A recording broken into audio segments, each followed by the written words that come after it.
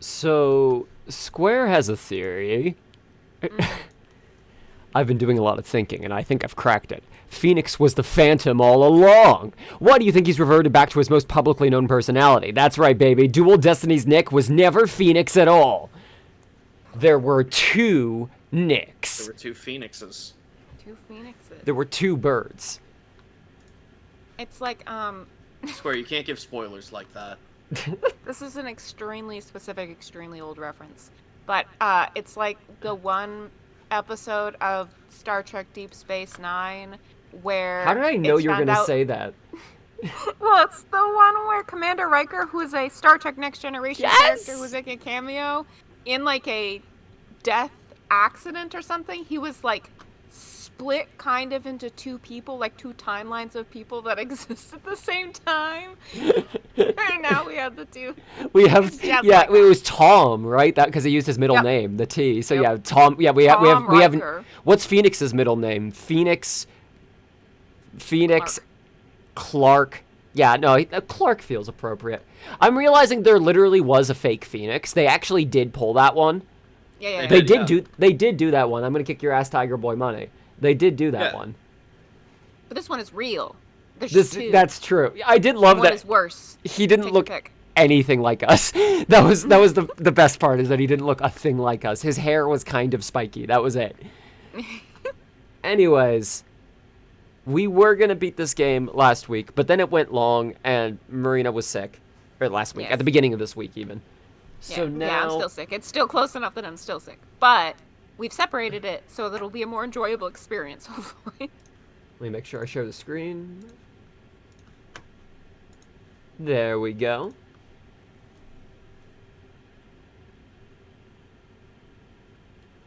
Okay. So excited. There's going to be so much, Austin yelling at yourself back and forth. There is going to be a lot of Edgeworth and Blackquill back and forth, I should assume. It'll be fine. Yeah. I gotta be real, I'm like, kind of like nervous, like my hand's kind of shaking as I'm selecting it. Turnabout for tomorrow. Day one. Do it for tomorrow. Do it for Apollo. Do it for Apollo. Spiky hair, blue suit. What else is there? He wasn't even wearing a blue suit, I don't think. He had a red suit. Maybe he had a blue one at some point. December 20th. District Court, courtroom number 4. Let me know if I'm too loud, too quiet, or if Marina and Ozzy need their volumes adjusted. Mr. Justice, you just barged into this courtroom. Okay, so for anyone who fell asleep, last time, we were about to end this trial declaring Blackquill not guilty, but we didn't really have an answer to the culprit. So then Apollo busted in and said, I'm sorry, I can't let this trial come to an end. That's what happened. Everyone's favorite stick in the mud. Everyone's favorite stick got right back in that mud, let me tell you. Mr. Judge, you forgot we had homework. Apollo would be that kid. He would. God bless him. God bless him. Maggie mentioned him wearing a blue suit during the trial. Tigre just wasn't wearing his disguise for the next, 2 months afterwards. You're right. He did put on the suit for it. That's right. Thank you for reminding me. Okay. Here we go. It's very simple. There isn't much to explain. I'm going to boost your volume just a little bit. There we go. I had you, your volume adjusted from we were hanging out the other day. That makes sense. There we go. The defendant, Miss Athena Sykes, might not be innocent. Oh, shit, Apollo. What are you talking about? The case from 7 years ago has been settled. I'm not talking about the past here. I'm talking about the present case. Yeah, the one that So it's further confusing it.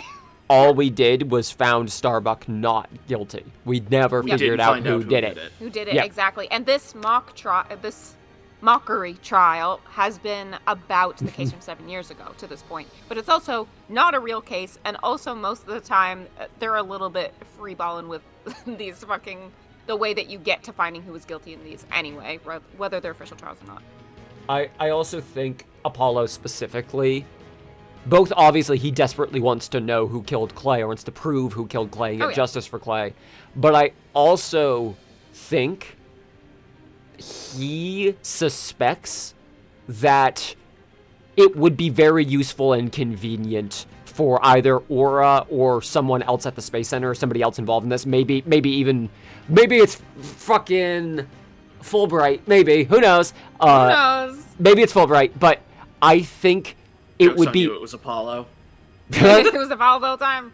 It wasn't the plan, but it would be ideal if Black Quill were to be gotten off for the thing 7 years ago, but then this case were left unresolved. Like, that would be tying up all of the loose ends, and Apollo does not want to let them do that. It's still not clear who killed Clay Terran. But Apollo, why would you... Miss Sykes, please listen quietly to what I have to say. What in the world is Apollo trying to do? They should let Simon be co-counsel for prosecution here, so Austin will have to juggle 3 different voices in a single conversation.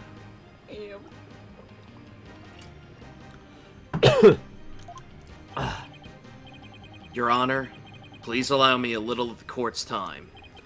But this is highly against procedure, you know, and it's a trial for the case from 7 years ago. Miss Blackquill, I'd like to ask a favor of you. Just as you lost someone close to you, I lost someone close to me, too. I'm sure you want to know the real truth of what happened as much as I do. Apollo. Sure, you know I'm all for the truth. Now let's see you expose the princess's guilt. This is also a very clever angle Apollo is playing to force Aura to be okay with this. Hey, it seems like you're kind of dealing with the trauma of realizing you've been blaming an innocent girl for 7 years. What if I told you you were right the whole time and you should have been blaming her? Interesting. Go on. Yeah. Judge, I give my permission. Continue with the trial. Fucking okay, then. Is that alright with you, Prosecutor Edgeworth? The prosecution has no objections. Let's hear Mr. Justice's testimony. It makes me genuinely nostalgic hearing that voice. I'll have the police's investigation report brought immediately. Not you too, Edgeworth! Oh, I really hope it's because you have something up your sleeve. Very well. Your opening statement, please, Prosecutor Edgeworth. As you wish. Let's review the case of the murder of Mr. Clay Terran. It was made clear in the previous trial that Solomon Starbuck was not his killer. That much is still established. Therefore, the true culprit was someone else. On that day, this culprit waited for the astronauts in boarding lounge 1. I'm gonna turn you up even more, actually, unless you can pull the mic closer to you. Not particularly. I can scoot forward, though. I have boosted you a little bit. Chat, let me know if the mic's peaking. When the 2 men made their escape out of the Space Museum,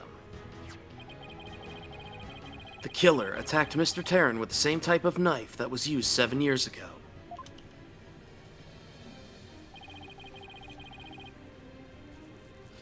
The murderer then escaped into the Space Museum. Next, Director Yuri Cosmos switched the launch pads. After that, the culprit exited the Space Museum and escaped via boarding lounge 2. Therefore, this trial must make clear who Mr. Terran's true killer was. In other words, we must discover who it was that escaped through the Space Museum that day. Thank you, Prosecutor Edgeworth. Mr. Wright, is the defense ready? Yes, Your Honor. I'd better rearrange my evidence. Oh my fucking god. Alright, some of this is going... Some of this is going to a briefcase to be put into one of those nuclear waste barrels to be filled with cement and dropped into the bay. Now, I want to point out, because something just occurred to me. Huh? We know Athena can go into a fugue state where she won't quite remember things. That is a Correct. thing that can happen. That said, she seems to be kind of on top of things now, so it's possible that she may be starting to recall, wait, here's what happened then. I am wondering if there is a possibility that the killer fled to the museum, discovered Athena there, but Athena was in a state, and then saw her and, maybe freaked out, panicked, dropped the lighter. And then Athena was like, hey, you dropped this. Picked it up and, handed it to her. Barely remembers it. That would put her fingerprints on the lighter. We already know that they've manipulated the psychological state of one of the people in this case. Absolutely. Excuse me. So, it's not fully out of the question that, they may have, had the knowledge to know, to essentially, put her in a PTSD state. Yeah, they depressingly, they might have done that on purpose. Jesus. Yep. Especially if you could just, do it by disabling widget or something. If that's all it took. Or just also, bringing up the wrong conversation, or someone she hasn't seen in a long time that hadn't seen there or something, Exactly. Speaking of haven't seen in a long time, Square, we're getting the evidence back from our office by sending Pearls to do it. That's why she is just once again completely fucking irrelevant to the plot. Yep. Yeah, we're just grabbing back shit that matters now. We just know, I guess. Okay. Yeah, I know. I understand it from a mechanical standpoint, but it's so terrible in the narrative. Hey, Mr. Nick, obviously this is important. I guess you must have accidentally left it at the office. No, dump it in. I didn't want it. Now I do. Dump it in. Yep, put it all in the trash. I'm feeling it now. Now then, Mr. Justice, your testimony, if you please. At least have it say from this case. Whatever, doesn't matter. Testimony, here we go. Apollo Justice's accusation. I suspected Miss Sykes of the murder of Clay Tarrant. Past tense. My growing suspicions were confirmed when this incriminating evidence presented itself. Okay. In addition, she's the only one who could have utilized the launchpad switch to escape. That is why I wish to formally indict Miss Sykes on the charge of murder. I think he's wrong about that third point. I'm gonna press on that, or maybe present. We will see. Press on everything. There is no hole in his testimony thus far. All we can do is get more evidence. Gotcha. Order in the court! Mr. Justice, you realize you're charging your own co-worker with murder, don't you? Yes, Your Honor, because that is the conclusion my investigation has led me to. And maybe if she'd been a little nicer to me. But Apollo, why? How could you suspect me too? Mr. Wright, your cross-examination. Please.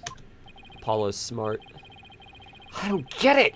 Just what did you find over the past few days that made you think this?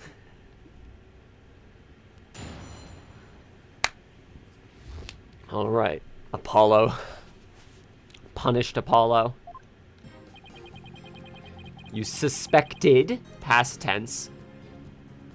So let's press. Q, that's it.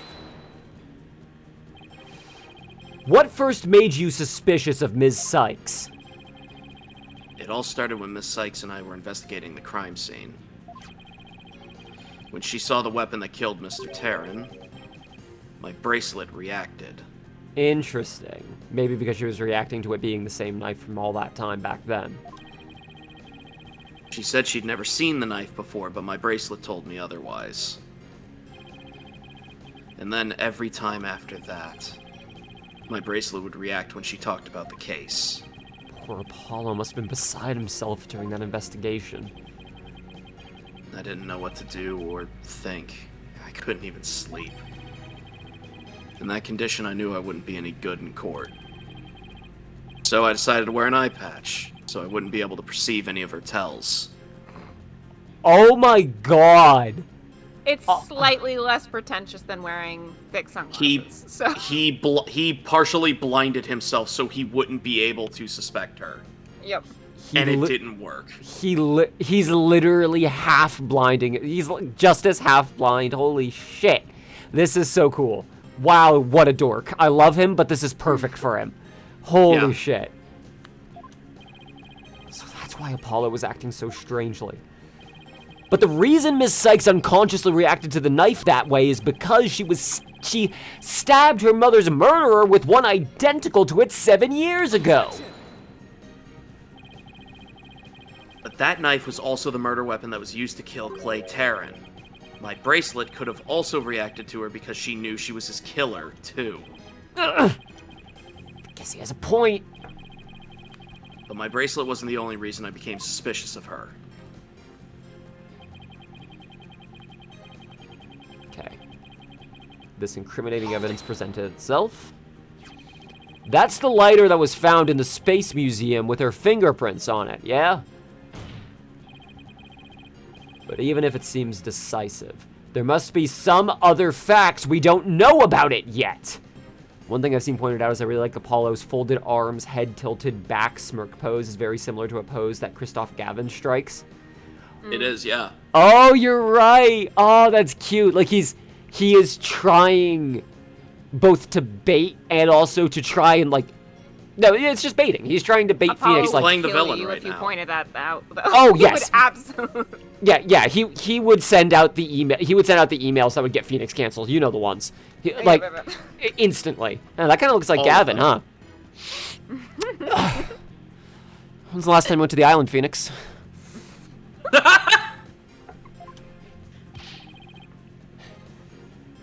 If that's so, go ahead and prove it then. Saki, welcome aboard. Look, honestly, I don't want to believe it's true either, but Miss Sykes was the only one who was in the Space Museum at the time of the murder. Was his mentor, too. That makes sense. But, Mr. Justice, Ms. Sykes had absolutely no motive to kill Mr. Tarrant. 7 years ago, Miss Sykes lived at the Cosmos Space Center. It wouldn't be strange if she had some kind of connection to him. Besides, people sometimes kill for motives we can't even imagine, right? I know you've seen plenty of cases like that in your own career, Mr. Wright. No, the motives are usually pretty simple. It's just they do a bunch of convoluted bullshit before we get there. Yeah, the motives are simple. Revealing them is what's complicated. Exactly. I still can't believe this. How can you actually suspect Athena, Apollo? Could have utilized the launch pad switch to escape. I fundamentally disagree with that, but I want to hear you out. Isn't it possible that somebody else used the same escape route? I'm afraid not, Mr. Wright. Why not? Recall there's a security camera in boarding lounge 1 aimed at the launch pad door. It's the camera that captured Mr. Tarrant and Mr. Starbuck. But there's also another security camera in boarding lounge 2. It recorded Mr. Tarrant's killer, or rather, Miss Sykes, coming out of the Space Museum. Could have led with that. A camera in boarding lounge 2? It's the first I've heard of it, but it makes sense. Athena said she had snuck into the Space Museum the night before the incident, and then was overcome and passed out until noon the next day. Yeah, That's for like a long time. That's a wild way to Yeah. phrase that, but okay, fair enough. We broke the rule, so go ahead. Yeah. I was out until about noon the next day. I didn't even know about the explosions. When I woke up, nobody was around, so I just went out into boarding lounge 2. That must have been when the camera captured her, and that's what made Apollo suspect her even more. But wait a minute. In that case, it most likely recorded the true culprit as well. That's a negative on that one too, Mr. Wright. In the footage taken after the incident, Miss Sykes is the only one who appears. What? Why? Can we see the footage? Order in this facsimile of a court. I am doing great, Taito. Thank you so much for coming by. we are actually finishing this game today. I'm in good spirits. Things are pretty good right now, all things considered. I think I'm ahead of where this case is right now, but I am trying to piece together. I still don't know who the killer is, flatly, and that is an exciting place to be in. Usually we know who it is, we just have to prove it. I straight up don't know who it is right now. Phoenix is currently spiraling because Apollo is trying to take away one of his last competent women. True. Phoenix is like, no, she can't go to jail for this. She can't. You don't understand. Apollo, I'm out of ramen. I don't know where to buy more. I can't. I need someone in my life who knows how to make food other than that. Help. Maya knew where all the burger places were. I can't find them. Trucy's busy making money all day. I can't have her cook for me. That guy's replaced the guy too. Oh no, the felon got off, or is about to get off rather. We proved him innocent. We proved Blackwell innocent. Yeah, Blackwell's innocent. Yep. But we now need to prove who the killer to this crime 7 years after the fact at the same place is. Whew. That can't be! But if it is, that's incredibly incriminating! Wasn't it you who proved in the previous trial that the only way the true culprit escaped was via the Space Museum after the pads had been switched? A fact you previously proved turned on its ear, leaving your client high and dry. Ah! There were the leaves inside of the tunnel. Yes. I must say, that is vintage Phoenix Wright. Vintage? Oh, drink me. Drink me, daddy. Okay, so, leaves in the tunnel. While it's rotating, could someone have jumped to a tree to climb down? They made a point that the whole center is surrounded by trees. They did, yes.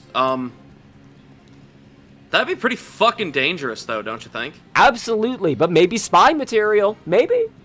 Maybe. I'm telling you, it's from the little elf, but, you know. It was probably the elf. Yeah, we'll see what bullshit Phoenix comes up with. You guys gotta stop calling Fulbright that. That's right, he knows how to kill and will do it. Phoenix. He is a cop. Phoenix called Edgeworth daddy in the last case. Shoutouts to Vulpix for giving us that dialogue cue. Yep. That actually was the most important thing we needed to recap, and we yes. In the last trial, if you flub up a certain dialogue line and hurt your own case, Edgeworth says you need to fucking quit it, and Phoenix goes, "Yes, daddy."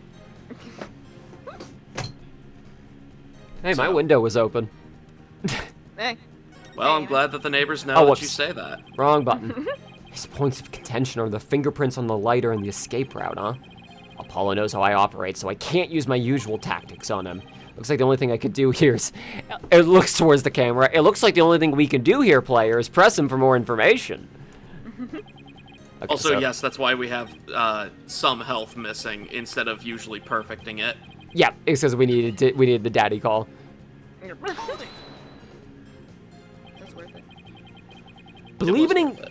Believing in your client to the end is a basic principle of good defense. Shouldn't you extend that same principle to your own coworker?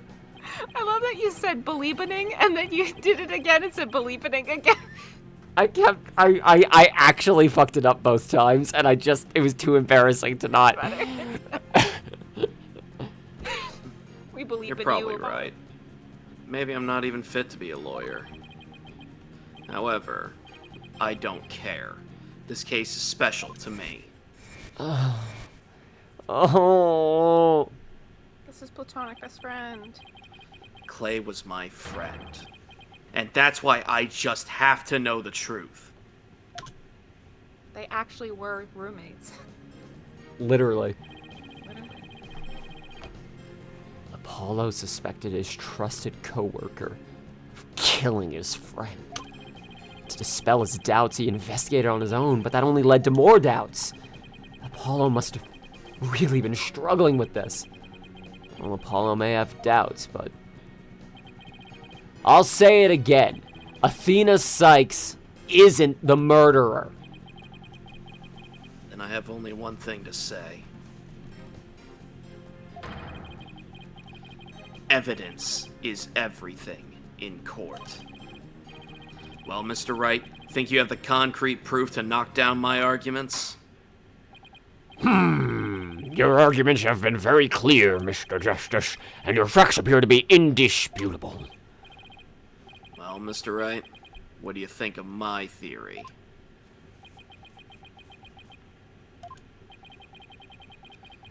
It looks like not even you can deny it. Miss Sykes was the only one who used the only possible escape route. Under these circumstances, there can be no other suspect but the defendant. Unless... you think there was an alternative escape route? Is that what you think, Mr. Wright?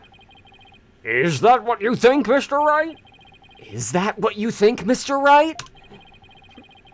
Was there an alternative escape route? There has to be. There's Yeah, literally. It's either Athena's guilty or there has to be.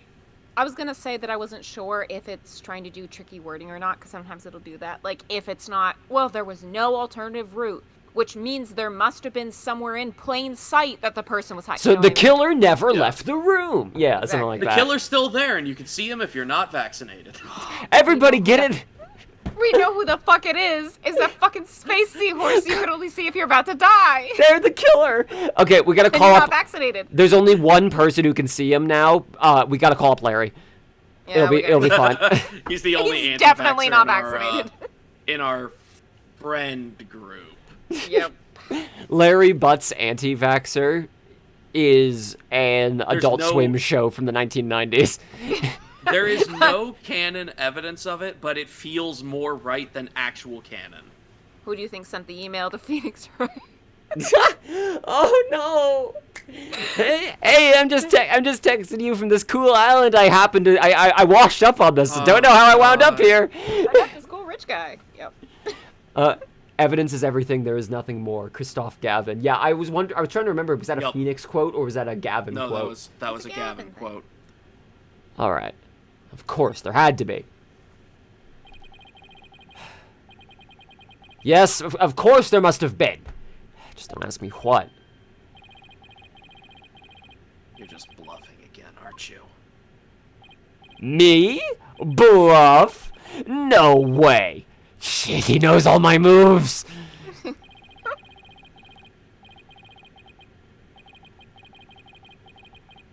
It's fine, Mr. Wright. Even a bluff would suit me just fine. As long as you can. Clear up this doubt inside me. Oh shit, Apollo. Wait. So, that's what this is all about? I want to believe in Athena. I really do. But what is faith without doubt? Holy shit. That's why I need to question her guilt. So that once the truth finally comes out, I can really, fully trust her. So that you can really trust me? What have I ever done prior to this to make you not trust me? It seems your junior partner has just showed us what trials are truly all about. I believe you're right. Believe. I want to point out the fundamental difference between Phoenix and Apollo here that has been, at least in my opinion, the splinter between them the entire game and even the previous game. Phoenix always believes in his client no matter what, and we have pointed out the flaws in that, like Matt on guard. Yes. Apollo wants to find the truth, and he sees not believing in his client and being willing to question his client as being both necessary and I think he also sees it as kind. Like, I am not just going to ignore any warning signs. I am going to figure out exactly what happened. And I think that works really well because Phoenix's approach, were it not for the Magatama, that is what it's called, right? the Magatama? Magatama. Would get him to a dead end with someone like Athena, who, as far as she's concerned, that's the truth. She figured out the truth. That's what happened. And then will forever have this blank spot in her mind of the true events that occurred. Whereas Apollo saw that doubt in Athena and sees it as kinder to push at it, to question it, to figure out what's going on there. It helps Athena, too, to do Although that's fascinating. The thing that's failing him now is that if you attempt to have such an objective view, there might be some times where you're like, I don't know how to go forward or if I can go forward because this objectively seems fine. Whereas someone like Phoenix is going to stubbornly hold on past the point of, like, confusion. Yes. Because he doesn't need confusion. He has belief. It's straight up why I keep saying that Apollo is, like, the one good defense attorney in these games. Yep. Because he is good at doing the job. Whereas Phoenix is good at winning cases through bluffing and magic. Yep. Apollo is a good investigator. He is a good lawyer. He is eloquent in his arguments and his articulation. And he's fine. And he is fine. I was gonna say, well, not quite magic, and I remembered, oh no, yeah, we summon ghosts and like... Yeah, we summon ghosts and have a magic rock that we shove directly into the face of our... of the people we want to tell their deepest, darkest secrets. Yep. Whereas Apollo gets, like, a vibe check from his bracelet and then is emotionally distraught about it for the rest of his days. He literally said he couldn't sleep. That's, like, these two have blind spots that they cover up for one another, but they'll be in contention the whole time they're doing it. I think it's really interesting. Absolutely. Yep. Makes for an interesting, tense work dynamic. That's interesting for a video game. And then we also have Athena, who is entirely about the emotion first, and then finding the truth in that emotion second. Whereas Phoenix is truth with emotion as supplement, and Apollo is like base level of truth, but that alone is emotional for him. Like, whether or not it's true or false really gets to him. Whereas Phoenix, I think, emotionally works through that over the course of the entire case. One redeeming quality of 2-1 is that after his memory loss, when he learns the case of Nick, pretty much 100% thinks Maggie was the killer until he gets stuck in, implying his belief in his clients is very much a choice rather than something instinctive. I see. Good point. I completely. Yeah. I thought that was already, like, clear enough because it was something that was drilled into him by Mia.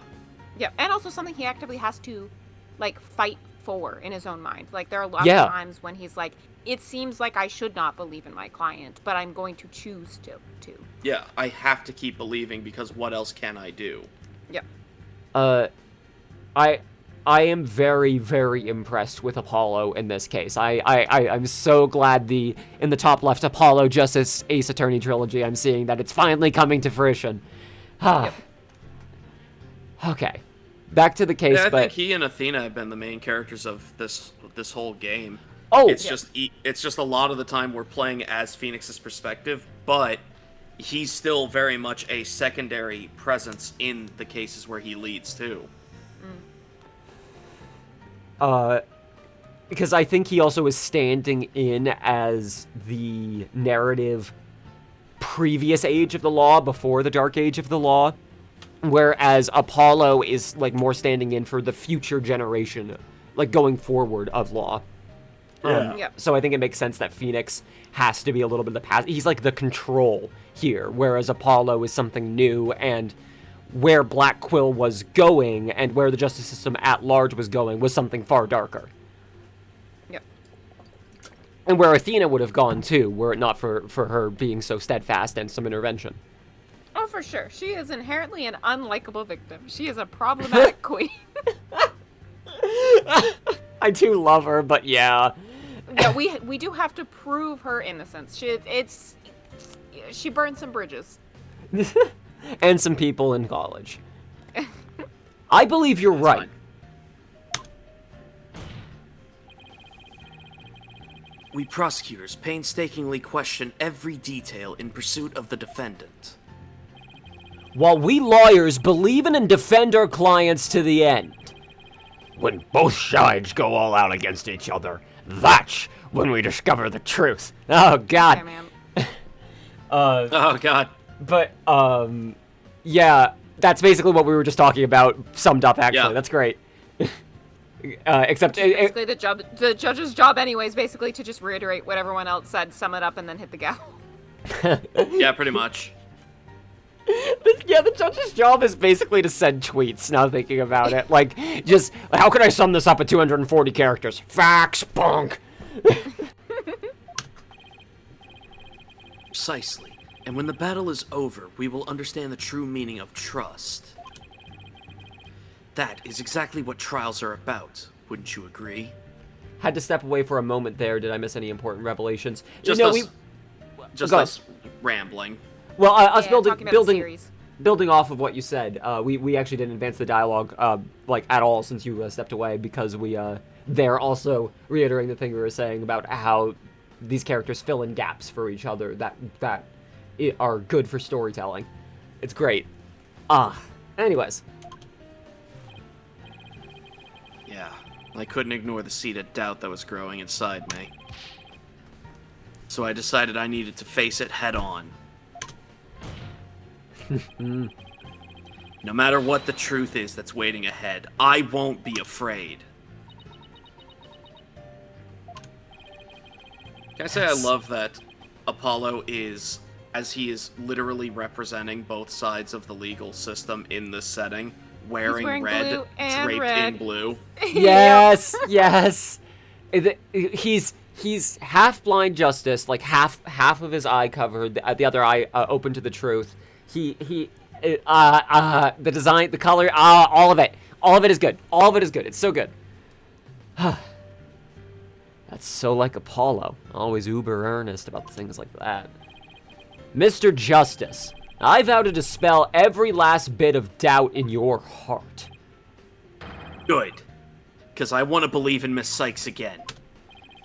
You're really hoping there was an alternative route, aren't you, Apollo? If I use the think he process proposed of... it. Good point. Unless you think there was... Yeah, he saw how things were going with Yeah. Edgeworth desperately trying to lead us on and Phoenix, like, freaking out about it. Like, I guess I'll have to make it real obvious then. Whew. If I use the process of elimination, there really aren't that many possibilities. Director Cosmos was at the southern exit, leaving only the control room and the corridor to the Space Museum. Which door could the culprit have escaped through? Come on, Mr. Wright. Where do you think the culprit escaped to? I still think it was the Space Museum corridor. Then click it. There really is only one way. They only could have escaped through the corridor to the Space Museum. All they had to do was use the unconscious Mr. Starbucks' prince to get through the door. It appears that all you're trying to establish is Miss Sykes' guilt. If the culprit used that route, the only exit would have been into boarding lounge 2. To the That's launch... why little elf had to teleport them out of there with leaf magic, Edgeworth. The launch site.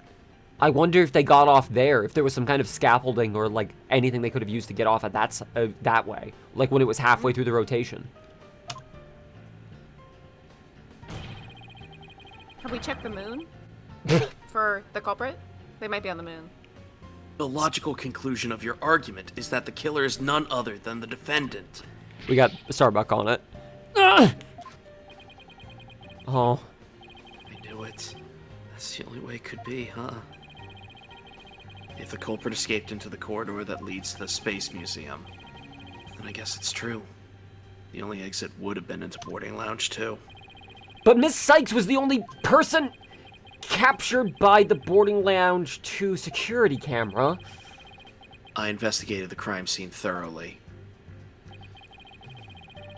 But the only place the culprit could have escaped to was the Space Museum corridor. There weren't any other secret corridors or anything. So that leaves us with no other conclusion than to draw but that Athena Sykes was the culprit. Leaves? Hang on, leaves? I have an idea. What could the answer be? Was there really no other escape route? But, hold on a second, what if... Leaves? Hang on.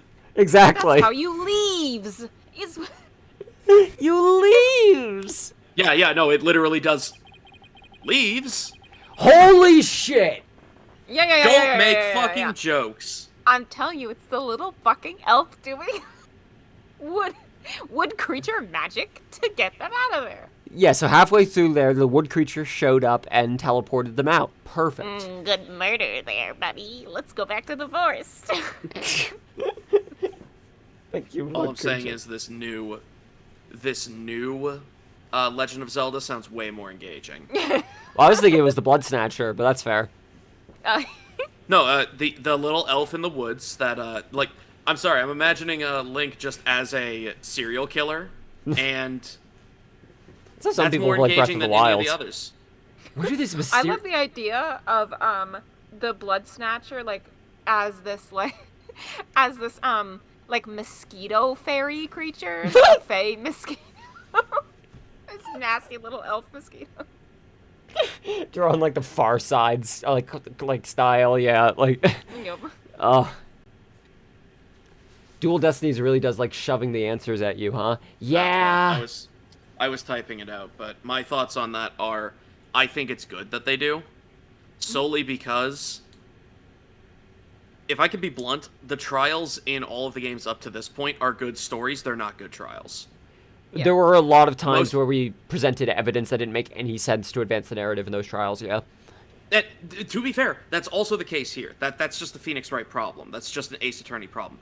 But what I'm saying is, a lot of the trials in the early games are way too straightforward and obvious, or straight up magic shit. Like, I'm thinking of the final case where it's a ghost did it in the third game. Like, Right, it was right. literally possessed ghost shit. Yeah, And, that's like, right. There's no deductive reasoning there. It's just ghosts. And for the record, I love that case. It's a very compelling narrative. It's a very good story. A ghost It's did not- do it, though. Yeah, a ghost did do it. And you exorcise the ghost in a courtroom. They're not good trials. They just aren't. But they're great stories. Here, they're kind of accepting, okay, the trials aren't going to be the focus. The focus is going to be the story we tell through trials. So I'm fine with them giving the answers to you. I think it's also, this is sad to say, but I'm going to say it. There's a certain amount of expectation that players may end up mashing through these things. This isn't necessarily sure. trying to re-engage those players, but it does reward you for actually paying attention to shit. Because Yeah. if the leaves really to you were like, there's just some leaves there, earlier, then this would be nothing right now. You wouldn't have had time to think about what that could mean, because the trees revelation was right next to it. We combined those at the time because we were looking for stuff.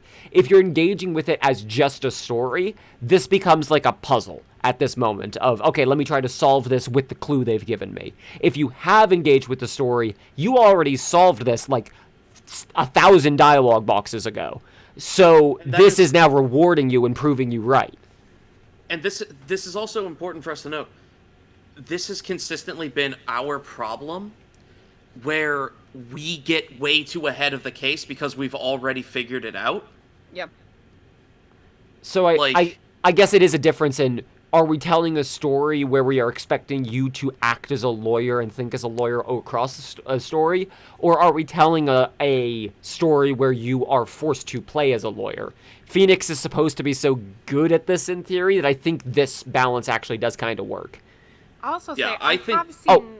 Go ahead. I was just gonna say I have seen some people play through these games, and not everyone is puzzle oriented, and like Absolutely. I don't know whether or not this is the best way of doing it, but I have definitely seen people play games where I'm like, oh no, there needs to be a hand available. Like maybe not immediately shoved into your hand to hold, but there needs to be a hand available. Yeah, just a little bit of help for the people who were not reading and were Yep. just like there for the vibes. Yeah. Do we have anything else about this? Nah, I'm good. All right, I'm just gonna see where these mysterious leaves came from.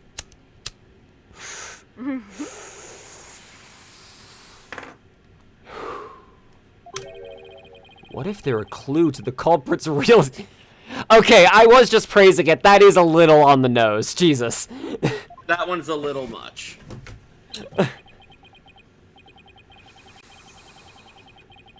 I think it is possible the culprit escaped into the Space Museum, but then came out using an escape route other than Boarding Lounge 2. Mr. Wright, are you smoking? It's fine, it's all ventilated. Look around you, Your Honor. I feel a better balance would have been a press this button for a hint rather than being unskippable answer reveals. Usually the press button for a hint is mechanicized as going through a cross-examination again or taking damage. I agree that, like, look... I think they should have restructured this game with that in mind. However, as you just said, all of the games, all four of the games before this, it was just, once you fuck up, then you get the hint. Yeah. And you can only do that so many times because you have a health bar. So, I agree. I think press button for hint would have been a good way to mechanicize it. But that would have taken more structural change to making this game than what they already did. I think they should have done it because they already included, the widget and the emotional testimony and shit. They already had the system broken open. Why not make more changes while you're at it? But, I would be curious about the developmental circumstances, too, because these remakes had a long time to, like, refine things.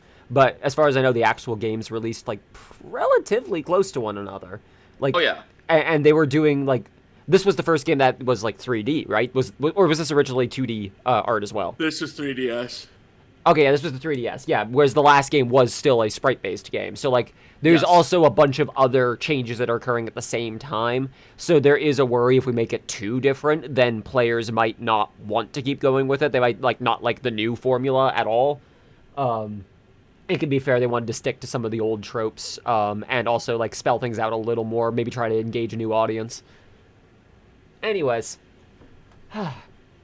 They escaped through the space corridor, but then came out using a route other than Boarding Lounge 2. Oh? Apollo's so back.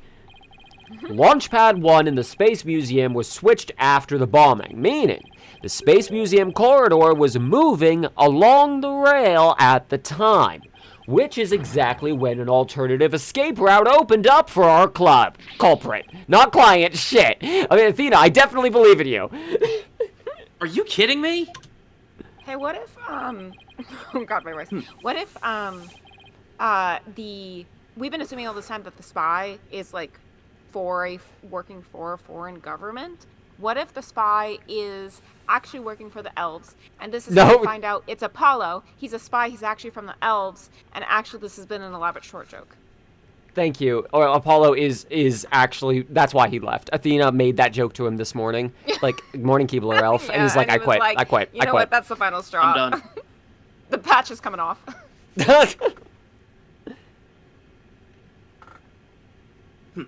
Judging by the intense look in your eyes, I take it you're serious. Very well then, Mr. Wright. Do tell.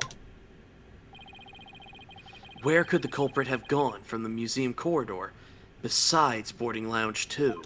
Okay, I know where. I'm guessing the launch site.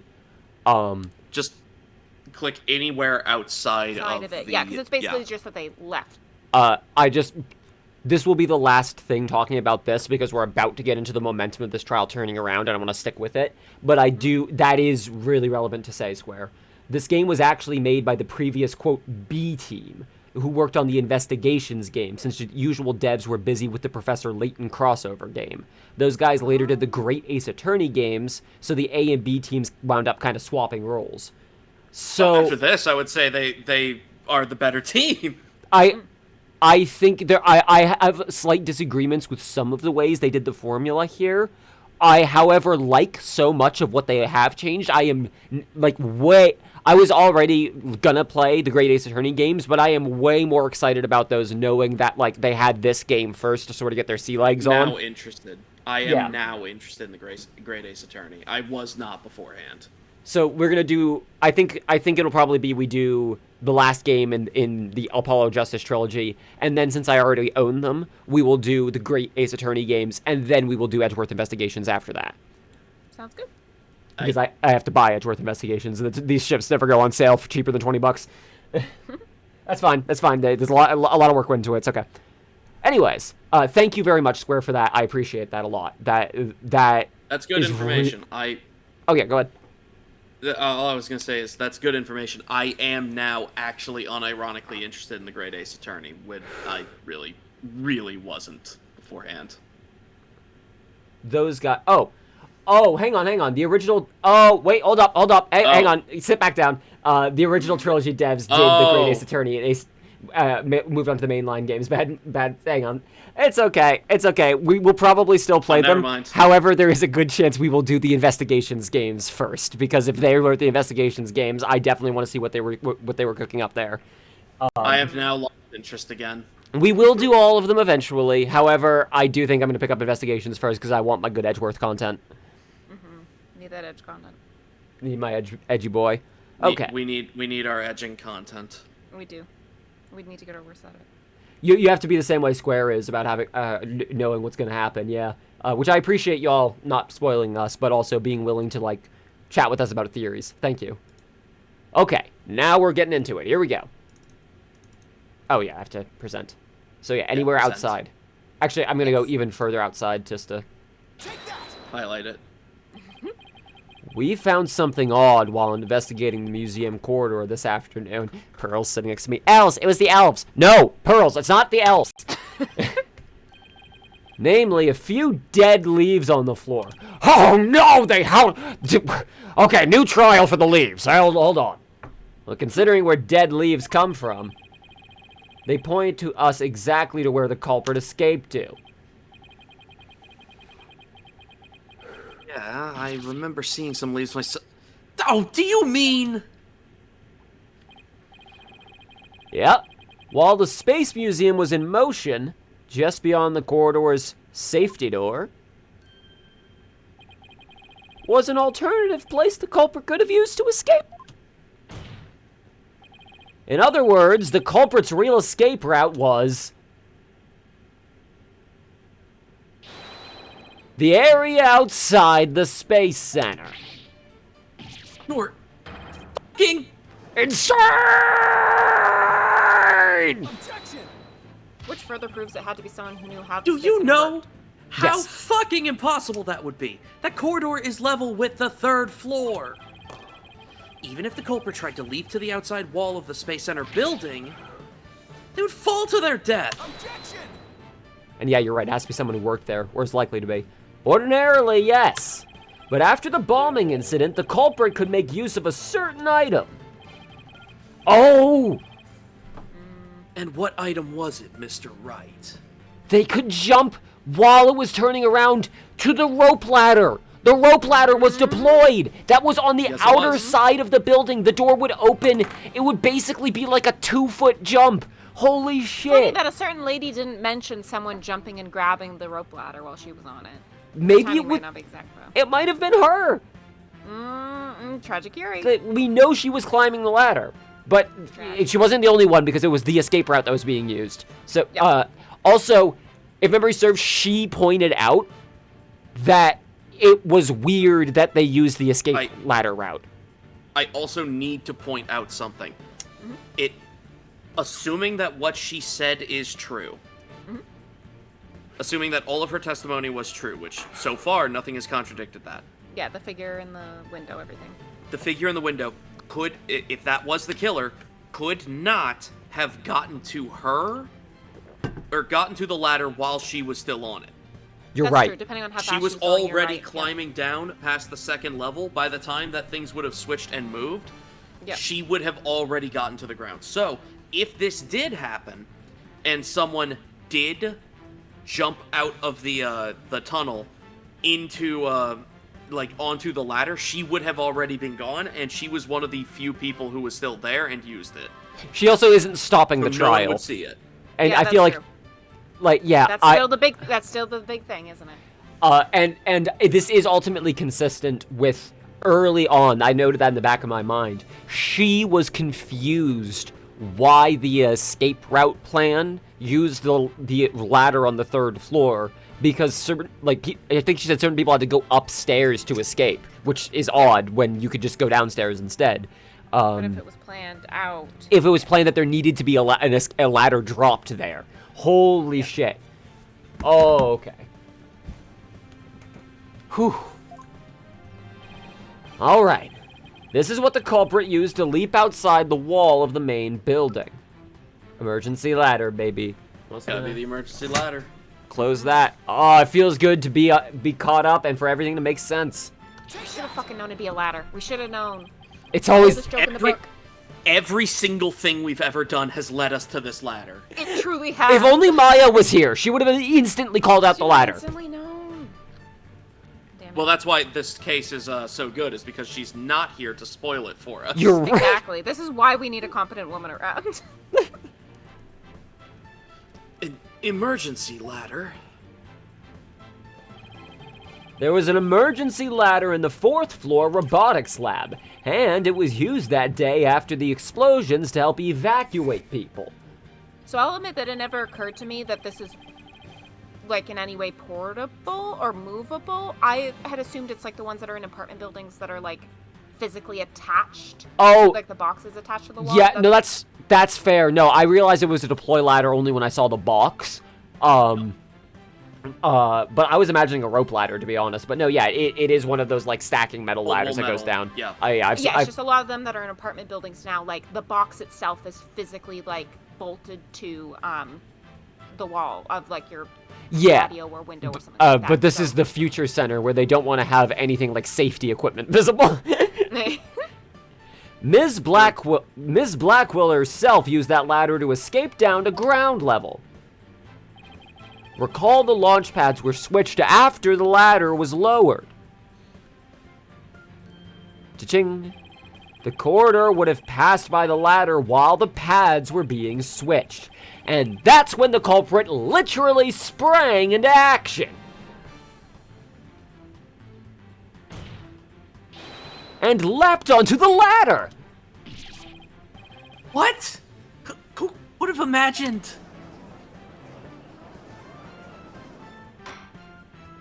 Order in this court! Well, an alternative escape route seems to have emerged.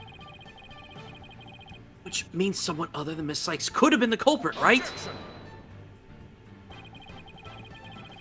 Making things up on the fly in an attempt to sway the court again, are we, Mr. Wright? Your theory has so many holes it puts Swiss cheese to shame. Alright, cheese boy, name one. I have here detailed information about the Space Center. According to this, the distance between the museum corridor and the main building during movement is a full 20 feet. 2 feet, 20 feet. What's the difference, huh? 20 feet? You're pulling my leg, right? In addition, the corridor is 3 floors from the ground, or roughly 50 feet. What's more, the culprit would be leaping to a precarious place. An unstable ladder. Ugh. Human beings feel fear in dangerous situations. It's a basic survival instinct. Wait, no, sorry, hang on, I'm reading the loading screen from my video game. An ordinary person would certainly hesitate before jumping. But not a super spy. Or even freeze in fear and not jump at all. You're implying that there was an opportunity thing. Hey, I want to remind you, the Phantom that Blackwell's been chasing, we got his psych profile. I believe it's in our evidence. Yeah, exactly. Was like, stated does not feel emotions, including fear, very strongly. Oh, thank you. I actually did forget that. Yep, thank you. Yep, this is Edgeworth, leading us towards, hey, so this narrows down a lot of people. The only person it could reasonably be would be the motherfucker who doesn't feel fear. Matt Murdock. Wait, a normal person would feel. It was Daredevil, baby. Also, I love that I, as Phoenix, forgot, like, oh yeah, that profile or whatever. Where is it? I'm just imagining Blackwell, like, 7 years. I smuggled that in prison for 7 years, and you forgot about it in 20 minutes? It's been 20 minutes. Right now, I smuggled that for 7 years. Do you have any idea how much I... Even Hello Kitty Judge, would remember arrest my me. birthday, and you can't even remember this fucking evidence. Judge, arrest me. I am going to murder Phoenix Wright. This is an actionable threat. I did go to prison for white collar crime too. Yeah, Blackwell is going back to prison, but just for all the other crimes he's committed since. All that wiretapping. But the culprit had just murdered someone. They weren't in an ordinary state of mind. Nevertheless, why would they have taken that kind of risk? They could have waited for the switch to be complete and escaped to boarding lounge 2. Because there was a security camera in boarding lounge 2. The culprit knew they'd be recorded if they left the Space Museum that way. Ooh. In that case, the culprit could have hidden in the museum until things settled down. And then blended in with the other people after the museum was opened. That's a good point. Unless they needed to be there before that was happening, like if they were someone in charge of directing chaos. Yeah, like... You claim that, despite all of this, the culprit took a 20-foot death-defying leap. And all in the brief moment the corridor and ladder passed by each other. That's also a good point. They would have needed a running start while the corridor was moving to make that jump. If their timing was off, or if they couldn't jump far enough, it would have been instant death. What kind of person would attempt something like that? Phoenix, what type of person? No, I don't want to talk do about that? this right now. Edgeworth, I can't engage you with you on this right now. Stop it, God no. damn it. This is everything you've always wanted. This true culprit of yours is nothing but a figment of your imagination. Why do you always have to point out every flaw? Holy the equivalent of someone leading you in a ballroom dance and you step on their feet at every given... Every single one. Bump, bump, bump. Mr. Edgeworth's right. This does sound pretty insane. Culprit would have to be someone who feels no fear, like a stuntman. Oh, plus Apollo. But everyone feels fear on some level, right? Wait a minute. I got it this time. Black Quill is like screaming at, like rattling at his like 40 handcuffs they put on him. Right! The fucking paper's right! I can prove that there is someone who exists who could have used this alternative escape route. Oh, can you now? Oh, Can you now? Oh, wow! Oh, Really? wow! And how long could you have done that Incredible. for? Absolutely fucking remarkable. Go ahead. This proves the possibility of a person who could have used an alternative escape route. Holy shit. The fuck is that, Mr. Wright? The fuck is this indeed? This is a certain person's very interesting psych profile. The subject doesn't experience feelings like normal people do. In other words, this person doesn't feel happiness, sadness, or fear. Doesn't feel fear?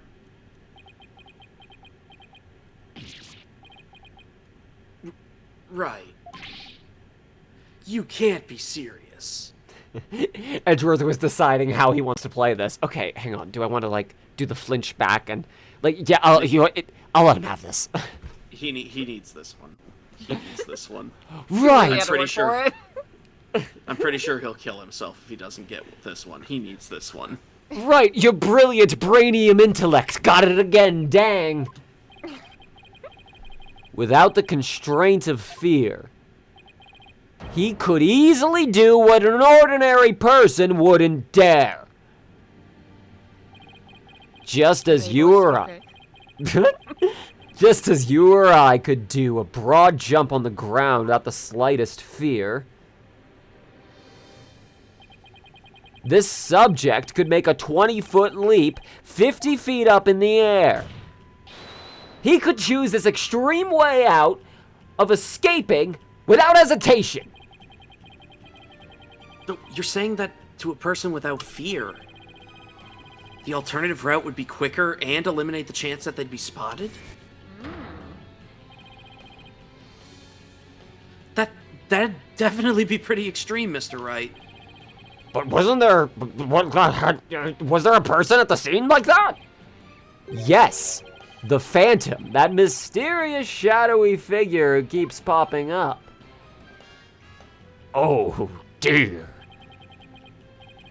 The Phantom, again. I knew the Phantom was there behind the scenes of the Space Center bombing, but I wasn't sure if he was connected to the murder of Clay Terran as well. However, now it's all clear. The Phantom is the one who not only bombed the Space Center, but also killed Mr. Terran. What? What? Nice.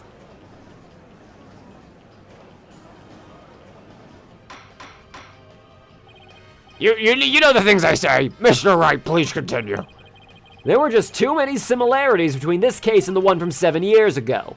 But why, you may ask? It can only be because both incidents were the work of the same Phantom. So then, this Phantom is the one who killed Clay? Bring him to me. I'm gonna kill him. I'm gonna fucking kill him. I'll get him. Alright, who the hell is he? I do Give have me a to name. rework my plan, though, of I was gonna make him so scared until he pissed his pants, and then you brought up that he doesn't feel fear. Dang it. Phantom's been haunting this case, pulling the strings in the background, and he won't even piss. I don't see that as a terrible thing, honestly. Who could this unidentified international spy be? Oh, well, we all know, don't we, folks? Do we know? Do we all know? I don't know. I think I know, but I don't know. No, Who in do you your thi- heart, Who do we you all think? know. I think- can't wait. I can't. In my heart, I know. Right, this escape route must have been a part of the Phantom's plan from the start.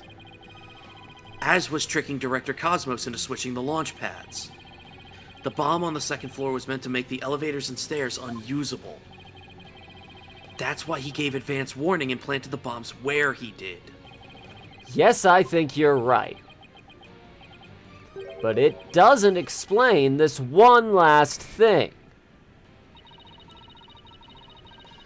So I lowered my emergency ladder like the detective leading the evacuation told me to. The detective leading the Yeah. evacuation. Yep. Mm-hmm.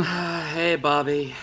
But Bobby it was boy. such a pain. Why couldn't they have used the ladders in the other rooms? That was exactly what I was remembering. Got your Ah, fucking number, Bobbert. man. Oh, Bobby Broccoli. The robotics lab wasn't the only room with an emergency ladder, but he couldn't have made that leap unless he was certain which one it would be. So, you mean... the Phantom must be someone who knew that particular ladder was going to be used?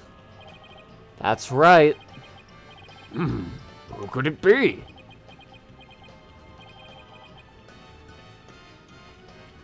Wait a minute.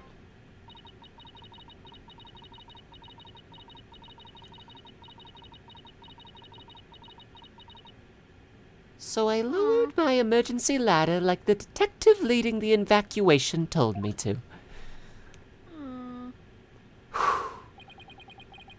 Ms. Blackwell lowered the ladder after being told to by the detective leading...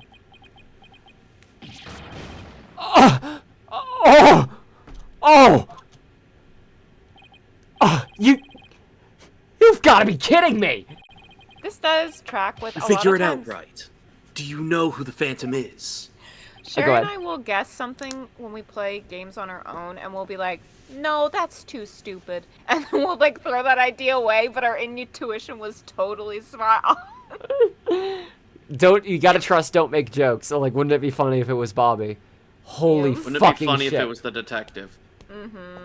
The most goofball golden retriever detective we've ever had, if it turns was out he's it- been playing us. Was Bobby the one in charge of the investigation, or was it? The evacuation, that was him. Investigation and evacuation, because he was Yes. already there. Yes. I was Yeah. gonna say I didn't remember if Detective Arm was in charge or not. Candace Arm was there as well, but she was there to investigate the bombs. Bobby was there to lead the evacuation. Yeah, because they got the bomb threat beforehand, and then he was the one who showed up for it. Presumably, he was the one who sent the bomb threat. There's some really interesting things that come with this conclusion, but I'll talk about it once we. Yeah, once we get there. Yes, I do. Who is it? Who killed Clay? Our mystery spy, known as the Phantom, is none other than Juniper Woods. Clay Taryn. But it he's was a dead. suicide the whole time. That's why no one had to escape. The detective assigned to the case, he led the evacuation effort at the Space Center after the bombing incident. Yeah, it was Bobby. The character who, his animation design has it look like he's constantly trying to hide back his emotions because he's so emotional. Like, he has that animation of pushing his glasses back. You're right. But that can be read as the opposite of someone, after the a character explosions. who's sorry, okay. fake these emotions. That's his true You're state. right, that he's, trying to project those emotions and they're coming off as stilted. Yeah, we assumed that was fake. The, putting up a front of, not having emotions when he's crying about his fucking hamster or whatever. Oh my god. Bobberson. Bobbert. After the clues have all been here. After the explosions, a member of the staff crossed paths with a certain detective.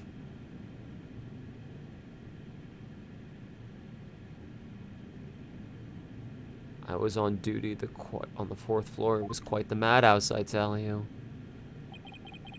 As for the detective who was leading the evacuation from the 4th floor, he had a very specific objective in mind. So I lowered my emergency ladder like the detective leading the evacuation told me to. His objective was to secure his own escape route.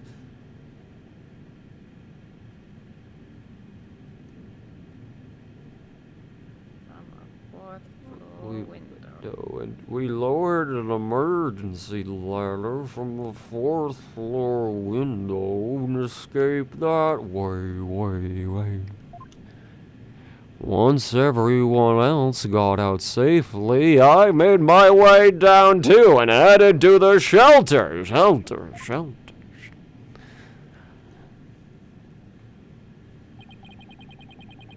This is a detective you all know.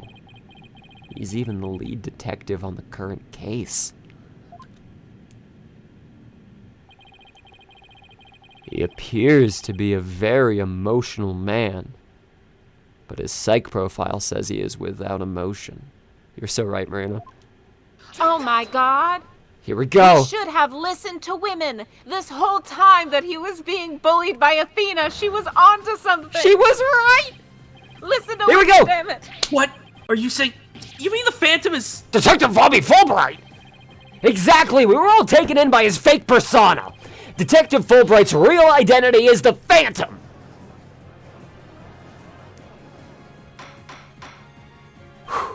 Order in this court! Mr. Wright, how could this be? That's easy, Your Honor. Detective Fulbright was leading the 4th floor evacuation effort. Our first clue was that he made no attempt to have any other ladder put to use. The ladder in the robotics lab is the only one he ordered to be lowered. The second is that he directed everybody to the basement shelter via this ladder. Take care, Dr. Capitation. Verily, it was all part of his plan to create an escape route. Motherfucker says verily. Fuck this guy. Did you just say verily? Don't undercut me. After Detective Fulbright saw it to the I Sorry. think you undercut yourself, right? You're so right. Actually, I think you just undercut yourself. Baboon. Checkmate, globehead. Sorry. Sorry, Your Honor. I just objective pointed so hard that I think I sprained my thumb. No joke. That's impressive. Ow. How the fuck did you do that? Good question, but it hurts. After Detective Fulbright saw to it that the ladder was lowered from the robotics lab. Sorry, do you have something to say before I? No. Okay. Go ahead, please. he went to the lounge where he killed Clay Terran and escaped into the Space Museum. The museum started moving slowly, so he waited for the right time, got a running start, and just as the corridor was passing the ladder, he leaped onto it. I don't believe it. That addle-paid detective did all that. Was it really him? I mean, all this time, I thought... sorry, we didn't catch your name. My name? I'm Bobby Fulbright, the heroic detective who defends our good citizens from evil. The champion of justice who comes running whenever you're in need. And my catchphrase? Well, it's in justice we trust. I am also realizing he is. Athena's having the same reaction I have of like, oh, I am now realizing just how much that is a big man with a loud voice, and truly whether or not someone is safe or not really Like, kind of changes your perspective on that of like, oh, that's scary now. yeah, him being like this giant like lug head who's standing there, he is very sweet up until the point where he has the ability to do a 20-foot leap with no fear and stab you in the chest, and then you're like, whoa, okay, this guy actually, no wonder you're a police detective, this guy's actually kind of intimidating. But he's so nice, and he's so good at being nice that the whole time we were like, because Gumshoe would never fucking hurt anybody. Like Gumshoe as a, well, yeah. Himself. He does hurt himself a lot. Like Gumshoe, tackles El Tigre at one point, I think. Because he is a direct threat to other people. Yes. And like he just tackles him. He doesn't like fucking. They don't have him like get into a fist fight with him or something, if memory serves. Like Gumshoe is a sweetheart, and that completely threw me off for this guy. It genuinely did. Yeah. They've never had the detective be like an actual antagonist. Then his concern for Simon was also all just one big act? I swore to reform Prosecutor Blackwell and make him a valued member of society again. So I can't just sit by and watch him give into his emotions and tear the defendant apart. Hey, isn't it now extra fucked up that he was sticking around Blackwell, the one guy who had evidence on him this entire time? Yep. And zapping him whenever he needed to? Yeah. That monster killed Clay? He had me completely fooled. Come to think of it, he's the one who brought that bloodstained lighter to court, too. That scumbag even made me turn on Athena. Damn it! How the hell did I fall for all that? Because nobody listens to women. For him to have wormed his way into the police department as well. Your Honor, the defense demands to question Detective Bobby Fulbright. Yes, I agree we need to hear from him right away. The court will take a short recess, and then Detective Fulbright will take the stand. Oh, that guy's gonna be long gone by the... Oh, no. Whew. Ozzy, you tricky bitch. What are you talking about? You played it so cool when Sheri and I were like, what if it's Bobby Fulbright? Yeah, you're like, yeah, I'm certain at first, and then we were like, maybe it's not. I did worse. You can't give me that much credit. I did so much worse. You did gaslight us. As soon as you said, like, who could it possibly be? The first thing I said is, wouldn't it be funny if it was Bobby Fulbright? If it was Fulbright, yeah, wouldn't that be funny? I did. It was literally the first thing because I knew you guys would not trust me. So I knew you would just be like, no, that's stupid. Yeah, And then we realized who's always wearing gloves. That it was the who's always wearing gloves that made me go, oh my god, it might be Oh Fulbright. yeah, that's why I originally brought it up, because I was literally thinking about who wears gloves because of the stab in the hand. They would likely still have like a scar from that. So who's covering up a scar? Who wears gloves?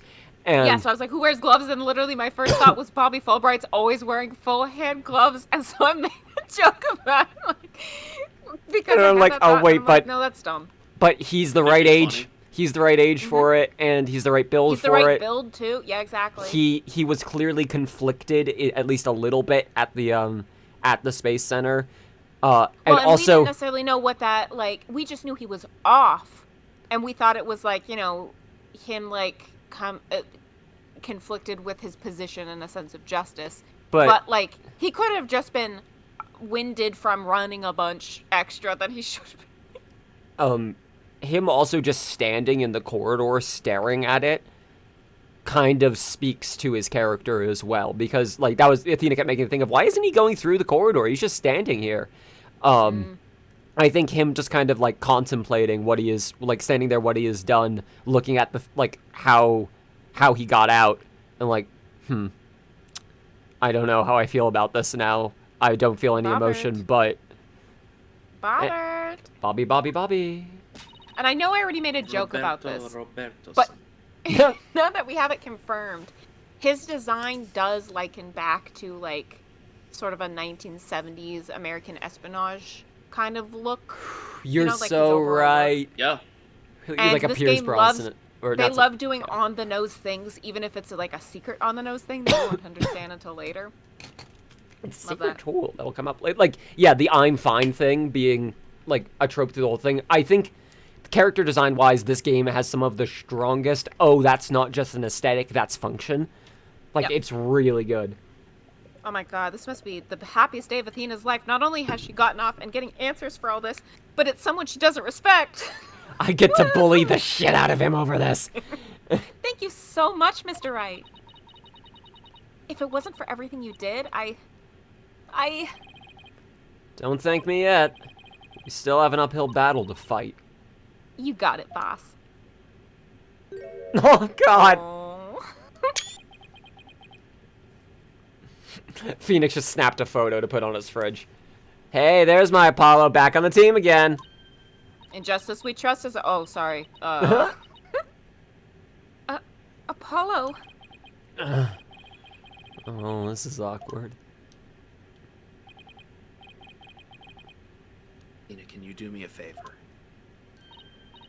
Huh? What is it? Could you punch me, please? Gladly. Well, wait, what? Why should I do that? Because I should have believed in you. I let the seed of doubt inside me get the best of me. I'm really sorry that I didn't try. Ow! Fuck! I don't need to punch you. I'll slap you and call you YouTube handsome tomorrow. Don't be such a dope. I was really touched by what you did. This is also an excellent screenshot. I was really touched by what you did. Yum. Oh, look at him. Huh? Now what are you talking about? I want to believe in Athena. I really do. But what is faith without doubt? That's why I need to question her guilt. So that once the truth finally comes out, I can really, fully trust her. That's beautiful. You took the time and effort to genuinely think about who I am and what I'm made of? After all that, how can I punch a true friend like you in the face? Like you, Apollo, no matter how punchable your face looks. Okay, yeah, but that slap was pretty brutal, though. Like, you got him in the eye. Good lord, he's gonna need the eye patch now. Thanks, Athena. And thanks for waking me up to reality again. Guess I now know who to call if I ever get sleepy in court. Edgeworth. It looks like you have some promising young people working under you. Knew it, yep. Of course, only this dork would say some promising young people to like 25-year-olds. To Edge. Athena's 18. Yeah, Athena is 18, thankfully. Edgeworth, hi, Edgeworth, hi, Edgeworth, hi, what's up? Yeah, I think they're pretty great, myself, Edgeworth, and they're not, like, afraid to keep me in line. Sure. Anyway, I have some very good news. Alright, work. Okay, sure. Aura Blackquill has surrendered, and the hostages have been set free. Oh, yeah, yeah. For real? Honestly, I'd be more scared of her than I would be about... Honestly, I think we just let her free and let nature run its course. Yeah, Yeah, she's gone to the mountains now. She's gonna build them kaiju. Take him down. Trucy and all the others? Oh, thank goodness. Miss Blackwell said she had something she really needed to do. Yeah, she's gonna kill Fulbright. So I granted her special permission to do what she must. This random man killed the love of her life. She's gonna kill him. Yeah, like, the police center is gonna be besieged by that giant robot. Like, Jesus Christ. Judge Tron coming down on the police precinct. I think that's literally what's gonna happen. It's coming. It's coming. I wonder what it is. Oh, no, there she is. Oh, Christ, hi! I didn't come to apologize, if that's what you're thinking. Kids and girl have hobbies. My actions are what allowed the truth of what happened 7 years ago to come to light. But I did come because I had something to say to all of you. Oh, right, no, I was Klonko. Yep. Miss Aura. She'd better not come here to complain about something.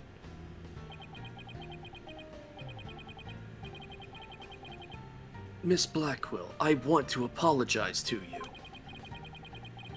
The fact that you couldn't trust the court system is our fault. Yes, it's true the courts are filled with incompetent idiots. Still. I suppose I could let you handle the rest of this case for me. Oh, Miss Aura, does this mean you're starting to trust the system again? No, of course not. Be quiet, hunk of junk. It's just, I wouldn't mind if you were the ones who took down Metis' killer down. I'll take it. Leave it to us. We'll get him. So I guess that means she's starting to trust us at least. Hey. Aura. Why is he still in? I guess Bobby's the one who's supposed to release him, huh? Well, and Yeah. also we have to convict someone in order for... That's literally how this fucking system works. That's right. Jesus. Simon, I'm so glad both you and the princess were cleared of all suspicion. And it's all thanks to me and my robots. You'd better be grateful. I never imagined you would go that far. Though, you always were extreme. Unlike me. But I don't recall ever requesting your help, actually. Oh my God. As closed as ever, I see. You mean closeted? Well, now that Do you've you- been released. Do you I really guess think it's- I'm in the closet, right, Dunno? Anyways, you seeing anyone? I guess it's my turn to go live in the slammer. I just hope you're not the prosecutor for my trial. So she. I'm gonna kill them. Okay. Well, either it might be murder, but she also did wiretap all those robots, and that might be the issue. Yeah, that might be the issue. She is gonna kill whatever person tries to prosecute her, though. So. Yeah, she'll be Yeah. fine. Yeah, she'll be That's fine. fine. Let's put Max Payne on the case. Where is Well, he? There is another Pain in the next game, I think. You're fucking kidding me. The Payne family lives on. Payne. I think it's a different Pain in the next game. It's me, Bach Payne. No pain, no game. It's true. No pain, no game. Cool Are motive, still the Pains wiretapping. in the Ace? Are the Pains in the Phoenix Wright games? I have to know. Or That's where they originate. the leaked out of you there. mean the Great Ace Attorney? No, the Miles Edgeworth games. The Investigations. games. The investigations. Interesting.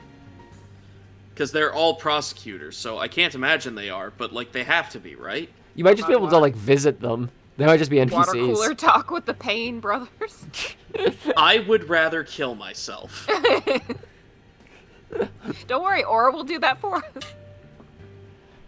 God, I hope so. All right. You'd probably give me the death penalty. You know me all too well. I guess love can't try that again, Phoenix. I guess love can take on a variety of expressions, including stunted in their case. But I truly was about to be executed tomorrow. Though, because of you, it looks like I won't be crossing the sticks just yet. You have my heartfelt thanks, Aura. I'm sorry I caused you so much anguish. Simon.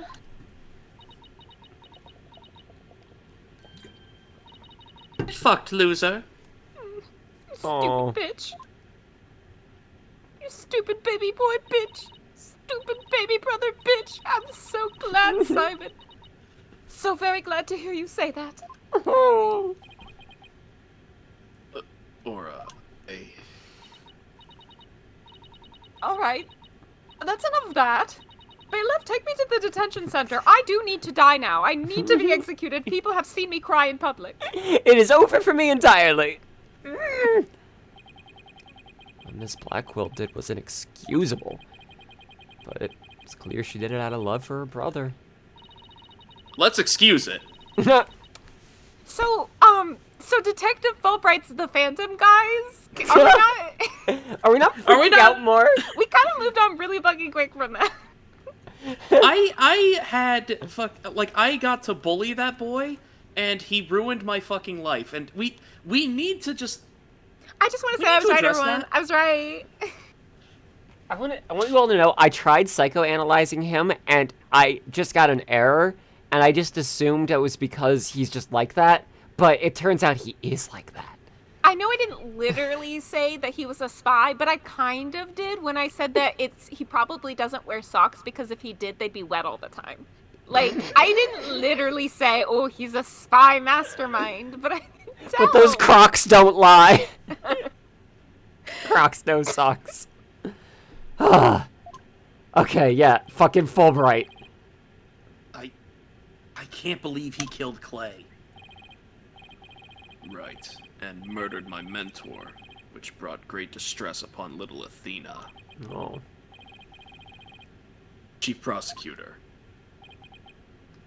Yes, these are all hard voices to do back to back.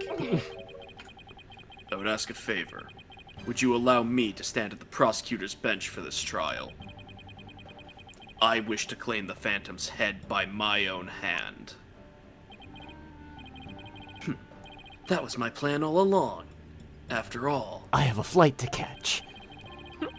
it's highly unconventional for a man of my position to stand in court.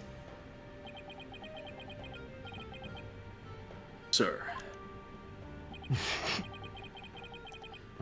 The formal paperwork is yet to be filed, but you are hereby conditionally released. Please take the prosecutor's bench in your official capacity. Will the cuffs be off? And uncover the truth by your own hand. Because that shock collar better be off. Oh, he gets to go back to his desk work. I'm much obliged. Yay! The day to part with these has come at last. Chief Prosecutor, could you? Oh, this is Yowie. Oh my god, this is actually really gratifying, no joke.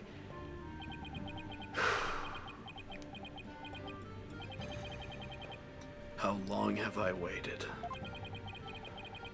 Maybe it's the sense of freedom, but even the air seems fresher.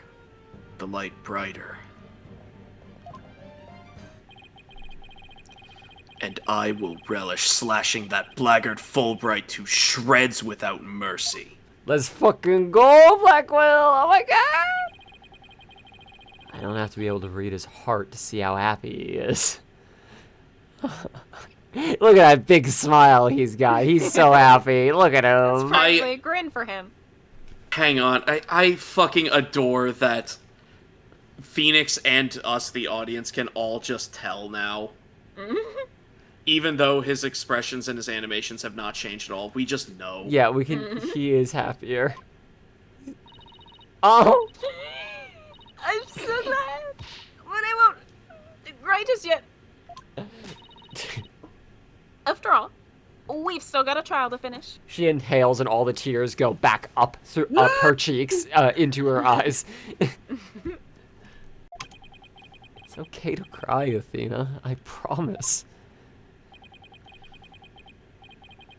Prosecutor Blackwell, Mr. Wright. Yeah, all the marks around his eyes just disappear. Please avenge Clay's death for me. Sure thing. High five, Apollo. Oh, right. Sorry. Yeah, your brother, your roommate's dead. What are you Oh, well, talking? no, so your hands are all bandaged. Still, Oh, that too. Yeah. We'll get 'em. What are you talking about, Apollo? You're coming to the defense's bench with me. Wait, I am? I can't expect Athena to assist me, can I? She's the defendant. And Pearl's fucking died or something. I don't know where she is, so that leaves you, Apollo. That feels like a threat. But are you sure you want me? You never want me. Oh. Took a leave of absence and everything. It was for like 2.5 hours. You're fine, man. Look, the office is probably on fire right now. Help. Thank you, Mr. Wright. Apollo? Athena, I can say it with all my heart now. I believe in your complete innocence. And now, we are going to prove it to the world. Yes. Thank you, Apollo. I know you can do it. So, Oh. you won't be needing that eye patch anymore, right? Right, because I'm fine now.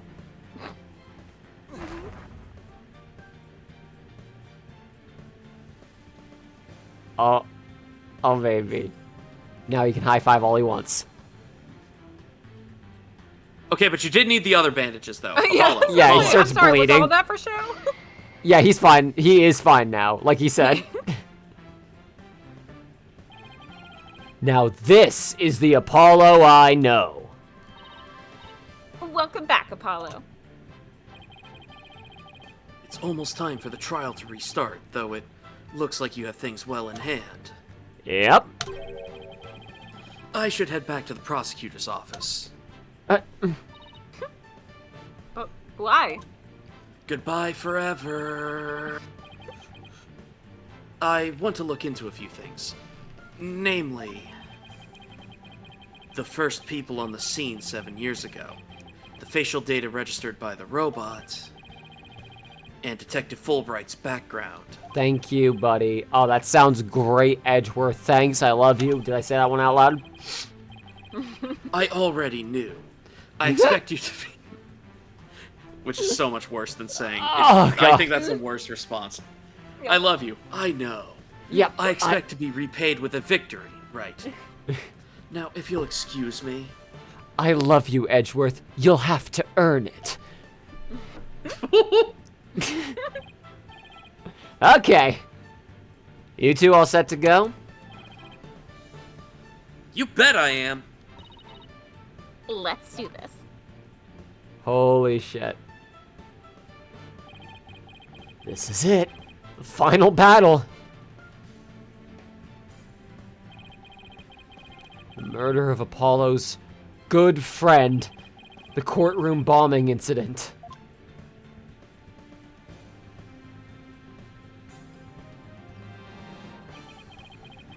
And the case that ushered in the dark age of the law 7 years ago.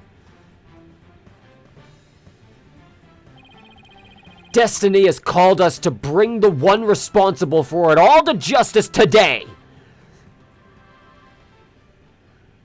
Fulbright brought on the dark age of the law. I guess we should have caught on to that, fucking huh? Poet. It's fucking poetry. Yeah, Yeah, full but it's also- bright dark age, yeah. But Fulbright is such a fucking Phoenix Wright ass name that of course it doesn't stand out. Yep. Holy shit. All right. Here we go. Let us now reconvene. Oh, Christ. 3 voices for this one, huh? All right. The defense is ready, Your Honor. The prosecution. The prosecution has never been more ready. Back, birds back, birds back. Bird is back. We have Bird again. Woo! If Taka gets any dialogue, Marina, I encourage you to take it. Yes, 100%. I'm sorry, this was not going to be a discussion. You were going to be assigned Bird. I am reading chat, yes. You know, this is the first time we've been at the defense bench together since I debuted.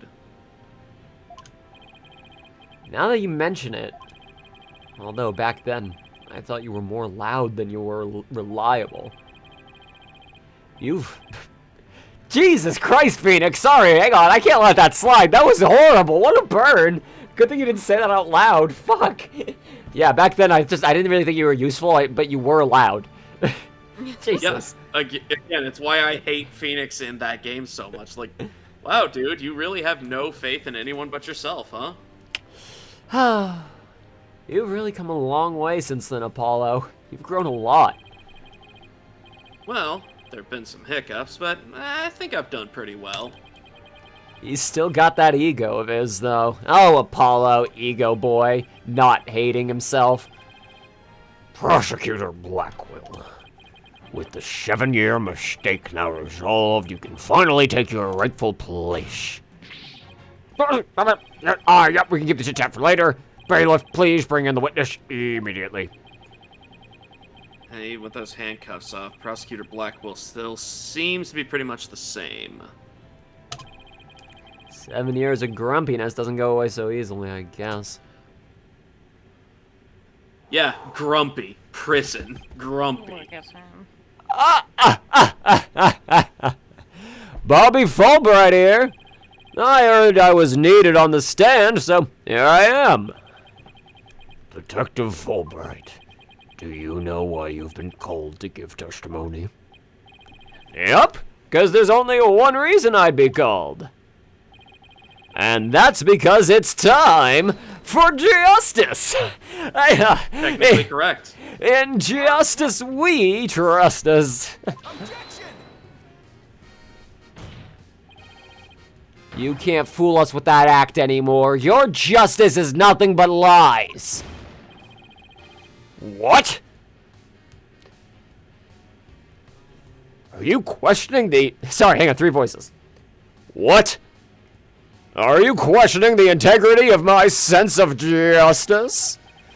You now understand my hell. Yeah, it hurts. I mean, sure, sometimes I make mistakes, but hey. He's acting exactly the same as always, dude. Tell me about it. You must be feeling awfully confident.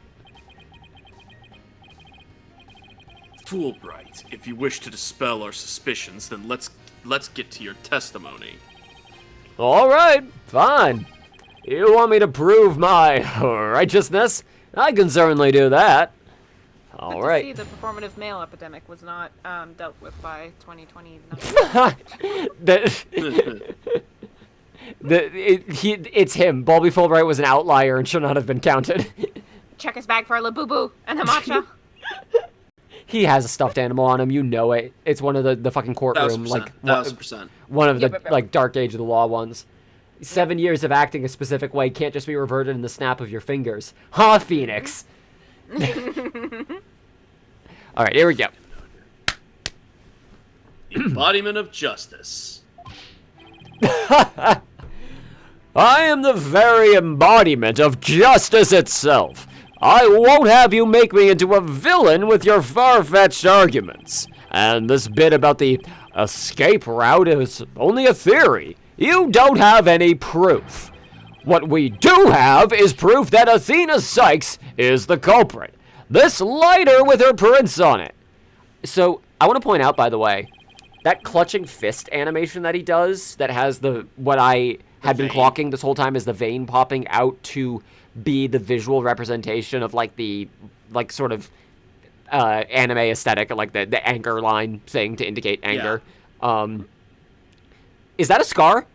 Is that a scar underneath his hand? Is that what that is? It looks like a vein, but it's actually just a scar that healed over like that when he bulges his fist, like it shows like that. That'd be interesting.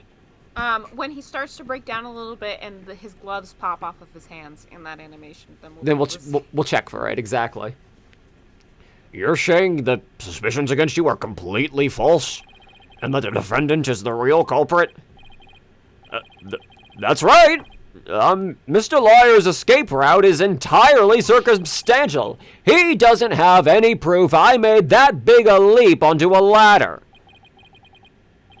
We don't have proof. You are correct about that. However, you don't have any proof for your claim either. I did notice his bulge, you're right. No, I guess you're right. But you can't define justice with evidence. Who can define it anyway? Justice, justice, justice! Objection!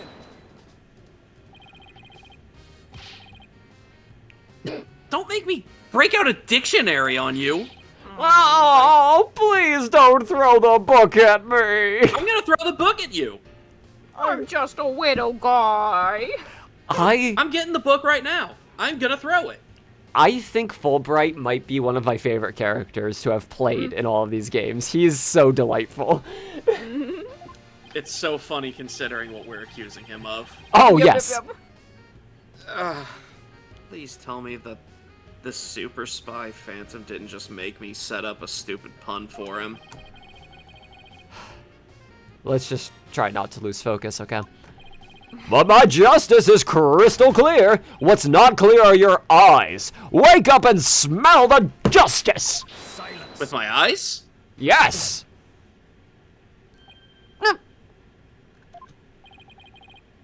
Enough of your rubbish, Fulbright.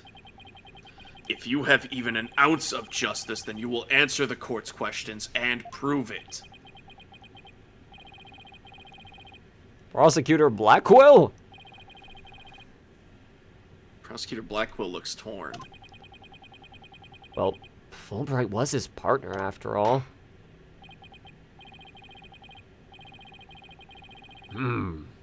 Prosecutor Blackwell is right. The truth will be revealed in the cross-examination.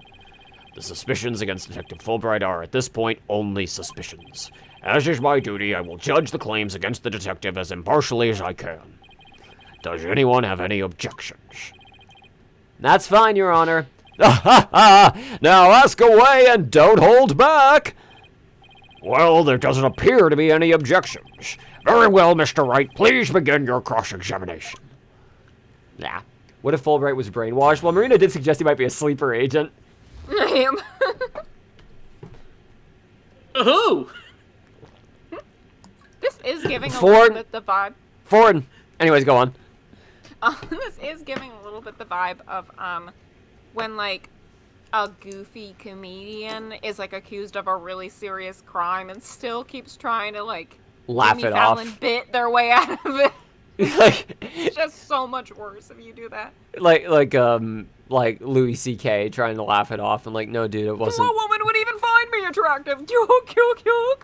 Yeah, like, oh god, that actually is kind of what this feels like. Of like, the reason people do that is it will work for a certain type of person. If you just keep acting normal long enough, eventually they're disarmed to go, hey, maybe I'm wrong about you.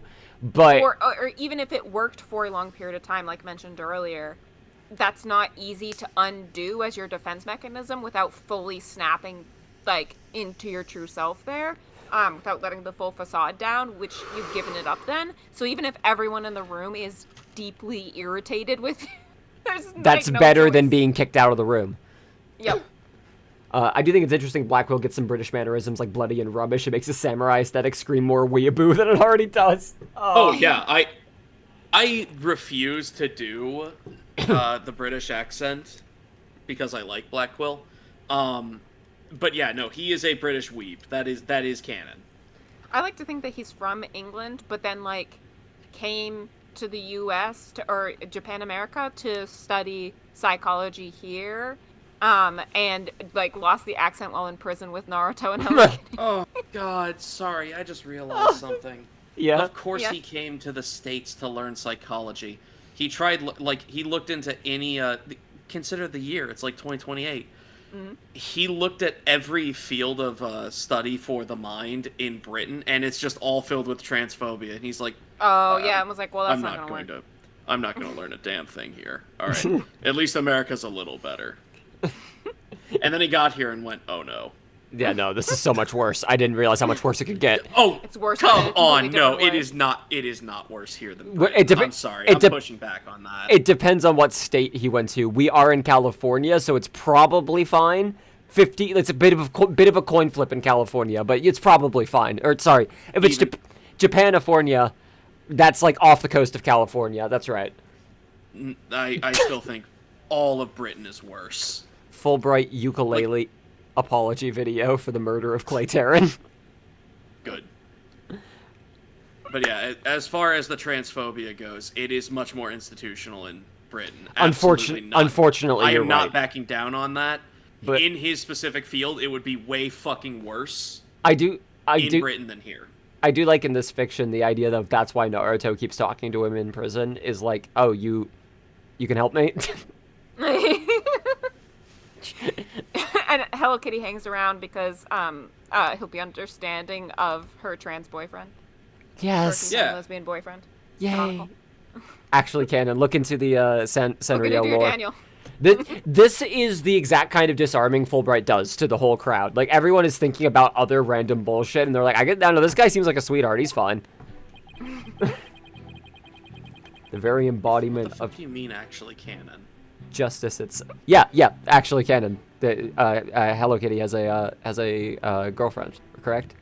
Well, specifically, Dear Daniel is meant to be like the romantic partner of Hello Kitty, but like in a sort of kid way. Hello Kitty also isn't a kitty canonically. It's supposed to be a little girl in a kitty costume.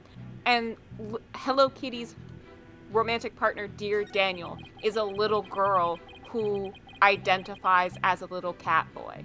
This is being Canonically. explained by the judge's like grandchild in like fuck do you in mean? the crowd right now. No, hang on. What do you mean there's lore to Hello Kitty? There's a Oh, yeah, for sure, there's there's a lot. We have She's been around since the 70s, I think. we have only 60s or seen like a 70s. fraction of it reflected in the United States, but like it's developed over a long time. Okay, yep. so Fuck. you don't have any proof. This bit about the escape route is only a theory. Do we have the leaves? We do not have anything quite yet. Yeah, we don't have anything concrete, like you said. It's just So we need to circumstantial. press on statements. Let's start with this one. I'm probably going to press on everything, but this one has me specifically thinking. Please tell us more about the circumstances surrounding the ladder. Well, I'd much rather expound upon the topic of justice, but all right. Let's see. What should I ask about? Or a black quill about the... Okay. Why the lab is a big question. Can you just go ahead and help me out here, love? Like, the lab This to doesn't me... matter. Oh, okay. Yeah. Let's see then. Please tell us anything you remember about the lab. The lab, huh? Well, it was so messy there was hardly anywhere to step. I guess they were in the middle of building a giant robot! Yeah, that's pretty much how it looked when we visited this afternoon, too. Okay, I know the drill. You want me to add this statement to my testimony, don't you? What? No, way ahead of you. I'll just add it in. Oh.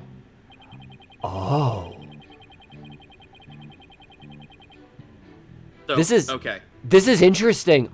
Is he gonna pollute his statement with a bunch of irrelevant bullshit? The more you Which we might press, be able yes. to then be- That's so cool! Oh, what a neat idea. They haven't done this before, I don't think. Okay, so I gotta be a little more careful when I press here. Let me think about this then. I got him brought candy and soda. So I will tell I'll you write that. down. Yeah, we have proof of the lighter, but Let's go see. back to. I won't have you make me into a villain with your far-fetched arguments. Let's talk to him about that, because what makes our argument so far-fetched? I really do want to commend this gameplay mechanic. This is a very interesting idea. My arguments are hardly far-fetched. There's careful reasoning behind my theories. Yeah, well, apparently there's reasoning behind even a tofu burger. The fuck? But what we have against Miss Sykes, though, is not just reasoning, but solid evidence. And it's called the lighter, with Miss Sykes' fingerprints on it in the victim's blood. Fulbright's first slip-ups are going to be that he slowly lets out certain, like, very pro-America propaganda. Yeah, like, way too CIA shit. Of like, don't all of you eat at Chick-fil-A? Oh, don't you love their chicken sandwiches at Chick-fil-A? Like, plan. Most of their shit's not even good though, bro. The only We good don't even thing have on a the Chick-fil-A menu, on this coast, Fulbright. literally the only good thing that Chick-fil-A has is their fries, and even then they're fine. You can make them at home. You put big fries in the waffle iron. Yeah, Yes. exactly. Yes, that's true, but wait. Detective Fulbright was the one who brought that evidence to the trial. Thank you for pointing that out. If you harbor any suspicions, I suggest you ask Fulbright. Right, don't know. Yeah, Square. Square, you actually had your own don't make jokes moment there. That's great. Especially about that lighter. He's right. What exactly should I ask about? The position of the prince, because if she wasn't using the lighter, that's important. Then it doesn't matter. About the number. Oh, are there more prints than Oh. just hers? I guess we never actually... Well, and also, like, if one many- of her fingerprints was found on it, that's not useful. Exactly. Or if 15 of her prints were found on it, that's also not useful. And also more prints than she should have. Yeah, like, did she use the lighter is the operating question here. So position or number did she would just work have for it me. in hand? But yeah, we'll do number. That makes sense. So how many prints were found exactly? 3. The thumb, the index finger, and the middle finger of a right hand. Okay, I don't have my Zippo on me, but I do have a Is our lighter. girly left-handed? So, thumb, index finger. What the fuck are you talking about, middle finger? Yeah, no, that's absurd.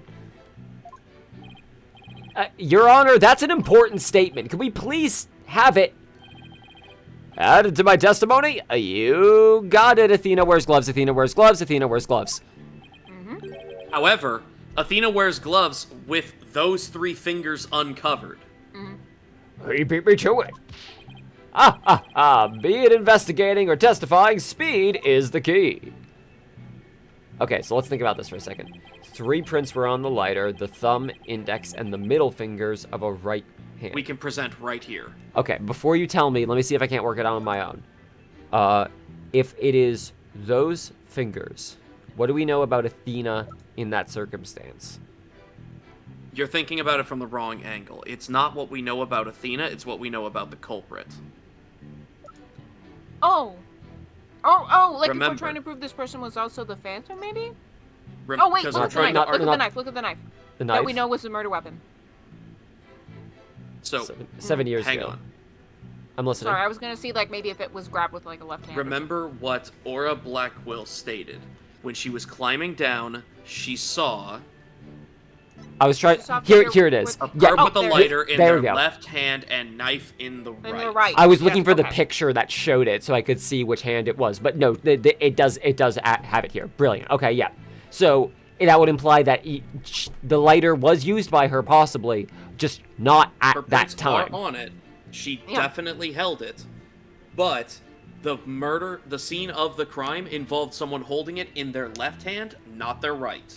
Which would mean she either would have been wearing a glove on that hand, which would have been weird, to, like, cover up her prints, to have old prints on, or someone had a lighter that had her prints on it and held it in their left hand with a glove on. That's very. Actually, it's possible the prints were already there. I'm wondering when the prints were put on there, but okay. Here we go. Objection! You say the prints were from a right hand, is that correct? That's right. Very clear prints. But that just doesn't add up. Huh? What doesn't add up? According to Ms. Blackwell, who saw the culprit herself. This was what I was looking for. This person held the lighter in their left hand. Oh? So here's the dilemma before us. Why are the prints on the lighter from a right hand instead of a left? You are right. It doesn't make any sense, does it? Your Honor, this lighter can hardly be called incriminating evidence. The witness's claims don't even hold water. Detective Fulbright, you better have a fucking explanation for this. That's harsh, jeez. I just can't understand it. They're definitely right-hand prints. But then, why are they inconsistent with Miss Blackwell's statement? I've got it! What have you got, detective? Shit. Okay, Fulbright, you're clever and stupid at the same time. This is funny. The mirror! The witness must have seen the reflection of the culprit in the mirror. Go on. Miss Blackwell was looking in through the window of the boarding lounge 1, wasn't she? I believe so. If you mean the little window in the back and to the right of the room. Oh, that's right. And across the room on the opposite wall. Oh, shit. How could she have been looking into a mirror, though, if there was no light? Well, there would be a reflection from the lighter. Would there actually? Would that have been enough light to cast to cause a That's a reflection? good question. Where exact positioning is going to be really important for this. Yeah. Is a large mirror. I do remember seeing it. Oh, so you're saying? Yes, the culprit Miss Blackwell saw must have been a reflection of that person in the mirror. Oh, I see. In that case, right and left would appear reversed, wouldn't they? Yeah, that's mirrors. That's the logic of pure justice. Objection! But your argument is only conjecture. You don't have any proof of what Miss Blackwell seeing was a reflection. Silence. I don't know. You'd sooner nick yourself than him like that. Put some more muscle into it. That's right. Besides, the lighter couldn't have been in the left hand. And why not? Miss Blackwell said she saw an Earth emblem on the lighter, didn't she? That emblem's only on one side of the lighter. You're right. There's no emblem on the other side. Exactly. As blank and smooth as the judge's fine scalp. If the culprit had held the lighter in their left hand, they would have covered the emblem. What's more, this is the kind of lighter you flick open with your thumb before lighting.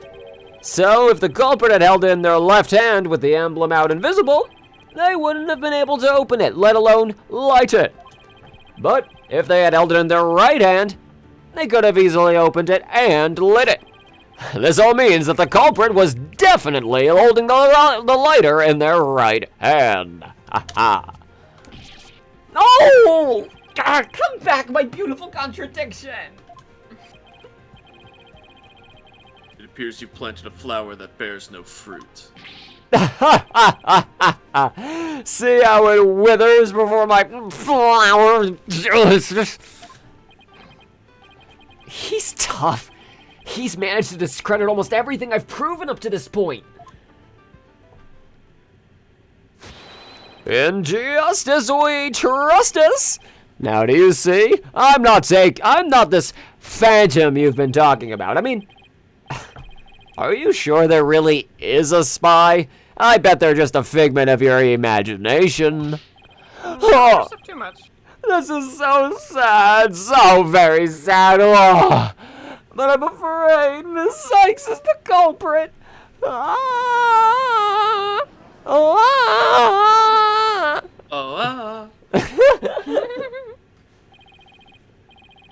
Detective Fulbright, I believe you said that the emblem is only on one side of the lighter.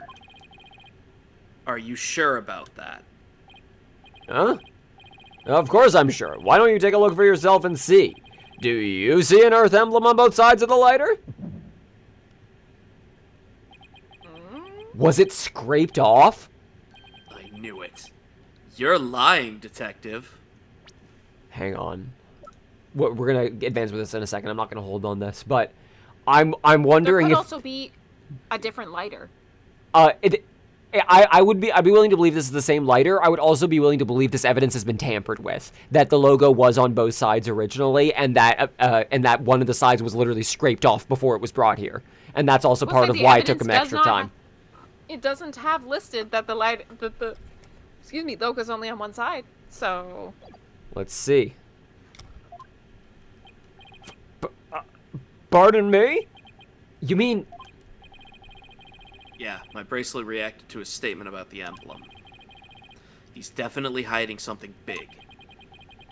And I think if we use my talent, we might be able to figure it out.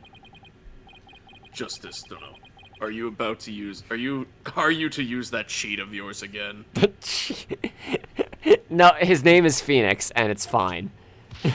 It's not a cheat, man. It's magic. Not cheating, Let Apollo Prosecutor use Blackwell. magic. It's magic.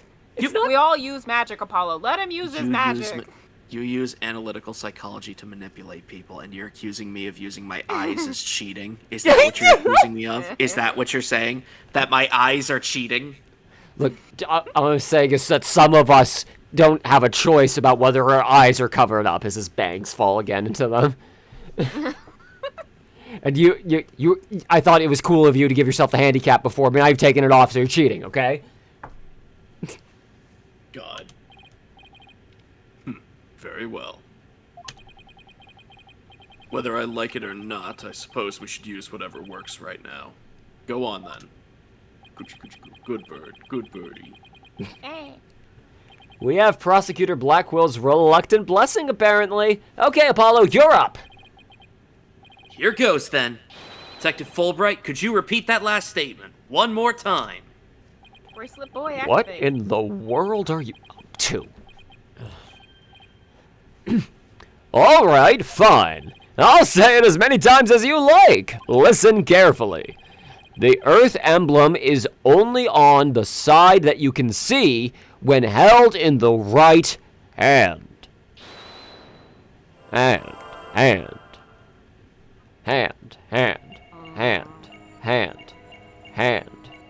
Check his left hand. Hand. Bingo. Mm-hmm. Nope. Too late. Did I miss it? It's on emblem. It was on the Earth Is. emblem. So back. My goodness. Autoplay? Nope. No, okay, I just have to wait. Hand.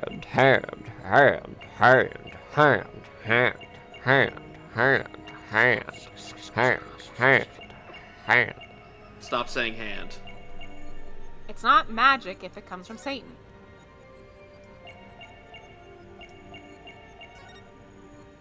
Gotcha! Bingo, bango, bongo, bish, bash, bosh. Whew!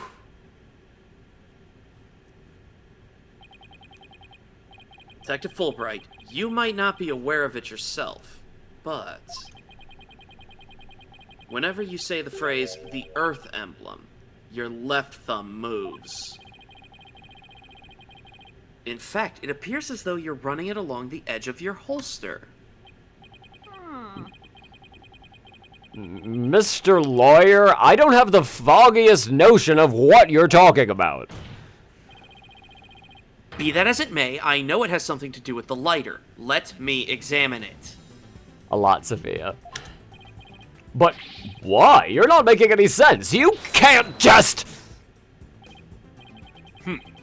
Be still and do as you're told, Fulbright.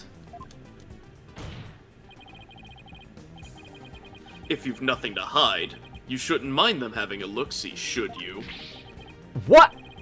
Not you too, Prosecutor Blackwell? I'm not sure what all this is about, but if Prosecutor Blackwell insists, it must be something important. I will allow the defense to examine the lighter.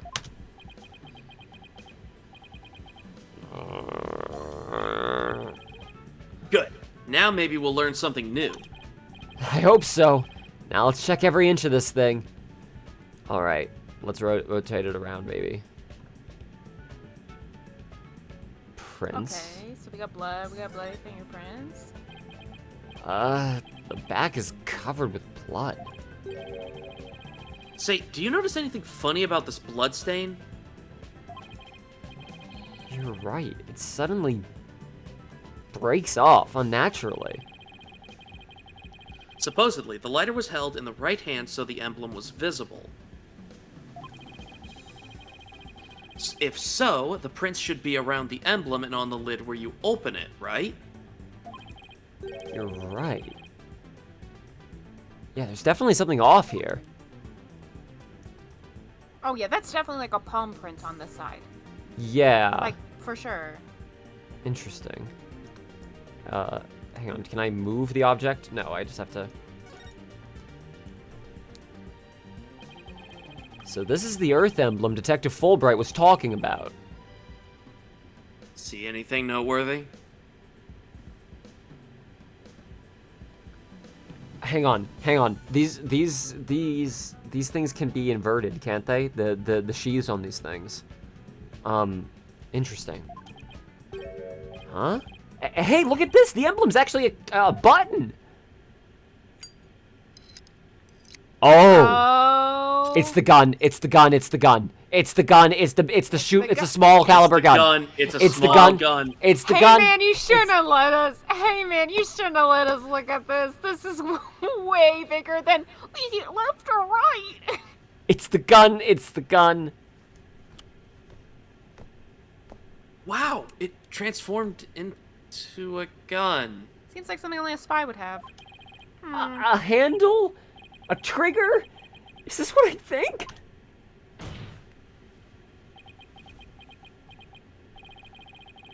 There's no question, it seems. What you have there is a gun. Actually, in a way, that helps us as well because if it's not a real lighter, which I'm assuming it's not because that would be a crazy thing to have near gunpowder. If it's not a real lighter, that means that it's I don't know not what you're talking about. That's a great idea. We should do it right now. That means it's not what was lit that Aura saw. Or I might have only seen like the gun shot, and Yeah, for a brief either moment. she may have seen a gunshot if it looks like a flame, like if it's a spy tool that like disguises the explosion as like a tiny flame in a way, so it looks like a light It might going off. also still be able to like spark a light at the top, even if it doesn't last very long. It might have like a small thing to do it, just so it can still pass as a lighter. Like it is possible it still has a lighter function. However, it is way more likely that instead of using the lighter for light, that what she saw was the moment of the murder, that she saw a gunshot. I like to put a cigarette to my lips and then fire my gun up directly into the end of it. Yeah, to light the cigarette. maybe that one would have made it past like a HQ. You know, maybe that maybe we test that one a little bit. I fire my Derringer every time I want to smoke.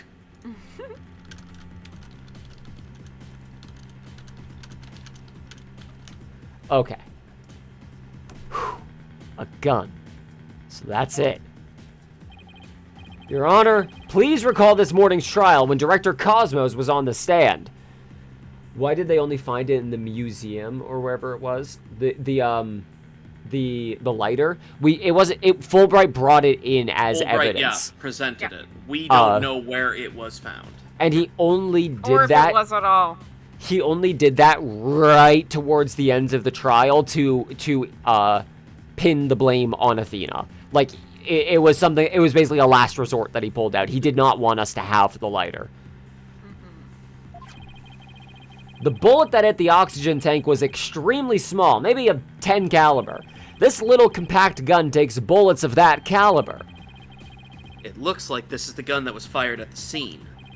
I'm flabbergasted. The lighter was a gun? So when Detective Fulbright would touch his holster... That's right. Whenever he mentioned the Earth emblem, he must have subconsciously thought about the secret behind the lighter. In other words, he knew it was a gun from the very beginning. That's kind of fucked up. A lighter that transforms into a gun seems a bit like a spy gadget to me. It's not the kind of thing an ordinary person can get their hands on. In fact, I'd say it's strictly in the domain of elite spies. Detective Fulbright, you will explain yourself.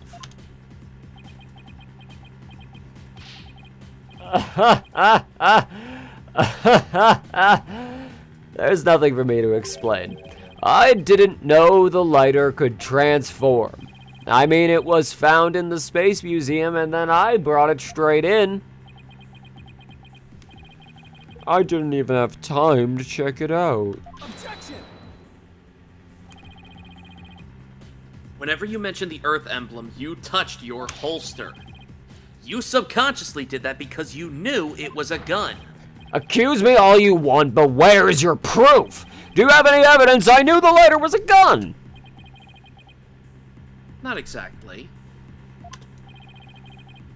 And whose prints are on it? Miss Sykes' prints. It proves that she's the culprit who fired the gun at the scene. It would appear the detective is right. Are you guys really trying to prove your client innocent or what? Although it pains me to do this, now that we are where we are, I have to make the following assertions coming from the prosecution's side.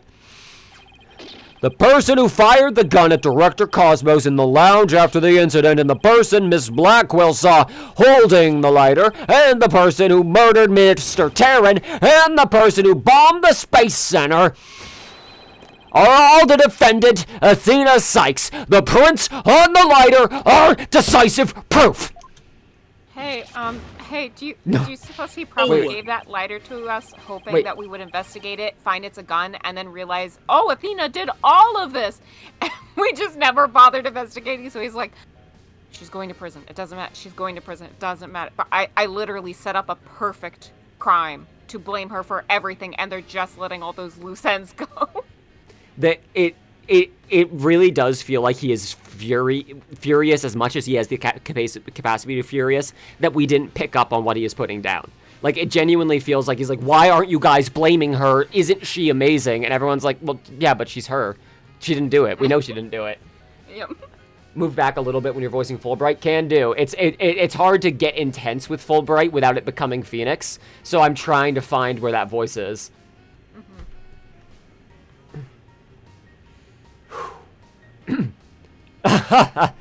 Now do you see, a man on the side of justice couldn't possibly be the culprit, and I think this about sums up Miss Sykes' part in the whole affair. The evidence certainly does seem to point to the defendant's guilt. Do you have anything to say, Prosecutor Blackwell? Evidence is everything in court. Therefore, Fulbright's claims stand firm. But Calm down, Apollo. He's just saying that because he has to as the prosecutor. Apollo, don't scream every 10 minutes at what the prosecution says. It makes you look like a bitch boy. Trust me, I know. Trust me. Trust me, I think it every night. Mr. Lawyer, our job is to pursue criminals in the name of justice. You shouldn't cast suspicion on people based on something as dubious as a habit. In fact, you have a bad habit of showing up in court with an awful case of bedhead. says the man who wears sunglasses at night. If it's proof you want, it's proof you'll get. Not the World Series of sunglasses Poker. at night, man. Unless you're at the World Series of Poker, and even then. Even then, it means that no matter how much you win, you're still a loser. I'll prove that this lighter is not Miss Sykes, but yours. Sounds like you hit on something, Apollo. It's just, if the prints on the lighter are the basis for accusing Athena, I think we should reconsider the credibility of the evidence itself. You mean you think this lighter might be forged evidence? Who would ever do that? That's right. It could all be part of Fulbright's bigger plot. Yeah, Phoenix. I just think it might be a card up his sleeve, Phoenix. It might be a false card up his sleeve, Phoenix. It might be a fake evidence card up his sleeve, Phoenix. You still mad about that, Apollo? I've never stopped being mad. Did you do anything out of the ordinary while I was off on my own? I can definitely think of a few things. It is indeed. Have a look at this. Watch this. A lighter.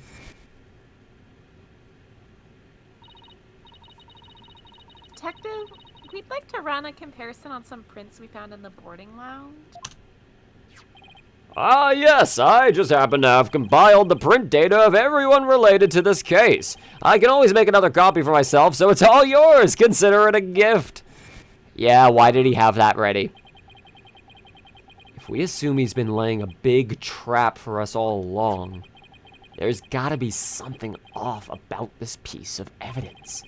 What's wrong with the lighter as a piece of evidence?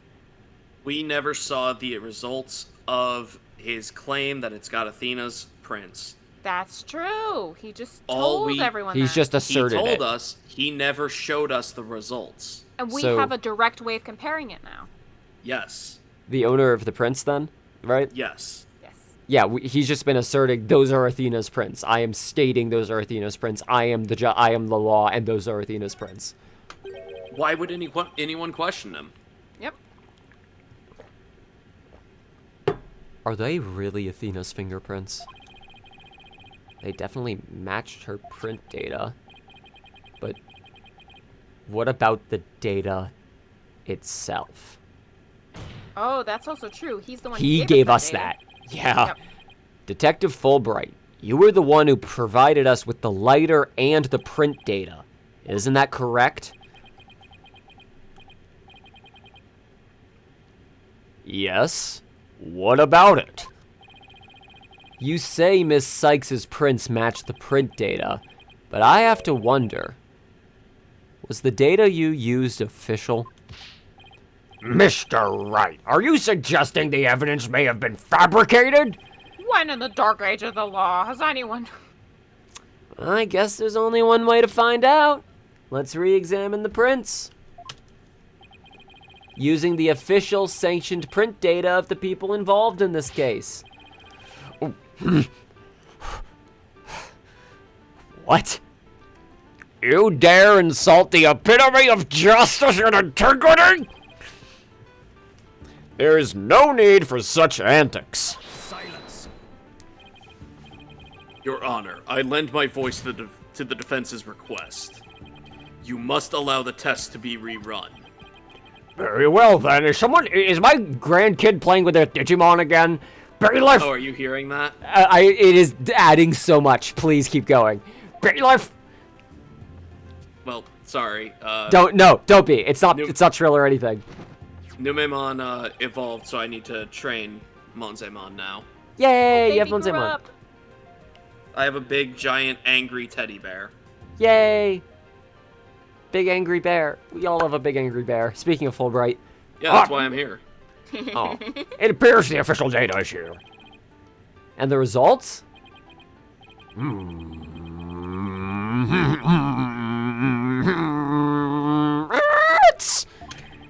It's just as the defense claims. This proves that the prints on the lighter do not belong to the defendant. He was bullshitting.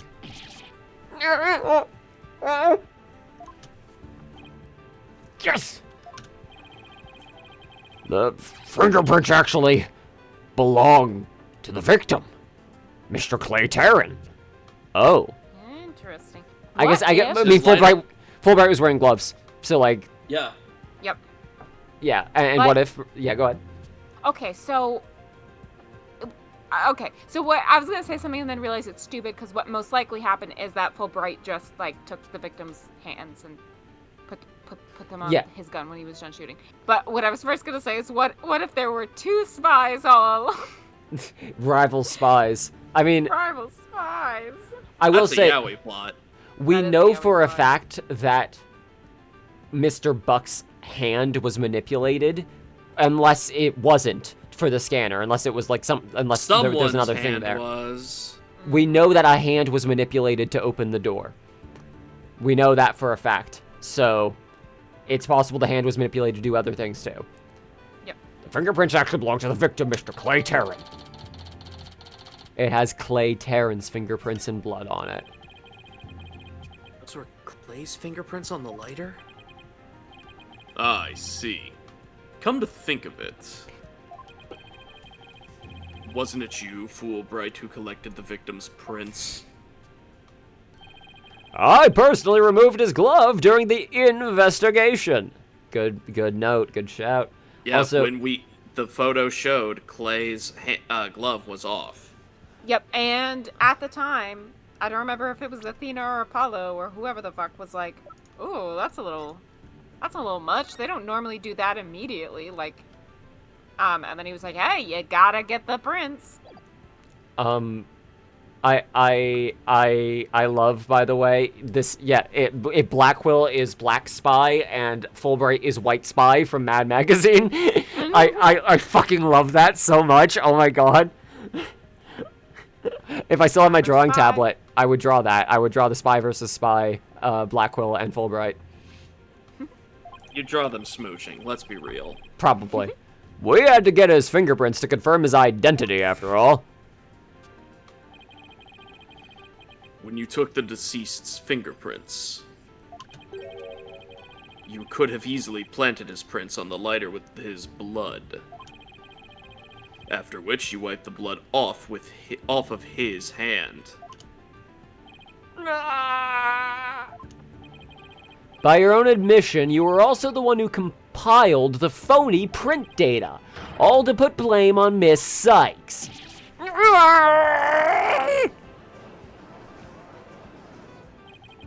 This ploy must have been to distract us from the Phantom who has been behind everything. You were out to create the impression that the Phantom wasn't the true culprit. So does this mean Detective Fulbright really is the Phantom? Remember the killer's escape route.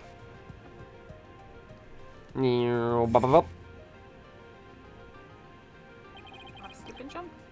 No ordinary person would have been fearless enough to have attempted it. Nobody but the Phantom, the man with no emotions, could have done it. Detective Fulbright, you were the only one who could have used that escape route.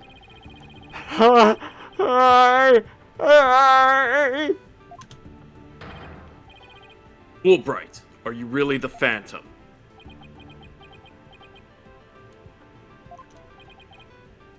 Answer me, or so help me, I will slash you to tiny slivers where you stand. All right, I'll talk. I confess.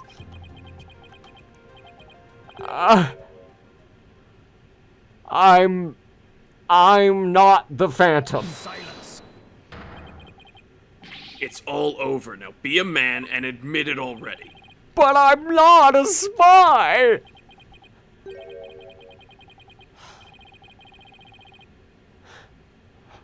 I'm an undercover investigator.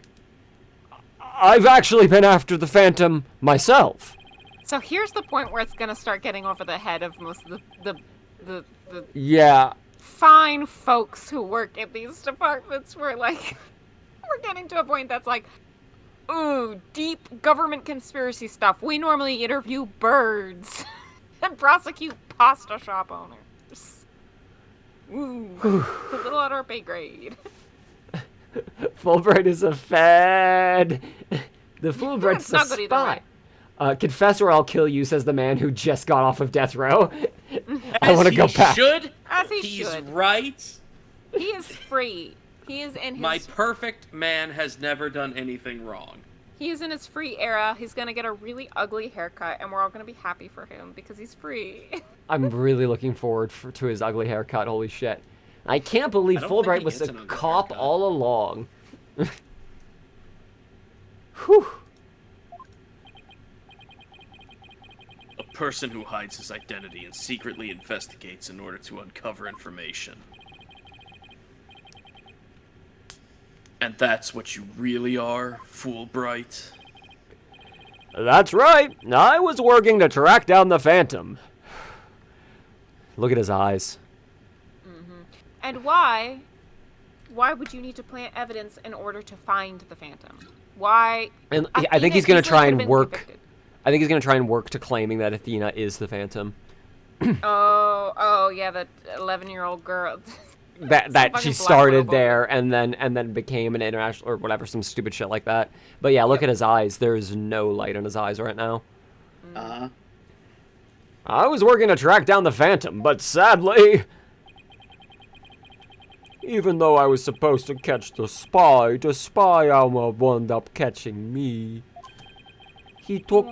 Oh, he. Oh, okay. Oh. He took my family hostage and forced me to cooperate with him. What? Objection! You're telling us this now? But if this, what you say is true, then who was the mysterious person Ms. Blackwell and Mr. Starbuck saw? It was the Phantom, I tell you! All I did was help him by having that emergency ladder lowered for him. I don't believe you. Then how do you explain the fabricated lighter? That was also one of the Phantom's demands. Being the detective in charge of the case, it was easy for me to fabricate evidence. Pinning the crime on Athena Sykes was just another one of the Phantom's orders. There is light in his eyes for this. Interesting. Do you expect me to buy that? Fulbright, what was the Phantom's ultimate objective? I was told it was to sabotage the rocket launch. Someone who didn't want the launch to happen must have given him the order. Actually, I have to apologize to you too. The Phantom told me to get close to you. He ordered me to get back that psych profile you have on him.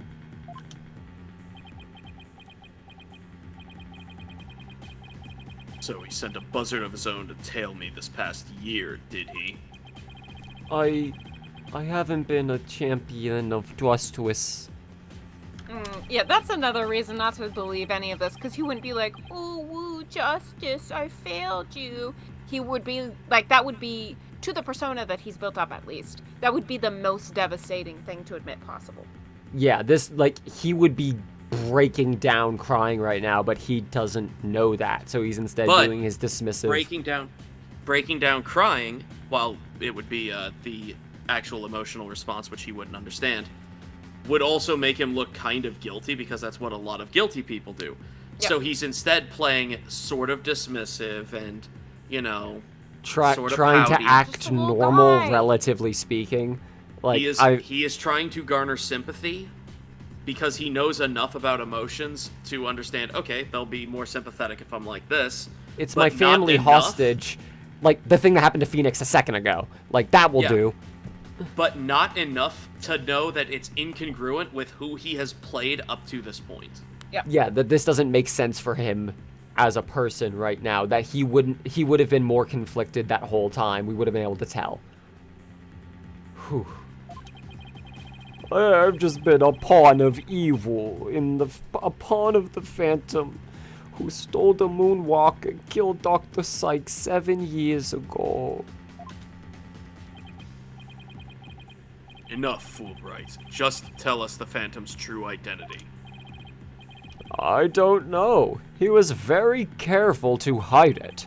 He has top secret information for all kinds of corporations and countries. So there's a number of organizations that want him dead. If people believed I was the Phantom, I could be killed on the spot. Oh, I bet even now. Hey man, I'd be more afraid of Aurora Blackwell at this point. There are assassins lurking nearby. The case is about the Phantom after all. The ceiling blown off, I suppose you are vulnerable to a sniper's shot in this courtroom. Oh Just no. 2 seconds ago, Fulbright was treating Athena like a criminal. Does he really think he's going to lie his way out of it now? But on the surface, everything does seem to make sense. This could be bad, Mr. Wright, if we can't find a flaw in his logic. He's right. We've come all this way, we can't let Fulbright wiggle free now. There, I finally told the truth.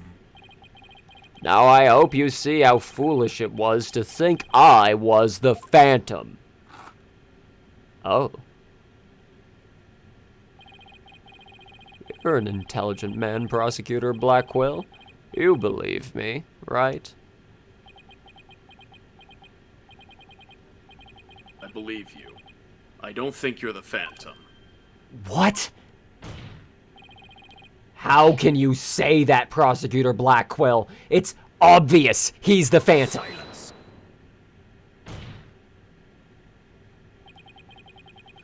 Evidence is everything, right, Dunno? And you must admit there's no clear evidence that Fulbright is the Phantom. Ah! Sorry, a plane was going by. Yes, as I recall, the only solid proof we've seen up to this point is the fact that Detective Fulbright fabricated evidence. But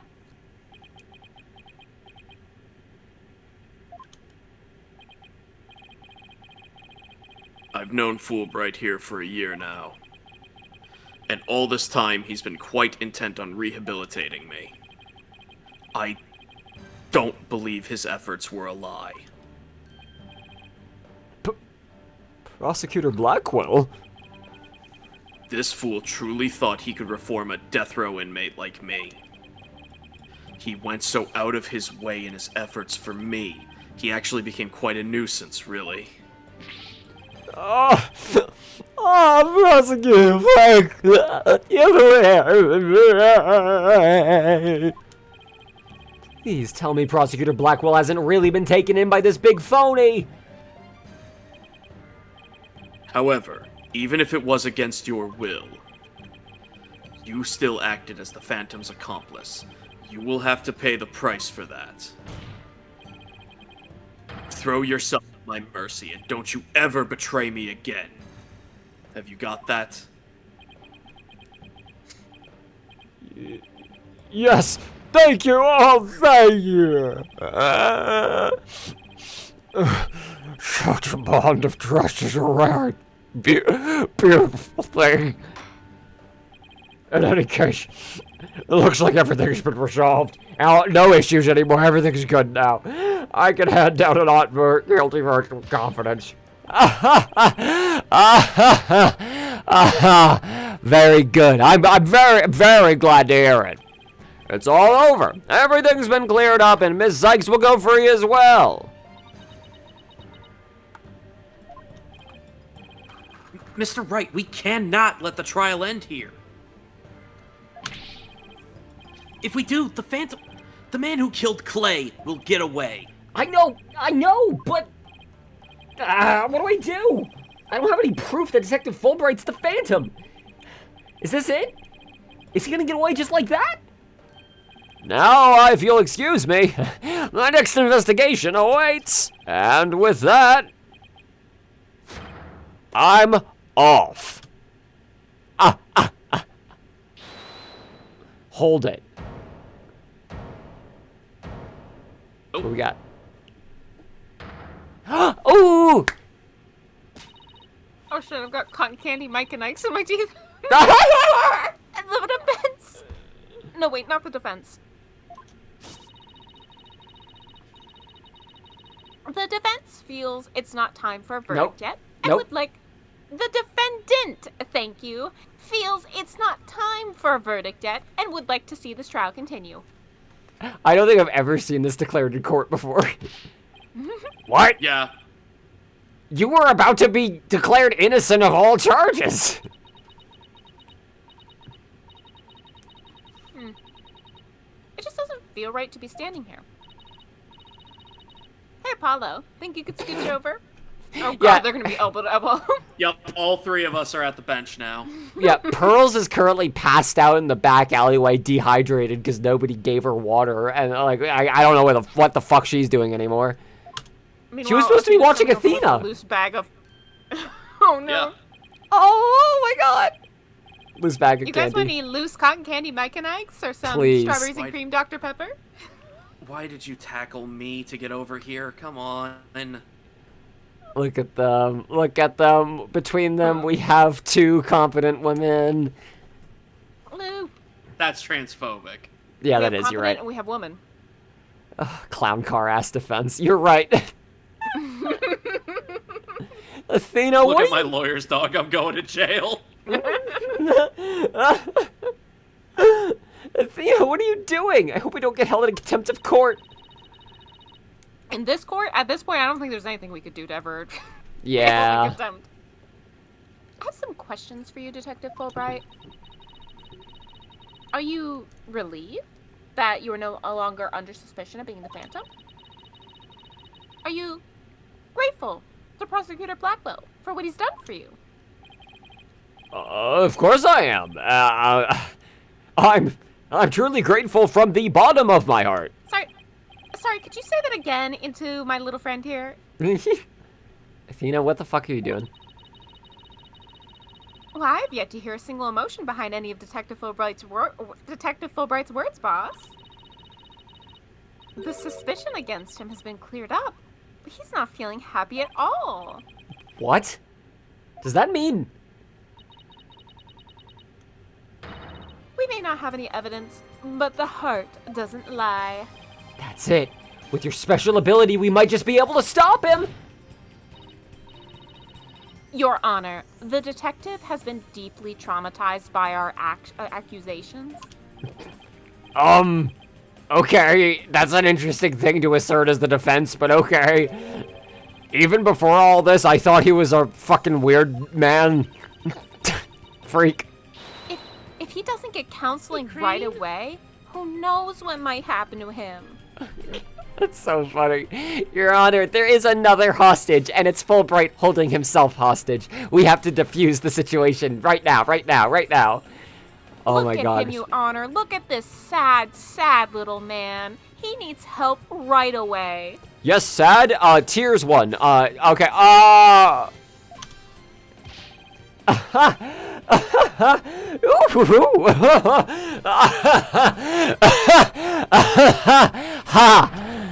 Prosecutor Blackwell, can you believe the nonsense the defense is spouting? Just step away a little bit, hon. Sure. Or like lean back a little. That was definitely peeking the mic. My apologies. You've piqued the mic's interest. Fulbright, I think you'd better have that counseling. Not you too. You've been making batty remarks ever since you were accused of being the Phantom. Such as, you're an undercover investigator and your family has been taken hostage. I fear you might have finally lost it. But I thought you believed in me. Silence.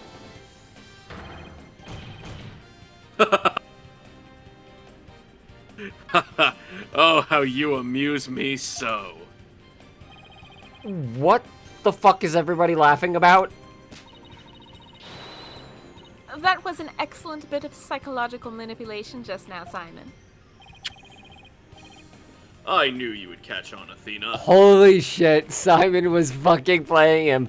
Yeah, Blackwell, you know how much I love you and care about you and support you and think you're a great guy, and I think you're really awesome, and Blackwell, or Fulbright is like going quickly trying to like a QTE hit all the buttons for the emotions that he needs to activate for this, and Athena is just looking and it's just a dead line to the whole thing.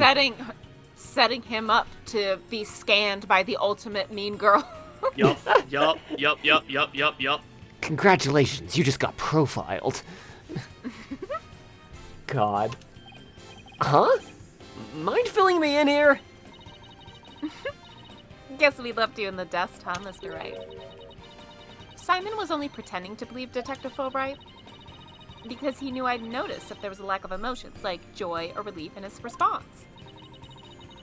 So he gave me the chance to take a listen. And listen I did to the voice of Detective Fulbright's heart. What? You two were working together just now? Come now, Athena. Show us what's inside Fulbright's heart. This is a black screen. You got it. Time to check the instant replay. Widget, Monami, let's do this. Mon Amy. Moan AMI, let's do this. Mon AMA. Monami Ami. Icky, no, do not get on my keyboard. Alright, here we go. Thank you for believing in me, Prosecutor Blackwell. I am an undercover investigator, but the Phantom was coercing me. He stole the moon rock and killed Dr. Sykes 7 years ago. I'm a bad person for cooperating with such a man. Yeah, they really sell it here, showing him full crying, no sadness. Oh my god, ableism wins for once. This is the exact person we needed for this. Yeah. But he took my family hostage. What else could I do? Even with all of his over-the-top expressions and gestures, he's registering no emotion at all. It's just like I thought. And right in line with the Phantom Psych profile. Ooh, I like this face from him. Yeah. Oh? Detective Fulbright, this lack of emotion proves you're the Phantom. Okay, girlie, be careful though. I do think I was gonna say, I think he is fully lining up a laser for your brain. Hey, what's going on? Holy shit. What's happening? Wait, hold it! What do you think you're doing, detective? Me? I'm not doing anything. He's got like 7 spy gadgets. He's trying to hack into the Mood Matrix program. I can't do anything with it like this.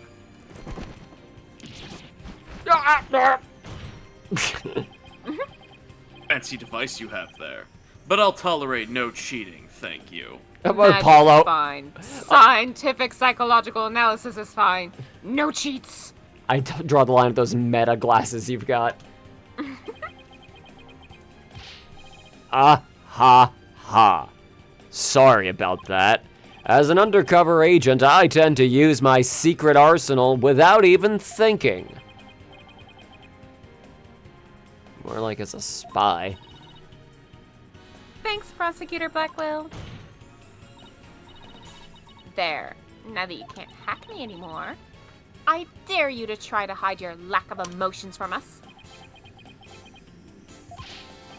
Ha ha ha ha! Lack of emotion? What are you talking about? Of course I have feelings! As a matter of fact, you've wounded me very deeply with that accusation!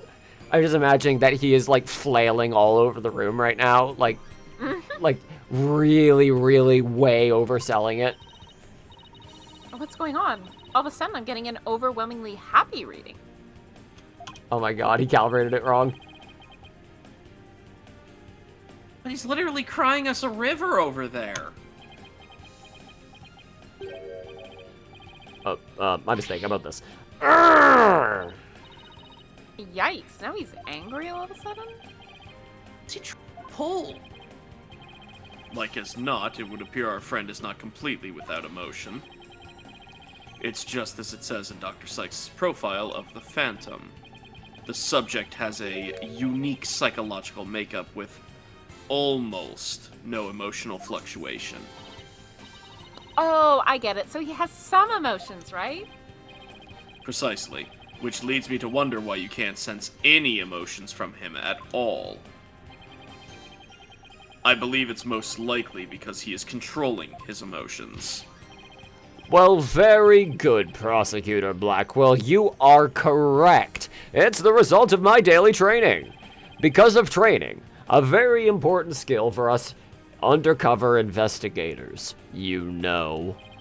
More like for us spies. Seriously. But I wonder why he suddenly showed several strong emotions. Wait a minute, I think I know. I sense there's a feeling you're trying to hide with your exaggerated emotions, detective. A feeling I'm trying to hide. That's a good one. You're the ones who've been saying I'm the Phantom because I don't have any emotions. I was just trying to show you the range of deep emotions I truly possess. Then you have no objections to me analyzing you, right?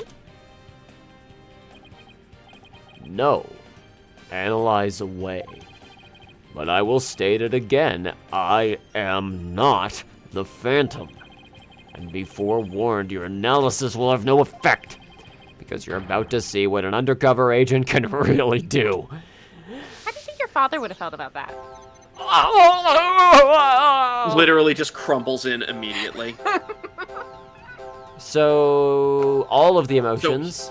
Yeah, so here's the thing. He is controlling his emotions and but again, he doesn't understand which ones should be up. Yeah, they're like flickering in different spots. They're Yeah, not all like so, flicking all Am I pinpointing multiple Here's things the- that are wrong here? No, here's the gimmick. Go through each of these statements and find one emotion that persists. The one emotion One that that is is- constantly there. Yes. So, you I'm- can I- see literally Phantom all of them Delay, have this is all- flickered on or off on this one. So it's not this statement. Oh yeah, okay, yeah, Inger occasionally gets gone too. I'm so sad. No, okay, no, occasional All sadness. 4 have switched Yeah, all off. 4 here. Yeah, they all switch off too. This is fun. How dare you accuse me of being someone who would kill also over a awful. moon rock? Hey, Wait, hang on. Is sad disappearing? sadness isn't even pulsing in a different direction. It's Oh, always yeah, it's pulsing pulsing at normal that level. now. Yeah. Yeah, it's he just small. actually is a little sad over this. Interesting. That is, when you do word it like that, killing someone over a moon rock is sad. Like, even if you're a very proud, well-trained spy. Keep in mind, sad is also fear. Yeah, that's true. Yeah, there is something here that's actually bothering him. I found the one emotion you're truly feeling. What? Hidden in the middle of that chaotic storm, I saw one emotion that never disappeared. When you talked about the moon rock, you felt a fear that wouldn't fade. Fear, huh? A fear that a man with hardly an emotion feels. And it was a response to that moon rock.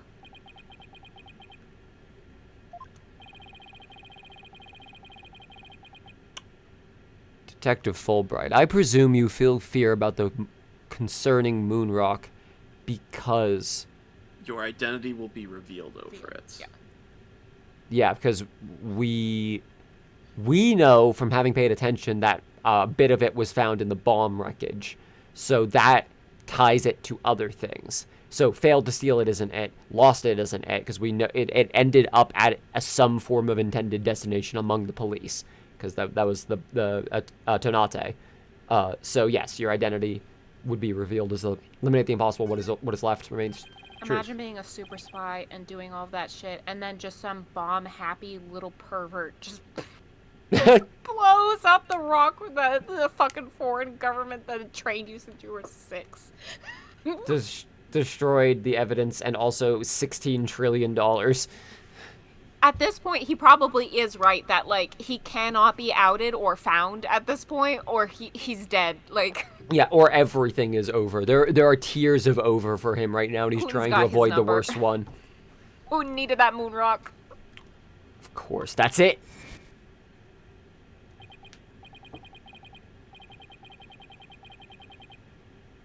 Enough, Fulbright. Just tell us the Phantom's true identity. I don't know. He was very careful to hide it. He had top secret information for all kinds of corporations and countries. So there's a number of organizations that want him dead. If people believed I was the Phantom, I could be killed on the spot. Why, but even now... There are assassins lurking nearby. This case is about the Phantom after all. Detective Fulbright, I think I know why you'd feel afraid. You're afraid the moon rock would somehow reveal your identity.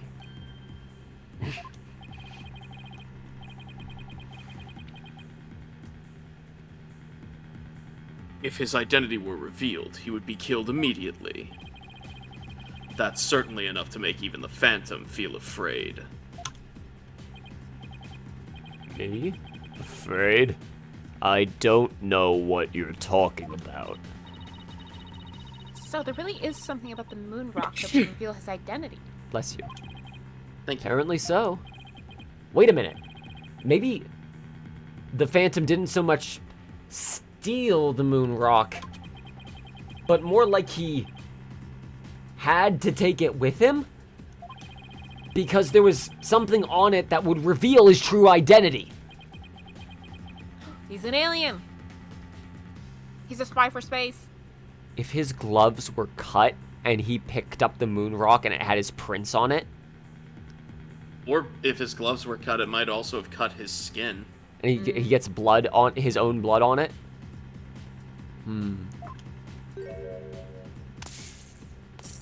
Oh, Oh, he's going. Oh, he's Where do you leaving. think you're going? Me? I'm not going anywhere.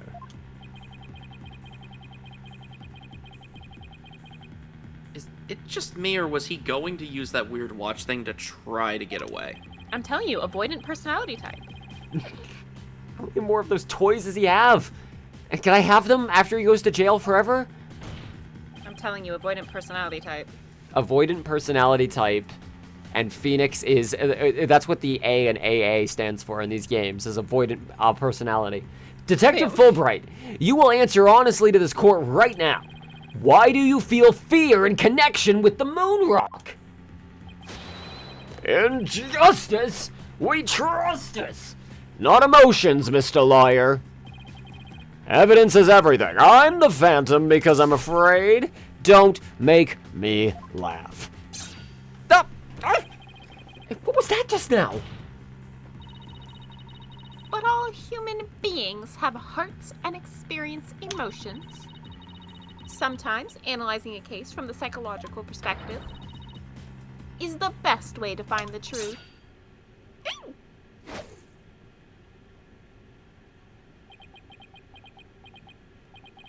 It's all just a waste of time. All your efforts at analysis serve no purpose. And now, in this dark age of the law, nobody would believe your claim that it's effective. In an era where everything is fabricated, do you truly expect your feelings to be accepted as proof? And where exactly is your proof that I fear this moon rock anyway? Well, I admit I don't have any conventional proof.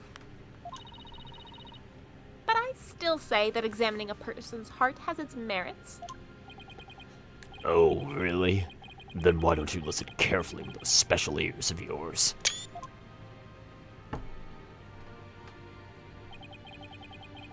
Listen to the voices of the hearts of the people in the gallery. I'm going for like, In the criminal justice system. I feel that. yeah, I think everything has been projection up until this point. And also it can separate the voices, because shouting Phoenix and Fulbright are pretty difficult. Yeah. All I hear is distrust. As you can see, the people are on my side because all they see is a strange little girl using a weird little machine. God damn it, nobody listens to women. But it's not like I use analytical psychology to falsely accuse people. Oh, he's got Athena doubting herself. Ms. Sykes' analytical psychology has breathed new life into the courtroom. It has freed the hearts of many witnesses and has been key in getting to the truth. What nonsense! Your Honor, the defense's claim is a false one. I don't feel any kind of fear when it comes to the moon rock. I see. The judge Very is well. zoning out. I will give the opinion of this court. Can everyone tell me what happened? In a trial, I don't feel that a person's emotions are quite as compelling as actual evidence is. Your Honor.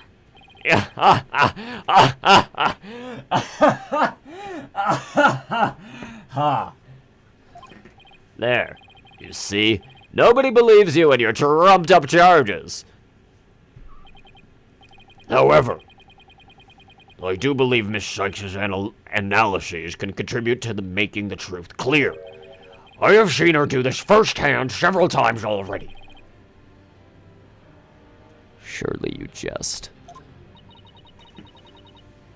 So does this mean you will accept my findings in this trial, Your Honor? Here's how Ted Tanate could still be the Phantom.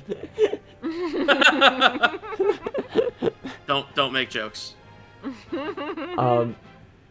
Listen with your special ears, my brand. Today's sponsor, Raycon. No, but with these earphones, you too can listen to your heart. Yes, I believe your claim, Miss Sykes. I think there's merit in examining why the witness feels fear in regards to the moon rock. It's Hey, fucking games, man. Big moment for Judge right here. Legitimately. He's actually fucking on our side. He's on our Well- side for once, and it's of course it would be over something like, why is he scared of the moon rock? Obviously You know it what would we be. were missing this whole time? You know what the judge was always willing to believe if they were really persuasive? Was a cruel little pretty girl.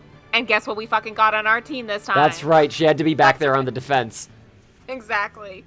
We just needed, if Apollo had batted his eyelashes just a little bit more, maybe he would have gone further. He might just be scared of the moon.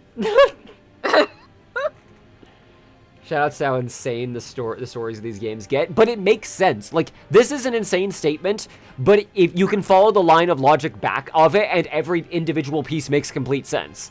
Like, it's great. I love this shit. Wasn't there something to do with the moon rock about it being like a potential conductor or something like that? It I could be wrong, but it was trying to be examined for its uses in that case. Yes. Yeah. That is the court's opinion on this matter. Thank you, Judge. Then it's a win for me. No. A win for analytical psychology. Hell yeah. Now, Mr. Phantom, you will tell this court the reason for your fear?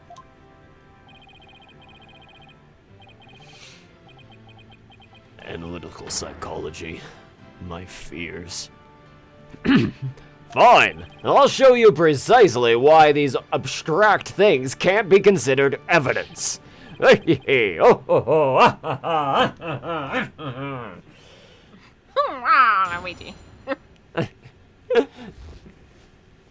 Okay.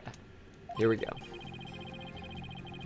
I felt fear when I thought about the moon rock because it reminded me of the Phantom. Yes, I'm very afraid of him because he took my family hostage. What reason would the Phantom have to be afraid of the moon rock? None at all. So the very fact that I'm afraid of the Phantom rock means I'm not him, the moon rock even. In fact, I'm on the side of justice.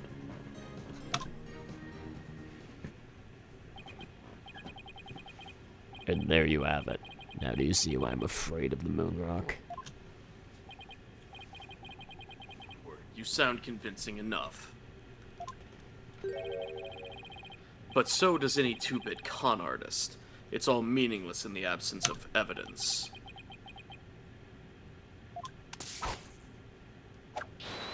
Ooh!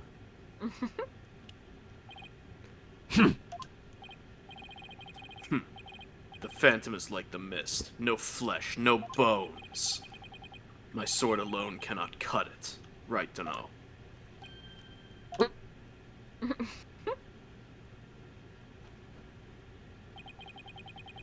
With your deductive reasoning and the body of evidence before us, let us send this miserable Phantom fellow to the other world together.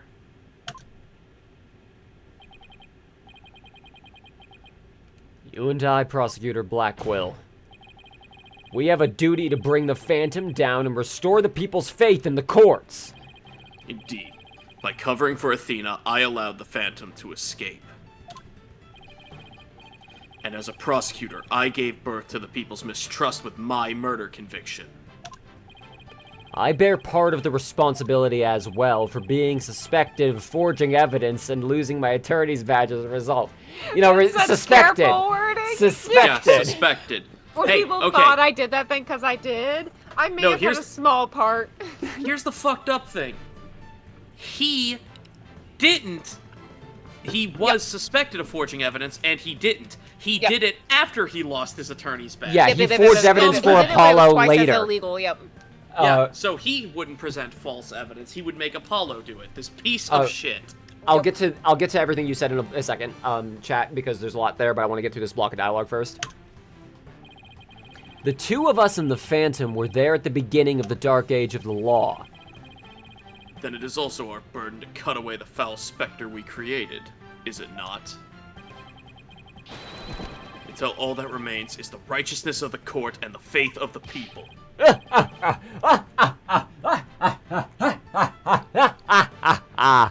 Trust, understanding, fragile ideals of masses who are controlled by emotion. Humans cannot truly trust each other, which is exactly why the illusion of trust is so enticing. Once two people overcome their misgivings, that's where real trust is to be found. You're free to believe what you want, but trust like that is stronger than you and your lies. Always. Okay, before we get to this cross-examination proper. First of all, it's actually a mood rock. That's why he's terrified. It's the shit they put in mood rigs. Secondly, Vulpix. Hey, when Jinxie and Fulbright interact for the first time, way back in Case 2, you remember the village? The wrestling yokai village? Yep. The first time Jinxie sees Fulbright, she goes, "Ah, a phantom!" and slaps a paper charm on him. That is That's correct, yes. right. That did happen. Holy shit, that's so good. Yeah. Nobody listens to him. And She literally told us, "Oh no, the phantom poop." we were like, oh, silly little girl. Judge, wait, are you two conspiring to commit murder, like right in the court? It's not really it's constant attempt with their swords. The swords are sharp. The fact that I fear and the phantom shouldn't means I'm not the phantom. Why are you afraid of the rock, though? Yeah, he is good at dodging the actual question, because if he doesn't think he has an answer to it, he tries to reframe it as though the question was about whatever he just said. He's honestly kind of pulling the Republican grift pretty well right now for the same playbook but for different things. Just like, let me make this about a different but similar issue, and then don't you all agree with me on that? Like, yeah, he's doing politics. It's good. Yeah, he is. This is a good villain. I like this. Let's see. As we know, there was absolutely nothing wrong with the legal system before. Again, suspected of forging, never convicted. Suspected. Legally distinct. All right, here we go. I felt fear when I thought about the moon rock because it reminded you of the phantom. I feel like there's a Y there, but I know how it works with pressing. So, okay, I'm not going to ask you which statement. Is this a press or present? Present. Okay, so let me think about this. Yes, I'm very afraid of him because he took my family hostage. Don't have shit on that. What reason? Okay, he's prompting a question. This might be it. Would the phantom have to be afraid of the moon rock? I'm not going to present just yet. I'm just looking at what I got. Yeah, None exactly. at all. Because this is feels like more of one you would present on, because basically we need to get it might him not on, be like, yet, but I'm thinking. He Yeah, go could ahead. claim until he's blue in the face that, like, anything that the Phantom's done is something that the Phantom then told him to do, sort of thing. You know, like that he's working proxy through him. Yeah, he's cooked up a fiction that allows him to play the victim here. But if he comes up with a lie like this, that's provable. That's like, and there's no reason that the Phantom told me he wouldn't even be scared of the rock at all, even if he wanted it. So, okay, we have a moon rock earring. I don't know if this is what we need right now. I might be getting ahead of the case here. No. Okay. So, I'll tell you, this is the point. It's the knife.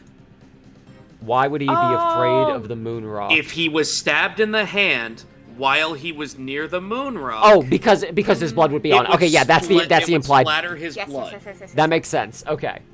Here we go. He's not afraid of the moon. He's afraid of what's on the rock. This is tricksy because you have to remember every detail of what happened in 2 different murders. Yeah. At 2 different times. They did That's why I love this case so much. They did a really cool job with that. Yeah. I think it's saying the rock made him think of the Phantom, which in turn reminded him of the threats the Phantom was making towards him. Yeah, like he's using cyclical logic here to dance around the point at which why is he actually afraid of the moon rock in the first place? This is the answer to. Detective Fulbright, I assume you know what this is. Of course, that's the knife the Phantom used to kill Clay Terran. That's right, and the exact same type of knife Miss Sykes used 7 years ago when she stabbed the Phantom's hand.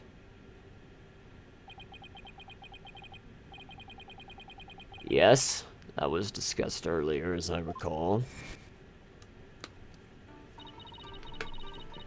He dodged at first, so I only got his clothes. But I tried again. And this time you got him, didn't you? I did. I remember it clearly now. The knife went into the back of his hand. Miss Sykes then stated she remembers the culprit bleeding. It's my theory that the culprit's blood got on the moon rock, and he was afraid that if the blood was analyzed, his true identity would be revealed. That explains why the Phantom had to remove the moon rock from the crime scene. You mean if we ran the analysis now, we'd know who the Phantom is? Yeah, I suppose so. I suppose so. But unfortunately, the moon rock in question is missing. That may be so, but I'm certain I can explain what happened to it in great detail. I swear to God, if that rock was blown up, like in a, like, oh, I gotta get the bomb pervert, I gotta convince him to be able to blow it up, and then a chunk of it still managed to survive with some blood on it. It lodged itself in Apollo's skull. Exactly. I'll also remind you that Ted Tanate still insists he did not set off that bomb. Yeah, exactly. He's confessed to everything else, but that one he insists he is innocent on. If only there was a super secret spy who could have a remote hacking device that might be able to detonate it. So yeah, I think he did just blow it up to destroy the evidence. Like, oh, poo-hoo, that's gone now. I assume the Phantom only killed Clay because he got wind of the director's plot to stage a terrorist attack to stop the Hat 2 from launching. And since the point of the mission was to send the rock back into space, the Phantom's hand has been forced. Well, he got wind of it because Yuri let him in on it to do the ploy because they didn't want to break Starbuck's heart, if memory serves, was the excuse they gave at least. Maybe that was actually the reason. So they did the whole ploy where they faked the thing so that the bomb threat would go off without anyone there. But I get the feeling we're gonna get all that explained later on. Tanate saw a hand. Yeah, that's right. Tanate claims that he saw someone take the detonator.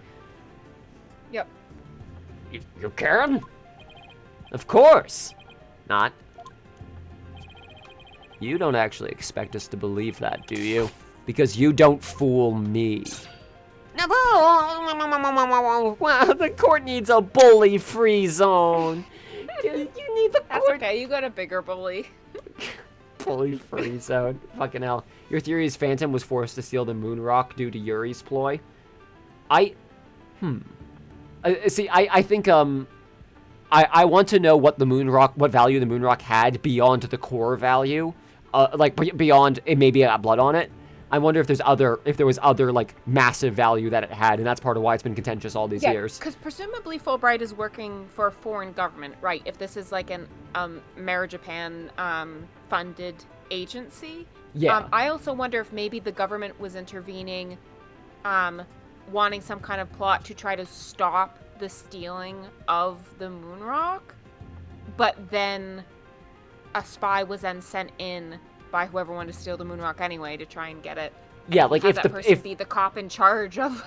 Yeah, if the police, because you put the police in charge of doing this thing, but you don't know that one of the police officers is the mole. So yeah. What this court needs is a bully-free zone. The infamous sword of the beguiling bluff. Its edge is without compare. Come now, ready it with me, and show us just how finely it cuts. Your Honor, this is an outrage! Oh, I mean... This is an outrage! Gah! Go on, right to know. Let's start with something that's been bothering me for a while. Now, the culprit supposedly removed the moon rock from the... Remove the moon rock, that's a hard one, from the lab.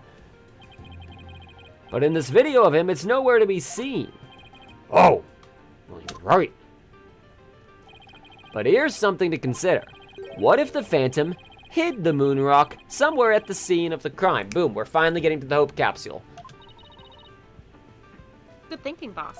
Especially if the culprit had to come back again with a container that had the coat to be planted there anyway. You could theoretically Unless the moon rock was in that container the entire time. Which I think guess it was because it was in space for several years. It was the Yes. Hope Right, capsule. right. It was in the Hope capsule that was sent back up to space and only recently came back down. And it was Right. the whole plan was to analyze it, not for blood obviously, but to analyze it for scientific purposes, but people would have found blood on it. So, Yeah. oh man. Security was and that's super why he tight had at to the go space. back. No, Square, you're good. We figured that out right at the beginning of the trial, way back when. Like, we figured that out at the beginning of the last trial, as soon as we saw the capsule at the moon rock. Like, oh, they probably stashed something in there because the capsule would be disposed of for X amount of time, long enough for them to cook up a plan. Like, we I already remember that it was the knife, but the knife might have also been thrown in there. Like, extra shit might have been thrown in there. We're about to find out. We'll see. Did you read this line? yeah.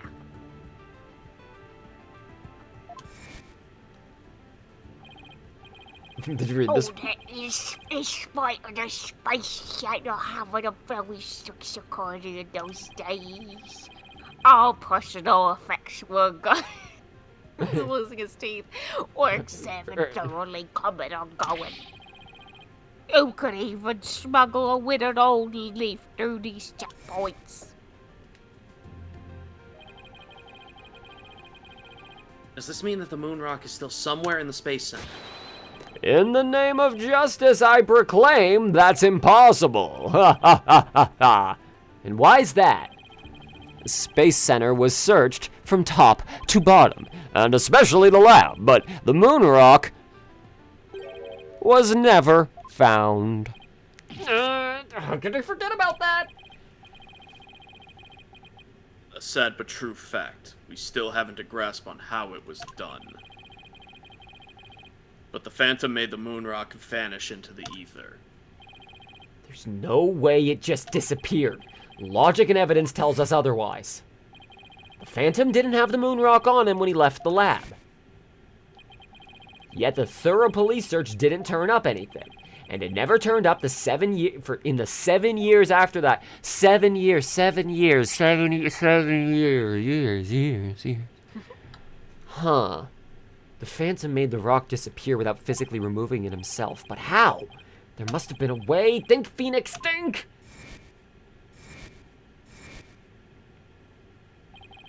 How did the moon rock vanish from the robotics lab? So, can you or can you not show what happened to the moon rock, Mr. Wright? Yes, I can, Your Honor. What? Sorry, I meant... What? This is a fun character to play. In that case, let's have your answer, Mr. Wright. How did the Phantom make the moon rock disappear from the crime scene? Boom. That's the Hope capsule, right? The one that went up with that one rocket? He couldn't carry the rock out, but he couldn't leave it in the center to be found either. The plan wasn't for it to ever go to space. It was the Hat 1 miracle. They were never supposed to make it out to space. So the plan was for it to be destroyed in the explosion. Oh my god. Yup. Oh, okay. He couldn't carry the rock out, but he couldn't leave it in the center to be found either. So there was only one safe place to stash it. The Hope capsule that was there in the lab that day. Yes, and the team must have loaded it onto the Hope space probe eventually, but if that's what happened, then the moon rock would have been launched into space along with the rocket.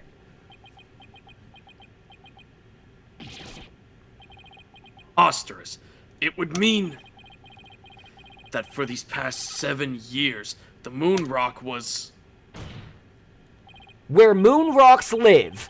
Exactly. The Phantom got rid of the moon rock in the most cosmic way he knew how. It was out there in the depths of space. Aboard the Hope space probe. Whoa, whoa, whoa, whoa, whoa, whoa. What? Nice. Order in this courtroom! I understand now. The Phantom's original scheme was to sabotage the Hat 1 anyway. The villain. He used his primary objective to conveniently kill two birds with one stone. That's right, he planned for the moon rock to be turned into cosmic dust out in space, thereby destroying the one piece of evidence that could truly reveal his identity. But Mr. Starbuck and the others foiled the Phantom's plot. The Hope space probe sailed off safely on its mission, and Phoenix, you are really leaving out details of how that probe launched. The Hope space probe launched with no inconveniences or problems whatsoever, safely on its mission, and returned 7 years later with the capsule in tow. If we analyze the blood on the moon rock, it should make one thing crystal clear. That you were the Phantom all along, Detective Fulbright.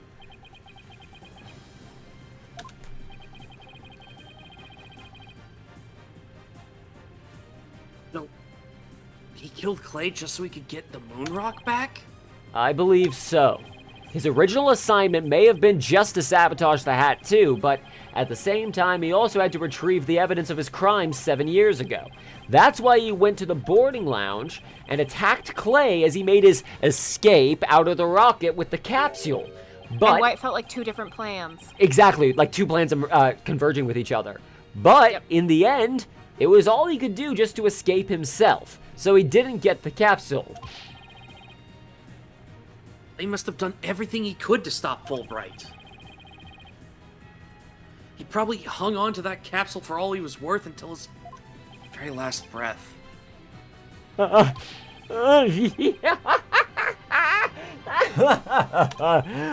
this is so funny. You make me laugh. You really do. Boy, he's totally out of whack now. It's game over for you, Detective Fulbright. Why don't you just admit to it all now? There's nothing to admit. I'm Bobby Fulbright, undercover investigator. I tell you, I am not the Phantom. The blood on the rock is just another one of his schemes, a trap. Okay, now I'm not so sure what to think. I suppose if the Phantom is a spy worth his salt, a trap is not out of the question. But in that case, you could say that anything is a trap.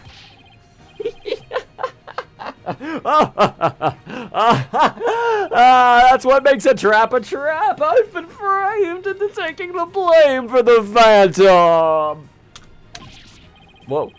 How did I just fucking nuke the volume? Is the volume okay now?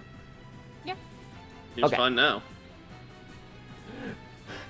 Your Honor, I believe an investigation is in order. Silence. Further investigation? More like plotting your escape. But no more. I will bring you to justice myself if I must. Here and now. I guess it's time to show you just what I'm really capable of. Die, Simon Blackwell. Hey, you guys aren't really...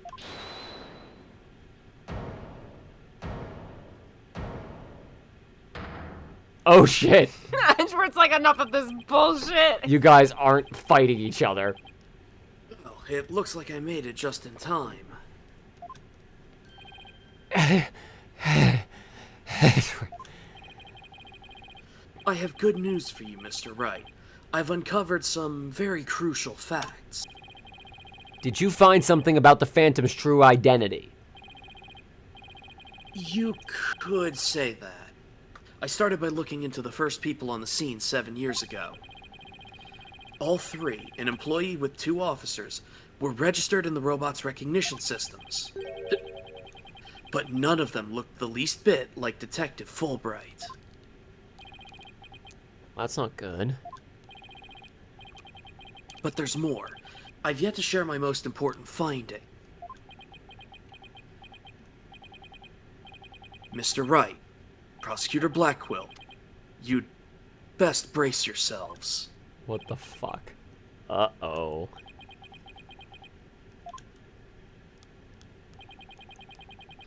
The man you see there before you, Bobby Fulbright, is already long dead. Which would explain if it was, if this is just a different man taking on an identity if like a facial recognition didn't recognize someone as being Bobby Fulbright because it's a different guy. What? Okay. That makes sense. Huh? What is that supposed to mean?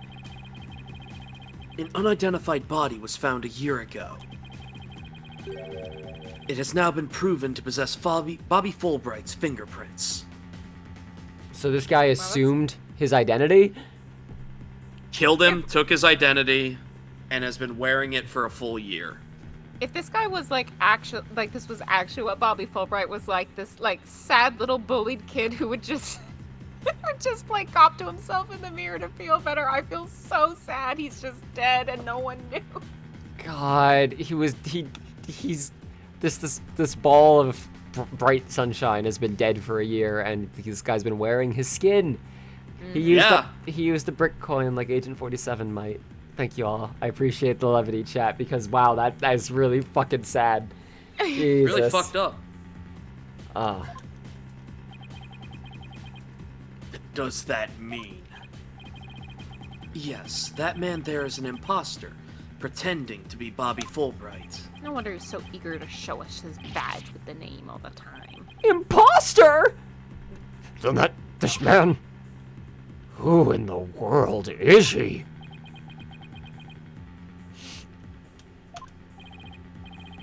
Enough of your trickery. If you will not reveal yourself to us, then I shall do it for you.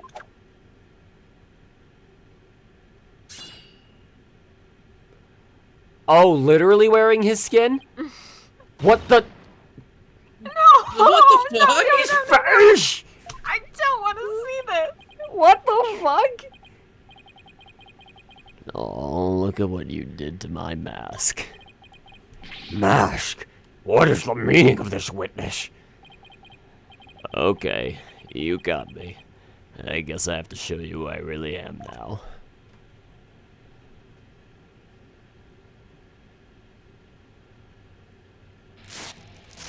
What? Hey, but that's... Sorry, if I get a line, my hand is in my face. What? Like, my face is in my hand. What? Keep the pain train rolling. Hey, Apollo. Yep, it's me, Solomon Starbuck. Hang on. This might be another trick. Mr. Starbuck, but that can't possibly be right. You can't really be the Phantom, can you? Of course not. The real Starbuck was aboard the Hat One, which was set to be destroyed. Yeah, this is just another mask. Okay, so yeah, all of us get to Silly play some Russian characters. doll thing. Okay. Yep. I mean, didn't I tell you? I'm an undercover investigator. I can change identities at will. I can be anyone I want. Not so fast. I have the Phantom Psych profile right here. If we compile a psych profile on you and compare the results, it'll prove that you're the Phantom.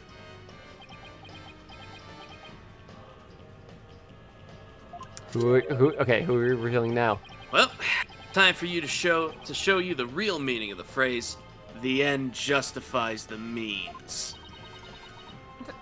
That voice, those words. Who voiced him again? I can't remember. Was it me? I think so, yep. Yes, it was. It was me. I cannot accept such evidence here, Miss Sykes. Professor Means? This mask? I'll take what I want by any means necessary. Now, give me that evidence. Huh?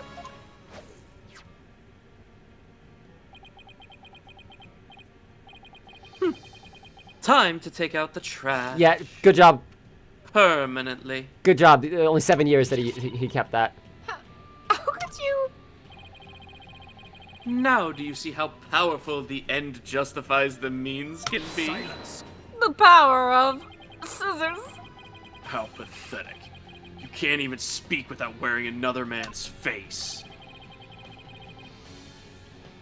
But that's the life of an undercover agent for you. My real face has no meaning or value to me. at all. Or perhaps it really is the case that you don't even know who you are anymore.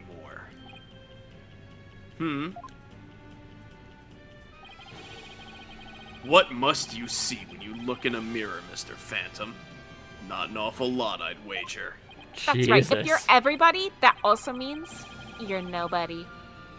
Well, aren't you just the master of psychology, Blackquill? That's right. I don't know who I am. I am always living as someone else for my assignments. I don't remember what my face looks like. Or even what my personality was like. My face, memories, personality, beliefs, emotions, and even soul. I left them all behind. I have no self. I am no one. I am nothing but an endless abyss. Oh my god, Naruto's gonna love hearing about that when you're in the south. What is with this guy? Is he even still human? And now we resume with your lesson, Professor Wright. Oh, I believe you made this argument earlier. If you were to analyze the blood on the moon rock, you could prove that I am the Phantom. I believe there was blood on the moon rock in that capsule. Now, we know that if you aren't even Bobby Fulbright, your claims of a phantom trap won't work anymore. Then why don't you bring this moon rock in? This decisive evidence from the Hope Capsule. I think I'll do just that. Get ready, because the Hope Capsule is about to seal your... fudge! Here's the courtroom bombing from the other day. The capsule was in the courtroom as evidence and it was blown to smithereens. Sorry to be a real nutbuster. It looks like you finally caught on. Full marks for the defense for effort. But what a shame your hope was lost in that courtroom explosion.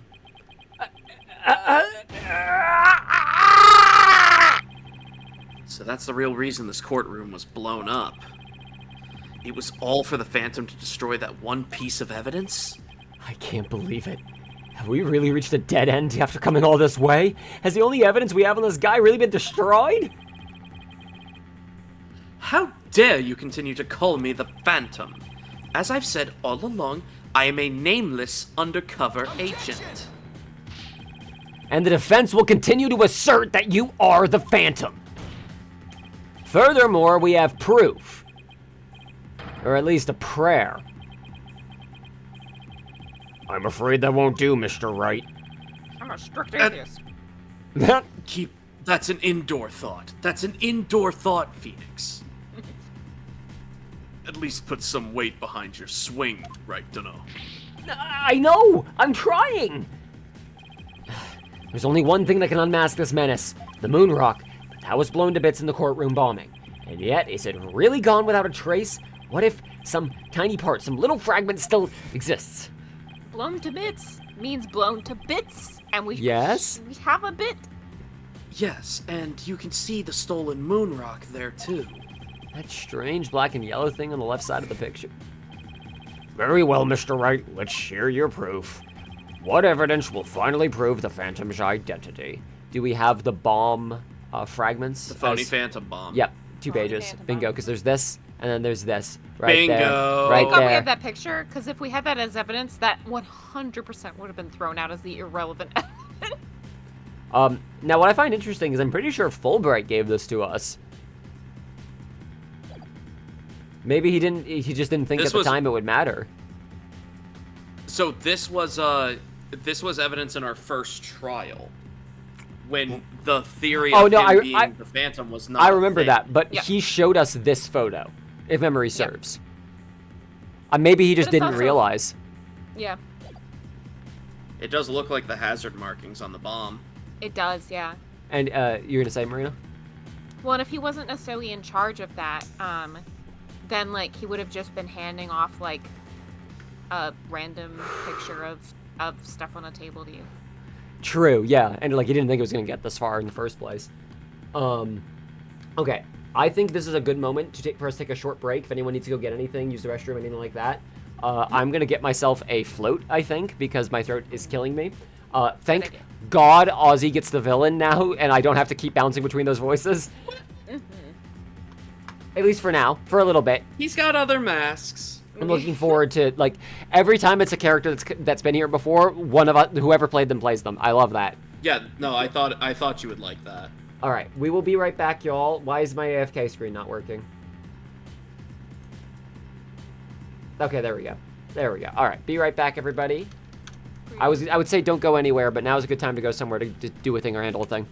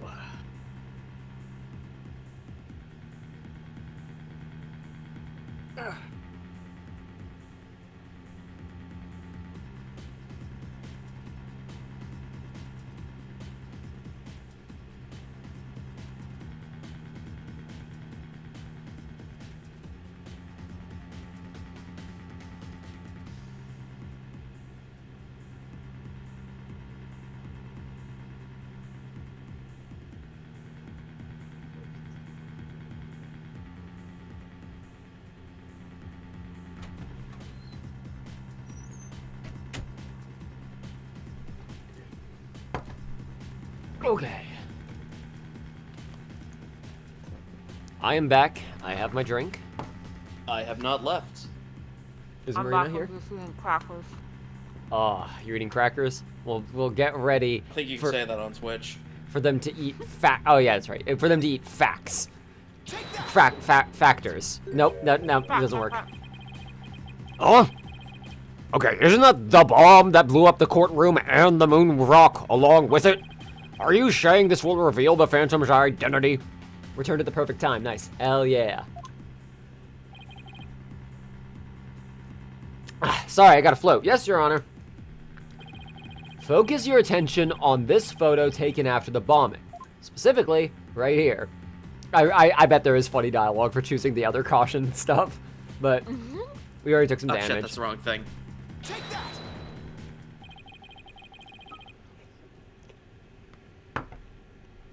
Please take a look at this newspaper article. This article about the Hat won? Now, please note the strange black and yellow rock there on the left. That's the moon rock. And when we look at this photo of the bomb fragments,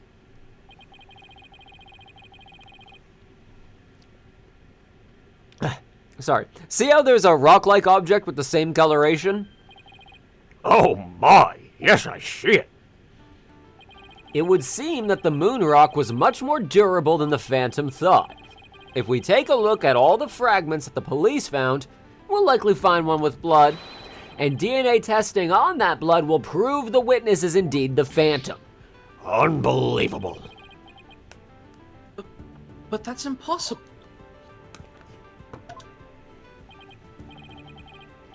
A surprise to be sure. That's one bloody tough rock. Oh yeah, you're British. Pop culture taught me the moon is more of a gray, whitish color. That's why this rock was so interesting. They saw that and were like, oh dang, that's different. We gotta bring that back. Exactly, that could be a new kind of cheese. This is where new cheeses get developed.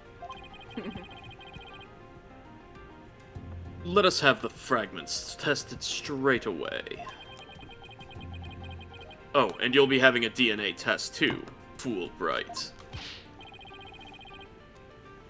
Bailiff, contact the police department immediately and order the testing. I guess they'll be willing to cooperate because this guy isn't actually their, like, chief of police. He's been an imposter the whole time, yeah.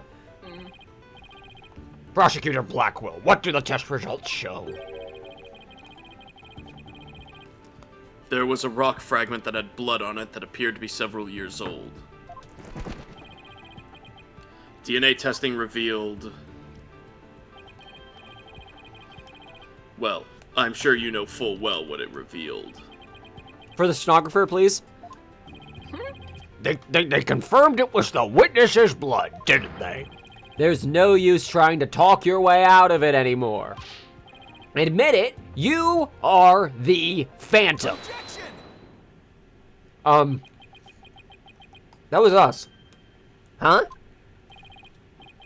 Mr. Wright, did you just raise an objection to yourself? No, I didn't say a word. That was my objection, Apollo. Oh, God. Okay. We're now in the silly games part of the breakdown.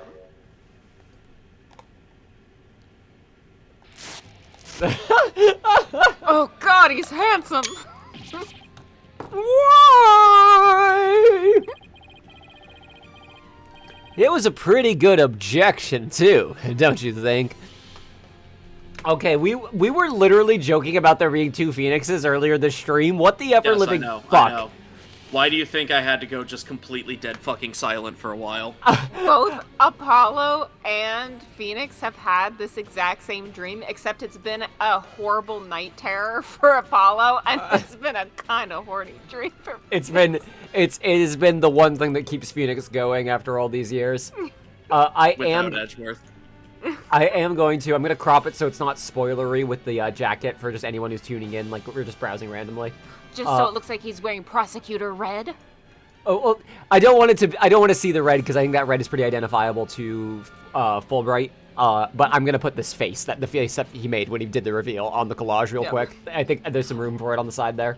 Although to be so honest, if you'd seen any of the previous parts of this game and you saw this image out of context, you would not assume, oh yeah, Bobby Fulbright was killed a year ago. This is a spy who's been disguised as him, who's been going through several face masks, and now is on a Phoenix Wright one. That's fair. Mostly you'd think, damn, is there a part of the game where Phoenix and Bobby go, like, dress shopping? Like, changing They should outfits? swap outfits? Oh, this is some good music for this too. Almost done. Okay. How is that? Yes, yes, yes, yes, yes. Wow, got it in one. Awesome. Let me put open. Oh, there it is. Oh, it's the face. Yeah, it's the face. Yeah. Good face. This looks like he accidentally turned on face call, the camera on a call. Yeah, this is definitely what Athena sees every time she calls Phoenix, which is only ever by FaceTime. Absolutely 1000%. Like, oh, I guess like I have a phone number or whatever. I don't pay that bill. Apollo does.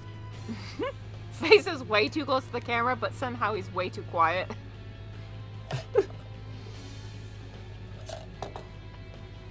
Okay, I have mostly finished my float. Not entirely, but enough.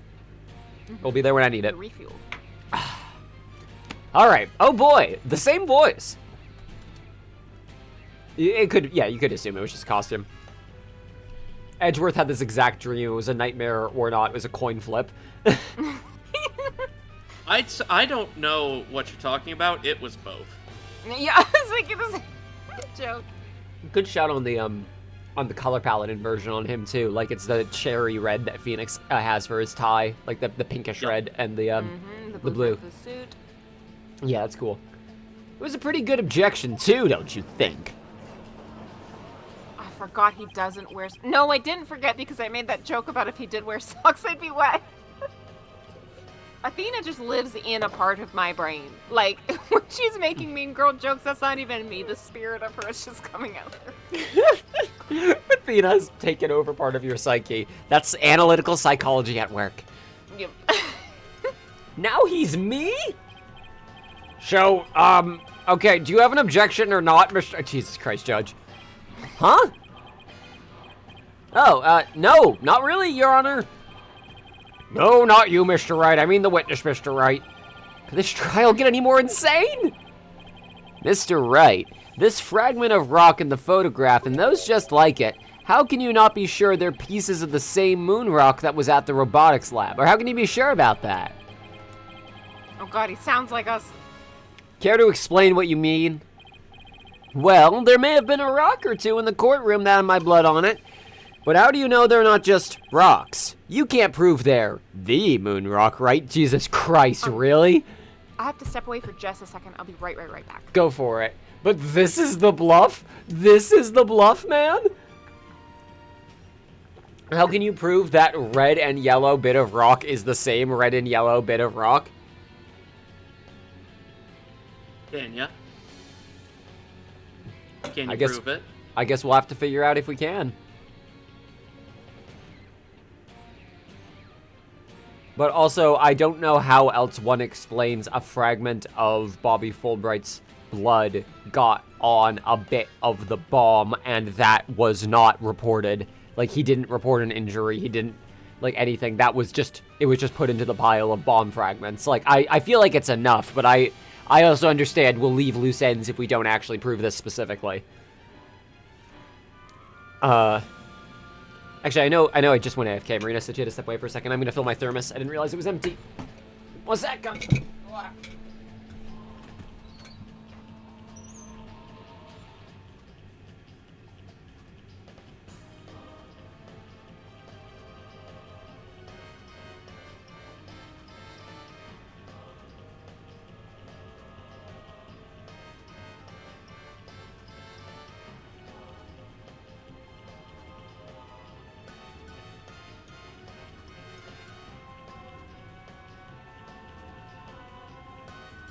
Okay, I'm back. Welcome Minor back. crisis averted. Sheri is now gone, so we are still... Nope, you're gone forever. Gone forever. Yeah, you're gone forever. Did you where's my voice sound like that? Okay, there we go.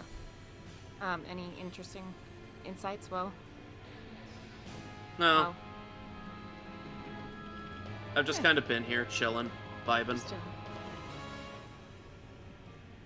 it's cold enough outside now that our security, door code things are just frozen. Don't work. If someone has to come in, someone has to let them into the building. That's That fun. sucks. It sucks ass. That Water. sucks a lot, actually. It's crisp, refreshing, and it's everywhere. You can drink it right out of the ocean. No problem. Okay. You can't prove it's the moon rock, right? Don't be absurd. Just compare the fragment with the rock in the newspaper article. Anyone can see they're the same.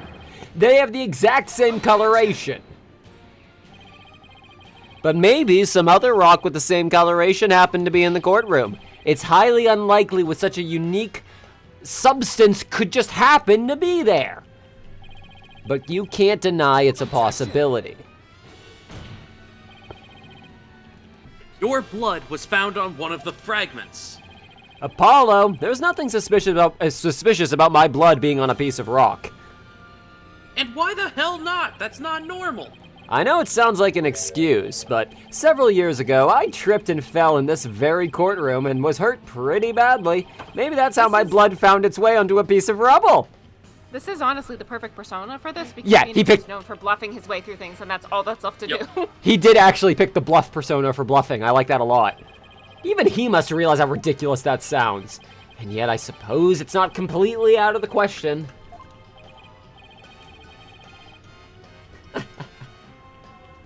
I see you're starting to sweat, Mr. Wright. I thought that the worst of times are when lawyers have to force their biggest smiles. You're the last person I want to hear that from. Well. I thought I'd be able to eat pizza during this conversation. Then why don't You we were get fucking those? wrong. Why don't we get those fragments analyzed? Well, we could ask an expert to verify if they were from the moon rock in the robotics lab or not. And yeah, Vulpix, I was pointed out. Appreciate it. I'm sorry, but I'm afraid that just isn't going to be possible. And why not? In order to prove that the fragments are from what you say they are from, you need a sample of the moon rock from 7 years ago.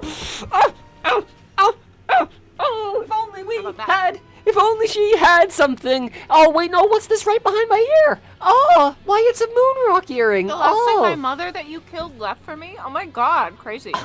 Oh, this is so God, good. bestie. Bestie? You need a sample of the moon rock from 7 years ago to compare it with. But that moon rock doesn't exist anymore and there's no sample data left either. So you see, short of going back in time, there's no way to prove any of the fragments are from that moon rock. Oh! No! Come on. There's really no way to prove it? Are you finally ready to throw in the towel? It's actually us objecting now.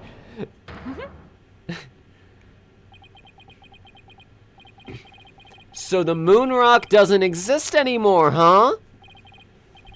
That's right. It was such a valuable rock, too. A shame, really. But it's lost to us forever. He's wrong. It's not completely lost. There's another piece of it right here by our side, a shining fragment of hope that could turn everything around, a real earring on the ear of my woman next to me, a competent woman, the final piece of evidence to put this phantom away for good. The defense has a piece of evidence that completely contradicts your claim. You have what now?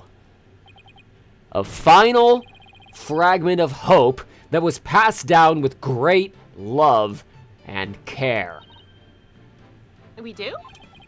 We do, even if the person holding it hasn't realized it yet. Is this true, Mr. Wright? Pay no attention to him, Your Honor. He's just bluffing as usual. I wonder if you'll be able to force your biggest smile when you see what I've got. Try me. Piece of evidence that shows the original moon rock isn't completely lost is The this. moon rock earring. But just what the only things my mom left me with are widget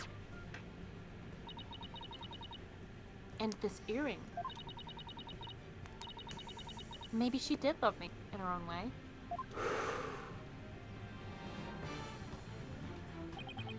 Athena, you may not know it, but your mother left you with a very important piece of evidence.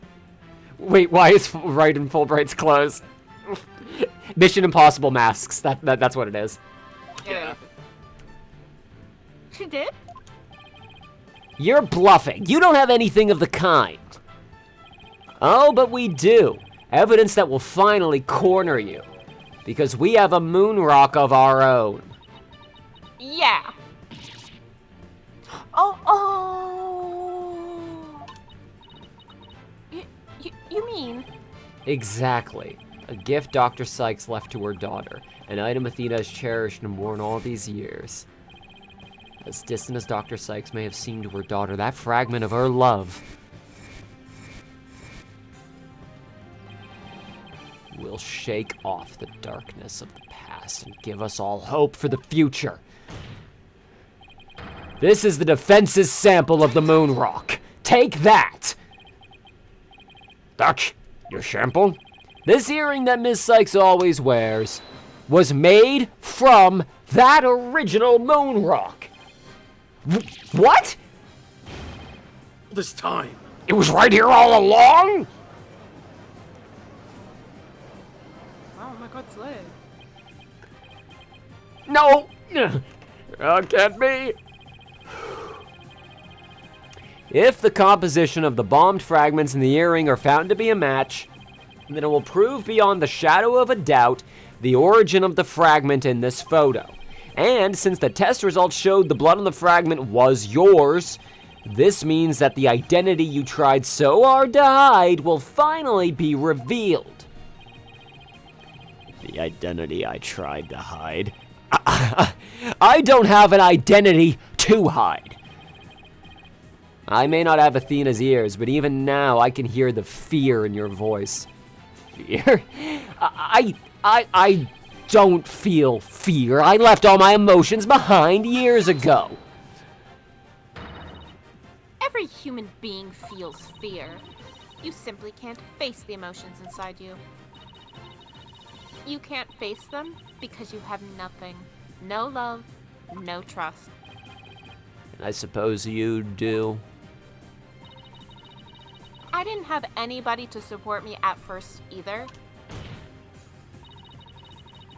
I couldn't face the fear inside me, couldn't get over the trauma of my past. Like I said, I don't feel fear. And you're just a coward for running away from yourself. When I had my doubts about Miss Sykes, I felt like I would collapse under that weight. But I wanted to trust her. And I knew I could trust Mr. Wright to uncover the truth. Eventually, it took him a while. That's why I was able to face my suspicions without hesitation. Running away from myself. How could I run away from myself when there's nothing inside me? Nothing at all. I know it's hard for someone as unwilling to trust others as you to understand. But people have emotions. It's just a fact of life, and so people can be weak at times. But that's exactly why people need to trust one another, so that they can gain the strength to face themselves when things are at their bleakest. Without trust in others, how can you ever hope to face your fears?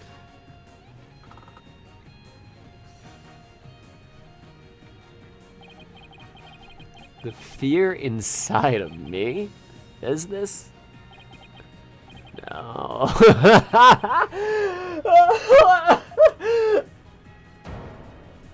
Oh, Jesus Christ. I'm scared. You can't outrun yourself, and you Break shouldn't him. have picked. You shouldn't have picked the weakest persona to pick.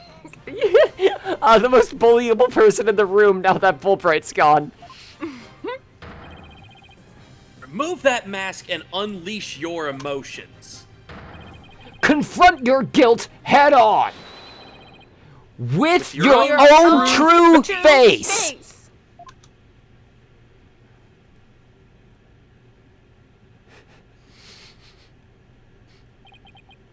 My own true face. It's face. just Ted. No, Ted Donate. no, please. I know why you're here. See, I haven't revealed anything yet, honest.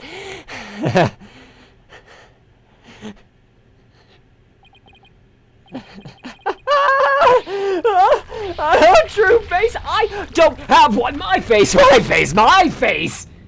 Oh my god, Oh it my- is. Oh my god, Marina, don't make jokes.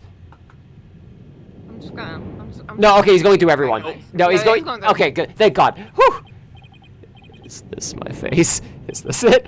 Oh, no, that's not it. No, that's not it. No! No! Isn't me either. Is It's it? me? Which one is my face? What am I?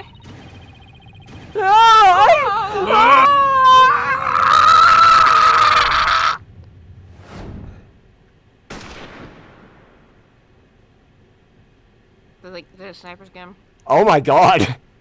Well,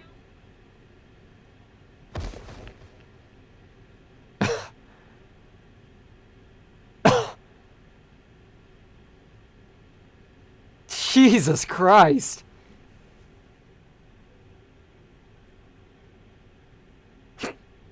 You're not counting gang violence. Holy shit, a sniper attack in this very courtroom. Chills me to my bones. I'm not gonna get down or He did just get anything. sniped. He did just get shot. But the police are doing everything they can to track down the sniper as they speak. Prosecutor Blackquill, how is Detective is Imposter doing? He's a lucky fellow. The bullet didn't hit any vital organs. oh, that had to be on purpose. He appears to be in no danger of dying. That was a warning shot to make him fear for his life for the rest of his life. Well, that's fortunate for all of us. The analysis of that final piece of evidence Wright submitted is in. The composition of Miss Sykes' earring and fragment with the blood on it match. We can now be certain that it is a fragment of the moon rock in question. The murders and bombings at the Space Center, both past and present. The bombing of courtroom number 4 and all of his other crimes as numerous as the stars. Under suspicion of all these things, the spy known as the Phantom has been incarcerated. The prosecutor's office is now responsible for his well-being. There are still a myriad of things we wish him to tell us about, after all. Thank you, Prosecutor Blackquill. Yeah, I think there's a chance that he goes from getting Kirked to getting Epsteined. Just just, that's all I'm gonna say. Well, it's time to finally bring this trial to an end. But before I do, will the defendant please return to the defendant spot? Yes, Your Honor. You mean right next to his the blood stain on the floor? Where the guy was shot? Right there? Right there? Okay.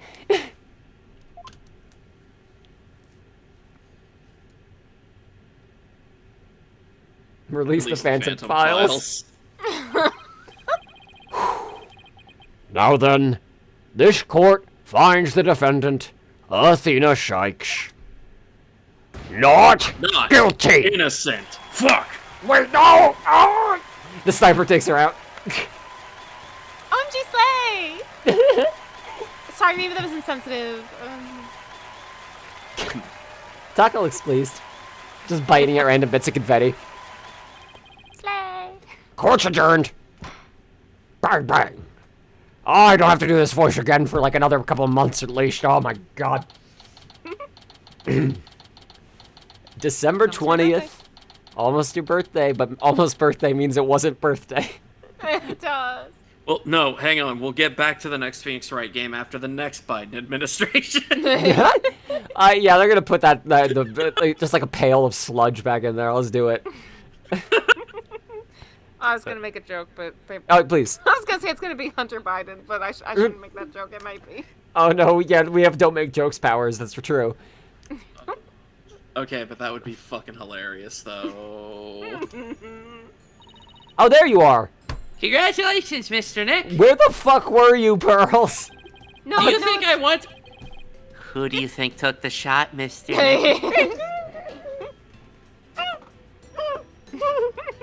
Who do I saw that you weren't going to win through legal means. You just hear from up in the stands, like after you hear. No. If it's Pearl, it would be pew.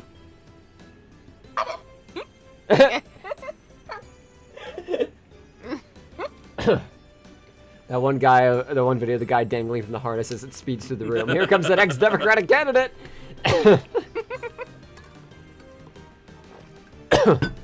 Well, Pearls, you did a shit job. The Phantom survived. Okay, but seriously, where was Pearls? Did Pearls take the shot, though? Hang on, we don't have a Don't Make Jokes powers. We have to consider this. Thank you, Pearls, and thank you for being there wherever you were for Athena. I did the least I possibly could. Yeah, that's apt. That's yep. okay, Pearl. You're a teenager and you are not employed here. You are volunteer at best. Unemployed teenager Pearls. Athena was great, wasn't she? She was so strong throughout the whole trial. Oh my god. Teddy, I'm so glad to see you. First time we're Unsolved seeing the her. mystery of why Pearl still sounds like she's 8. Yeah. She'll sound like that until she dies. It is my curse. Oh, fuck.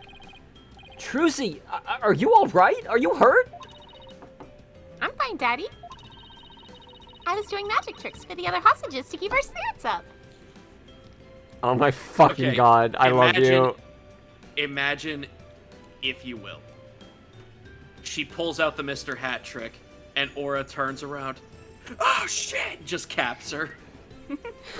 Some poor How businessman wrong who this- just wanted to visit the center that's being held hostage, some other random people. And she's How like, wrong this could have gone. Don't be sad, everyone. look, a fun trick. And they're like, oh, sweet girl, how do you keep your spirits? Oh, this happens all the time. Don't worry. They'll be over in a couple hours. Yeah, I've seen my fair share of them. The first time I've been held hostage personally that I remember, maybe the trauma covered it up. Who knows? Jesus, Trucy. She really does look at everyone else who's freaking out, all the adults freaking out about being held hostage, and goes, First time? Yep. Oh my god. "That's our Trucy for you." I'm really glad to see you're safe. Right, I fear I owe you yet another debt of gratitude. Standing on the opposite side of the room from where Trucy is not making eye contact.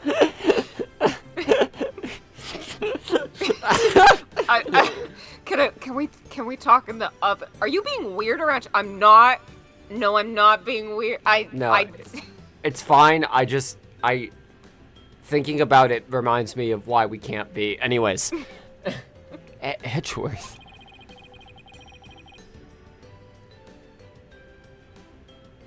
We never would have caught him if it weren't for all of you.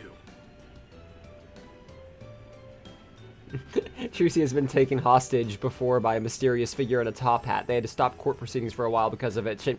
No, that's right. That did happen. Yeah, sorry. I was in my head like, no, that was Maya. Nope. Nope. That was our precious baby girl.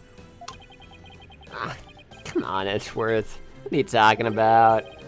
You're the ones who have been tracking the Phantom all this time. Plus, you were the one who gave Blackwell permission to serve as prosecutor, right? Yes, well... we knew the Phantom was somewhere nearby. The police and I were trying to find him, but we never did manage to do so until this trial.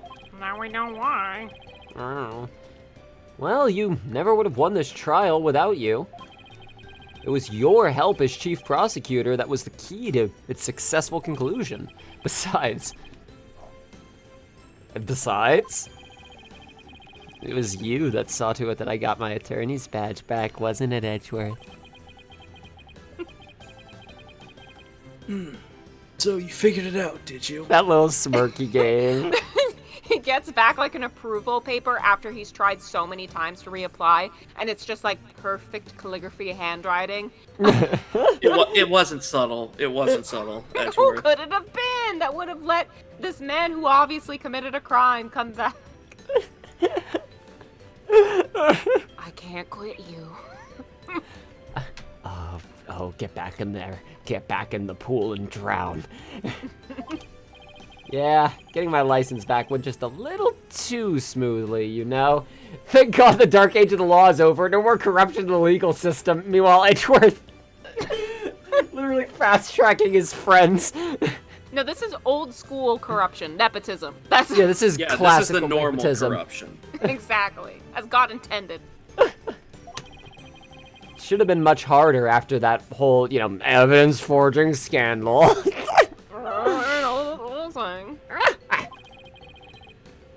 Well, I owed you a few favors. Hey, Edgeworth. I think we can finally bring the dark age of the law to an end. Even the darkest night turns to dawn eventually. Our sun will rise again. Besides, now the prosecutor Blackquill has been cleared of all charges. A great deal of the mistrust towards the court system should be swept away. You know, you could have said that with a bigger smile, Edgeworth. It won't kill you. Well, you should smile more often. It'd make you look... I'm leaving. Again. I know This what'll is put why a we big broke smile up. on your face, Mr. Edgeworth. Would you like to see me pull a bunny rabbit out of panties out of a hat? I'm leaving. I've tried so hard. Phoenix, I told you, it's her or me. Yeah, like Can't be around the skibbity riz baby. I can't do it. Skippity Riz, baby. I am firmly convinced that Trucy does not know what TikTok is. She is too young. She missed the boat on TikTok. That's Maya's thing. Yeah, she Maya's the is on cringe something millennial. else. Yeah, Maya is the cringe millennial on TikTok. Yeah. Trucy has had she has had way too exposed of a childhood, but in the sense where she's only been around adults. So it's like really sheltered from her own peers. But really exposed to the She has made a small group of friends on forums for magic online. She has a LinkedIn. Like she has a She LinkedIn. definitely has a LinkedIn. Oh my god. Instead, the furrows in that brow of yours just keep getting deeper and deeper. So I should smile more, huh? I'll consider it.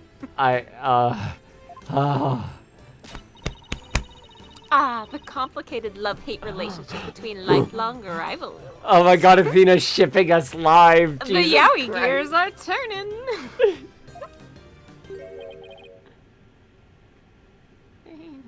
I'm guessing this is Aura. Maybe. It could Is also that- be Blackquill. Blackquill, so Athena. Yeah, okay. Yeah. Yeah, thought so. I'm forever in your debt. You went to all that trouble, even taking the bar exam while overseas. Well, I knew that if I didn't get your sentence overturned fast, you'd be executed. So I studied and studied. I was frantic. I'm so glad I made it back in time. Oh, Just barely. But I still made it. oh.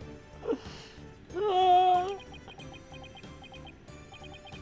Got a girl, Athena. It's a girl to see you finally let your tears out. Yes, I survived by the skin of my teeth. Thanks to you.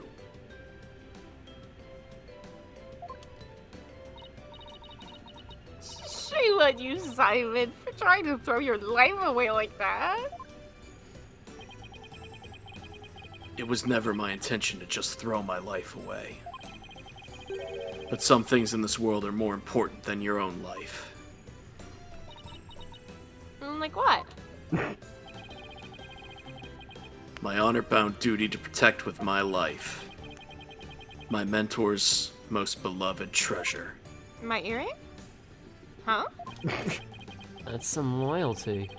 This guy really is a samurai through and through. Just start blinking off screen and then her follow blink. The blinking is really funny. Well, looks like we can breathe easy now. Also, I've heard Sophia. I'm getting excited about it. Do you think Simon gets that look by putting the mascara on and then purposely shedding exactly 1 tear per eye?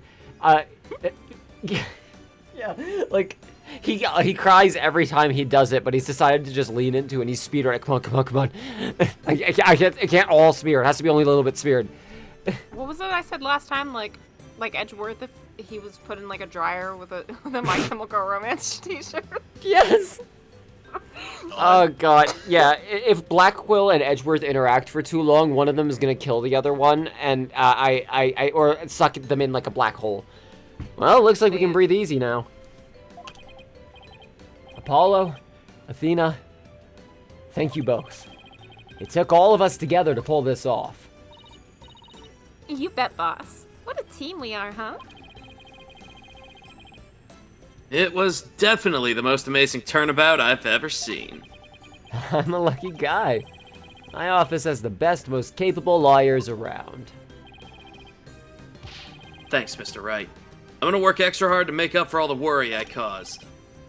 Apollo Justice is fine and ready to go. Let's hear it for the Wright Anything Agency. Yeah. Well, nobody's going to try harder than me, so you'd better watch out, Apollo.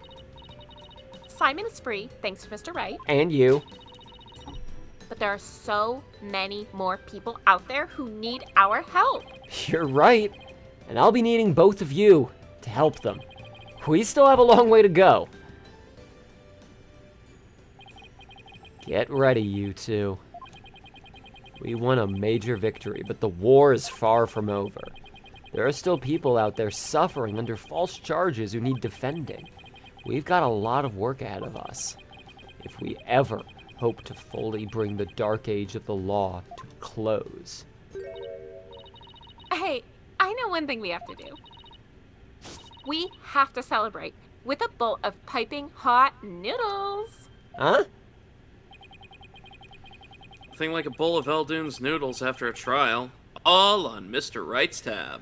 Oh my god, I yeah. heard that I heard the case next door that was resolving the dispute between the two businesses called Send Nudes has been resolved. So we're all Let's going to go. Send Nudes. We're all going to whichever Send Nude survived. Yeah, what happened to the old-fashioned celebratory burger? Maya ain't here. Yeah, exactly. Yeah, the burgers were for Maya. She took them all with her. That's how it works at the Wright Anything Agency. Right, Mr. Wright? Huh? Huh? As a boss, it's your duty to express gratitude to your people for their great work. In that case, allow me to join in the festivities. I would greatly welcome a bowl of noodles. Excellent screenshot. I would greatly welcome a bowl of noodles. Listen, Naruto has. I'm no longer going to see Naruto, but I will miss his rambling about the ramen stand. All right. Huh? Huh? Huh? I have an idea, Daddy. Why don't you just invite everybody involved with the case? The more the merrier, right? Oh, Miss Cynic, look how far you've come. Who knew you'd grow up to be such a generous gentleman? Grow up. Guys, under these circumstances, there's only one thing I can say. No, only if I get to join in. Hey, no fair. I want to say it too. Okay, we're all saying it. Okay, here we go. 3, 2, 1. Objection! Yay! Woo! Oh my god, that was fun. Oh, lines. I was trying to think of something nice I could do for Polly now that he's back. So, I decided to go around and get a bunch of jobs for him to do. Find a lost cat, install an air conditioner, give a computer lesson, find a lost item. You think I should have found him a few legal cases? No, that's okay. This is the right anything agency after all.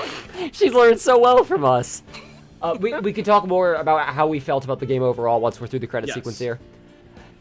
Athena and Apollo were so wonderful in court. I better study as much as I can if I want to be a judge someday. My grandma says, eat lots of peppers, it'll ignite your passion. Oh, but I should figure out which to grow, green peppers or yellow peppers. And maybe I should go with hot as the sun red peppers instead. Oh, honey. Good for you. I don't understand. What's her deal? The sax is going fucking wild. Oh god. Oh. The end of the dark age of the law, you say? Tisk, tisk, how naive. Don't you know it's sometimes necessary to get a guilty verdict by any means possible? Wait, what? They're putting me under investigation? The chief prosecutor wants to see me. Ah! Oh god! He's definitely been to the island. He's. No, that motherfucker Where do drove you the think boat. he's running to? He's running to the island. Bow, bow, bow, bow. I've been asked to debut the Great Master Wrestler Tenmataro. Amazing Nine Tails. Oh, Yeah. it was myself? Yes, Mr. Demon Layer of the Amazing Nine Tails too. That's not a bad idea. I bet he'd be all for it. So, we are to meet as foes, you little fiend. Oh my god, they're gonna have a fucking wrestle off. I forgot I voiced her, that's right. Yes, you voiced both of them. And this guy too, I think. Hey, would you believe it? I'm the Alderman of the Nine Tails Valley now. Pretty impressive, huh? I took over with the Rex QB for the good of my beloved village. Hey, what do you say, huh? You want to make a little donation to help us out, huh? Hey. What are you gonna do and take it to Banner. Oh, the take us out. Better run for it. God, literally been a year since we've done some of these. Yeah. I thought I wanted to be an artist, but after seeing the amazing job Athena did, I started becoming genuinely interested in the law. So I'm studying for the bar exam. I'm gonna prosecute Athena someday. U-S-E-E. I'm studying my buns off too, but not to worry about that. I'm gonna pass the Themis entrance exam on my own merit this time. With a score of 100 points, of course. You, Juniper, our dream will live on forever! Perfect. Oh my god. I found really sweet boxes for all three of them, but I won't wear them. Is it because I want to be a legal journalist instead of a lawyer or a judge? But anyway, thanks to the trial, the school's newspaper is as bright as can be. Now, let's see what the fresh blood have to say about the new school paper. Our editor cried so hard at graduation rehearsal, her cardboard box cuts.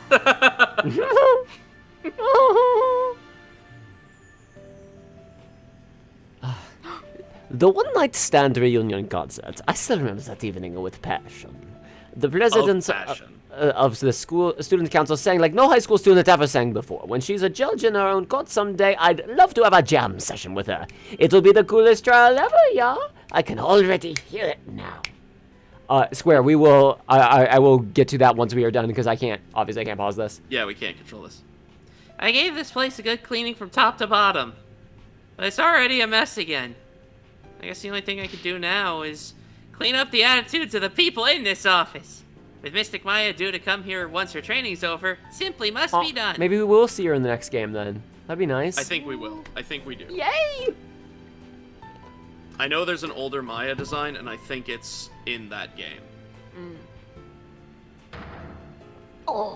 Humanity's dreams for outer space never die. In fact, plan for the Het 3 rocket is already officially begun to accompany people of this great nation and witness the glory of your cosmos.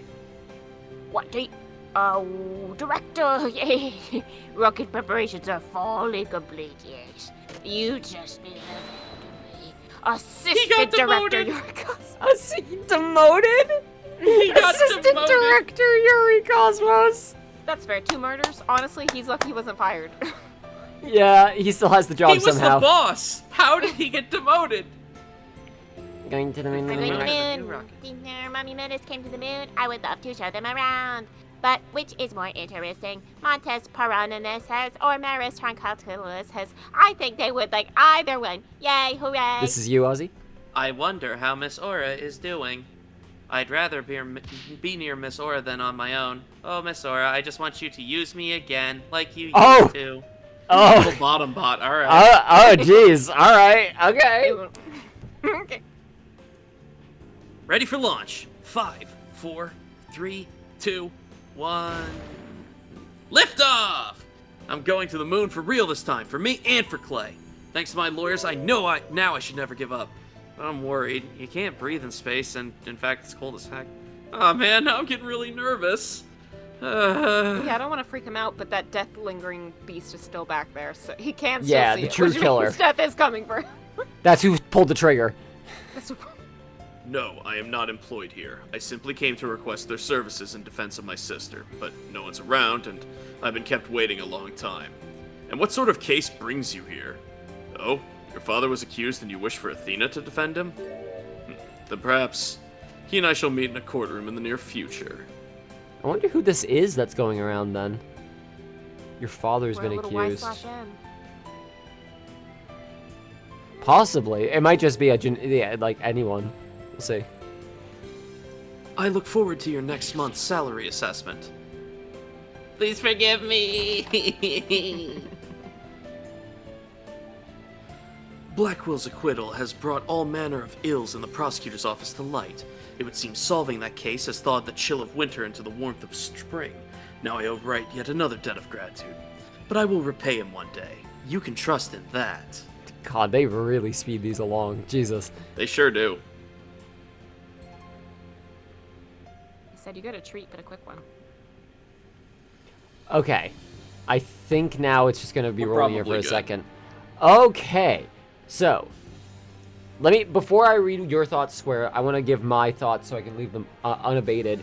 I think that this game was simultaneously trying to appeal to new players, but also really, really relies on you already having emotional investment in these characters. And those things not meeting are the parts that I have most issue with. Of, like, you keeping this dead simple, but it also feels like this is... There are a lot of characters. Yeah, like if you're There's a new lot of player, you'd characters. be like, oh, there's a lot of people here. And, like, who is this person? Like, why should I care about this person? Like, they have to have Wright explain a bunch of people at the end. Those are my big problems with the game.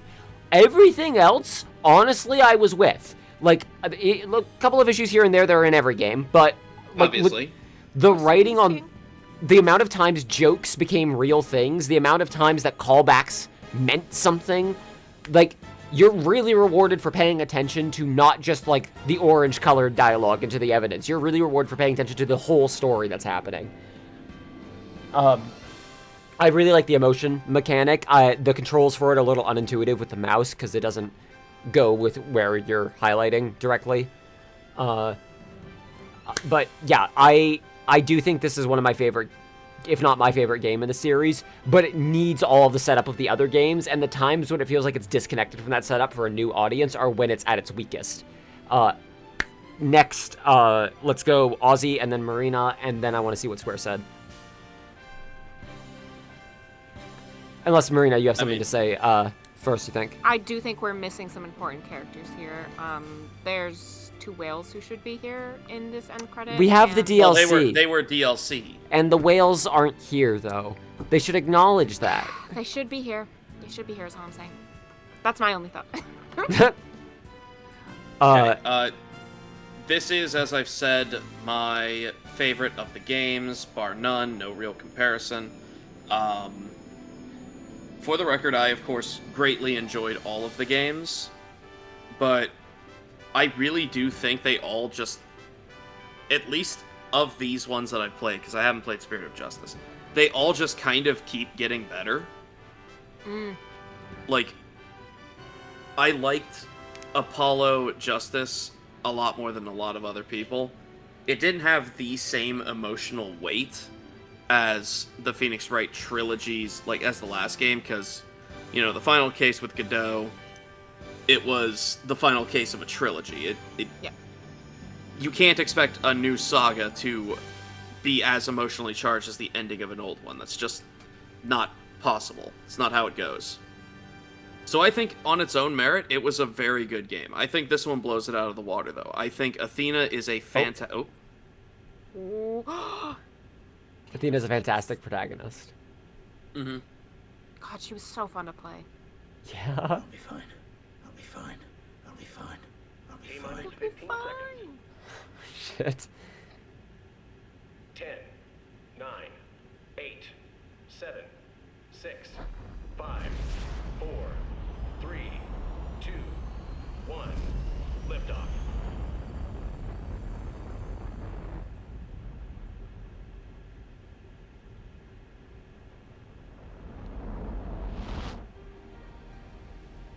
Oh, is that...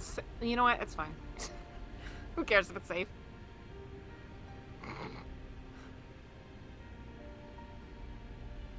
Yeah, that makes sense. That makes sense. She held a 15-year-old and a bunch of other people hostage. Yeah, that makes sense.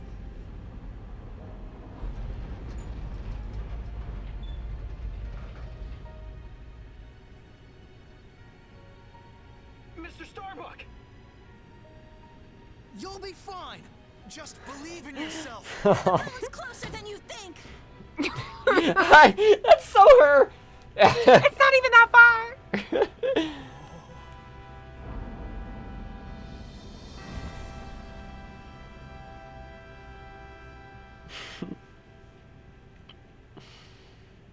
Thanks, guys. I wouldn't have made it back into space if it wasn't for you.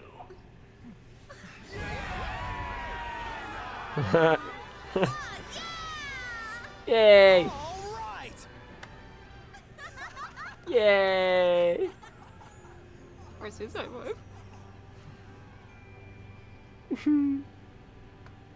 Oh, that's actually really sweet. It I, is, yeah. I would have been content with that not being there, and that's a lovely I'm so glad it is, button. though. Mm-hmm.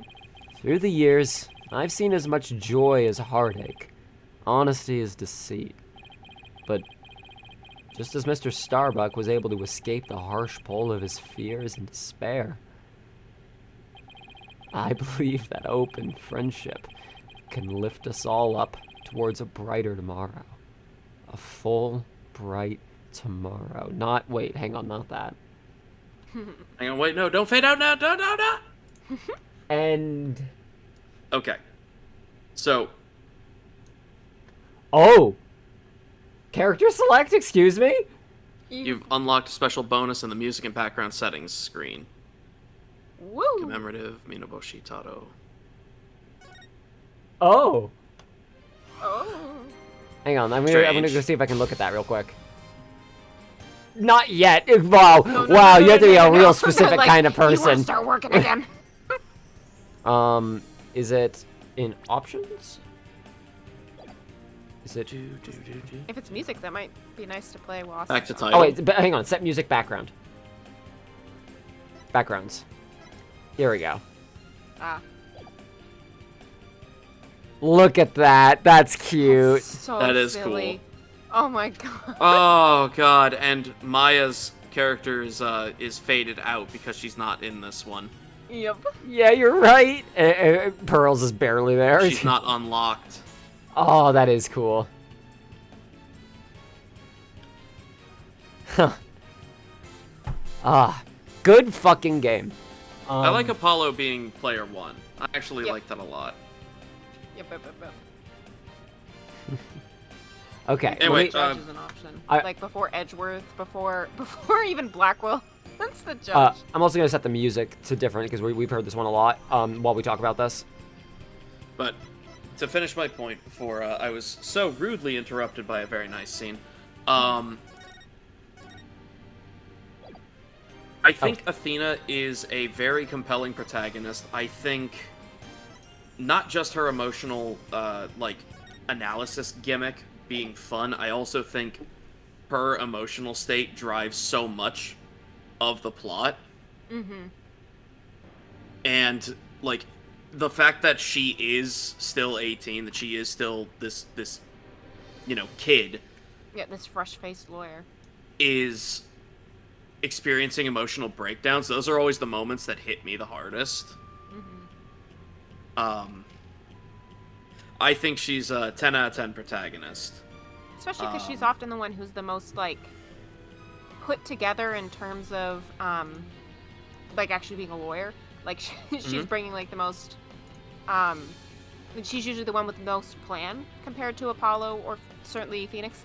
Definitely. But also some of that is because she's so young and green that, she's at a place that's if you just perfectly figure out the psychological makeup that's going on, if you do everything perfect, it'll all go right.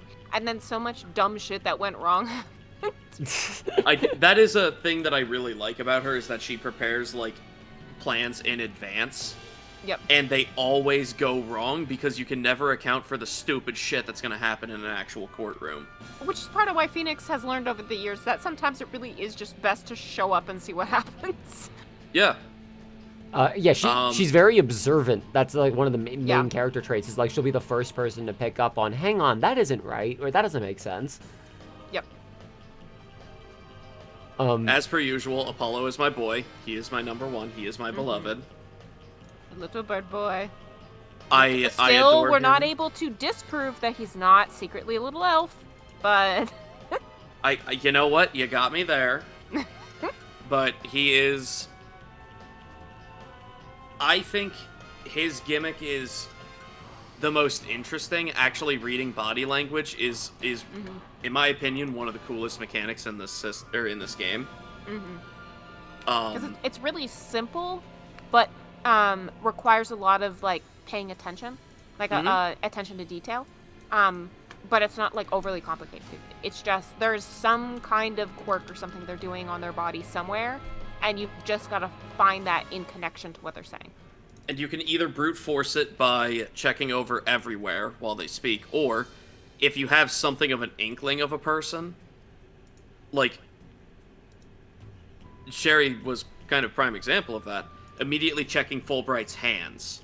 Yeah, because it's also because of what he was saying that made me think to check his hands. Like, the dialogue was leading you to do that. Sometimes they were a little on the nose with that, like, leaves, and then literally highlighted, leaves, you say. But, like, they're trying to make you subconsciously think about these things. Also, in fairness, too, similar with, like, the amount of saves that this game, that, like, were added to the series by this point. The amount of, like, points to stop and save. At this point, video games were a lot more aware that people, like, stop playing a game and then maybe 6 months later pick it up again. So that's also just a fault of gaming in the past like 10, 20 years, is that like a lot more games have to be like, hey, here's what's going on in case it's been a really long time since you played this game, because you have so many other games to play and so much other stuff taking your attention away. I want to read what Square said about the game here. Overall, your feelings of this game are pretty complicated. You think it's a great game overall, but a poor sequel. I didn't like the direction it took things compared to Apollo Justice. It has a lot of great moments, but a lot of stuff I don't care for either. Like Dark Age of the Law stuff feels very contrived to you. As for the Phantom, it's a striking moment, but it kind of falls flat at times. He's more of a concept than a character. I think it would have been more interesting if you worked with the real Fulbright for 1 or 2 cases before he's killed and replaced. Working with the real Fulbright, they would have had to change the timeline a bit. But or if we had known more about Fulbright, like if Fulbright was someone that we did get to... I mean, I like the idea that you can see little details here and there, but especially because they do so much time jumping throughout these cases. Like, if we'd been able to, like, actually get to know Fulbright, then the idea that, like, he's suddenly slightly, just so subtly different, and then it maybe would have been, like, a bit more pulling at the heartstrings when you're like, oh, he's dead in a ditch somewhere and has been for a while, and someone's been wearing his skin the whole time. I agree. This gets to my main gripe with this game, which I think is the best gripe I can have. It needed another case. Yes. Yes, I agree.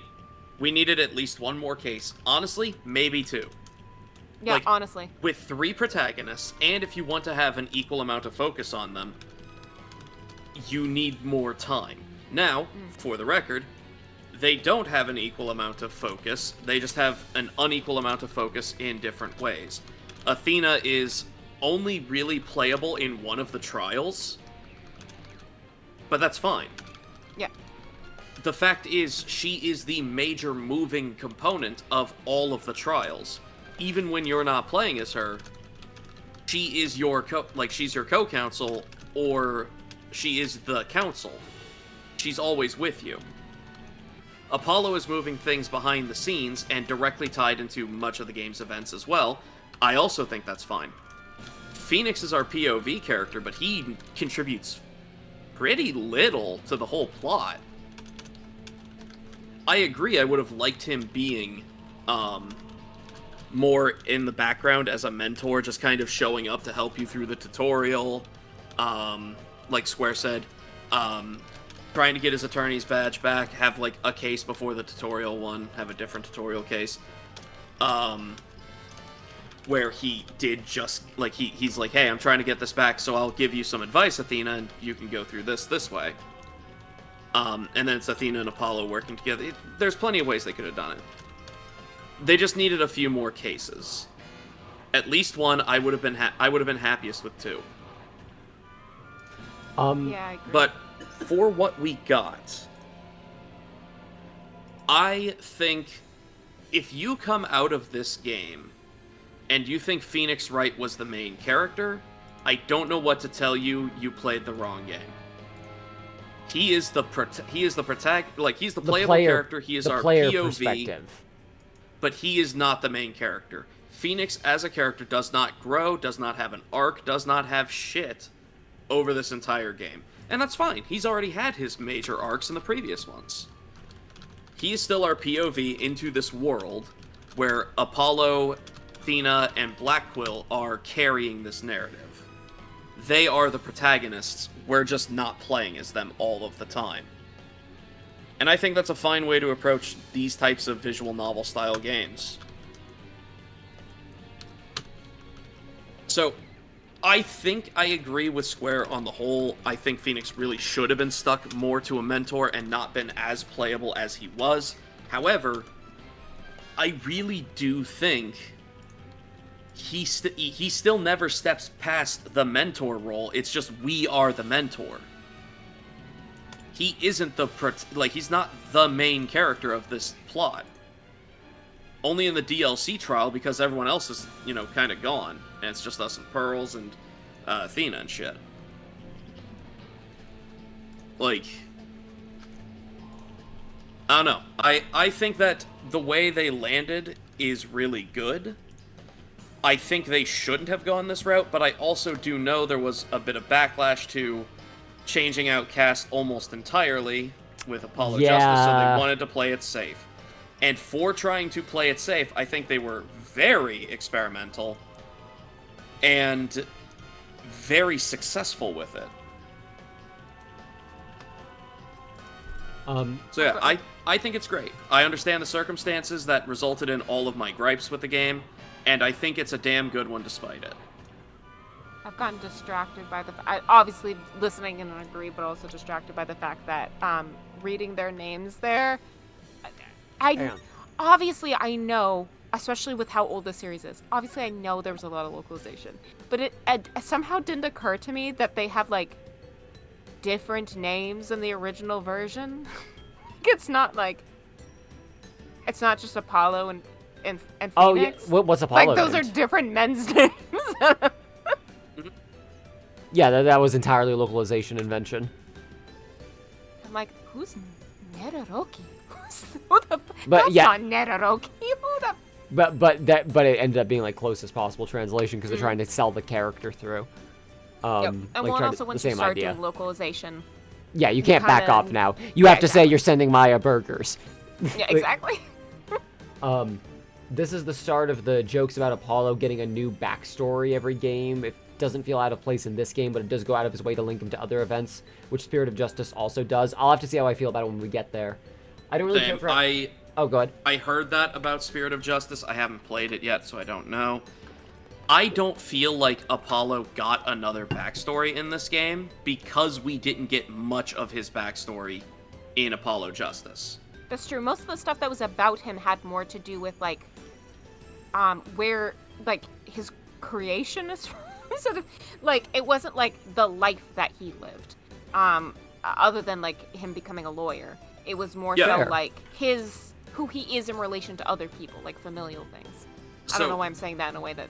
No, that makes sense, though. Spoil it, but... I agree, and as a result, him having a best friend that ties him into the events of this case makes complete sense to me. He had a life before he became a lawyer. That makes complete sense to me.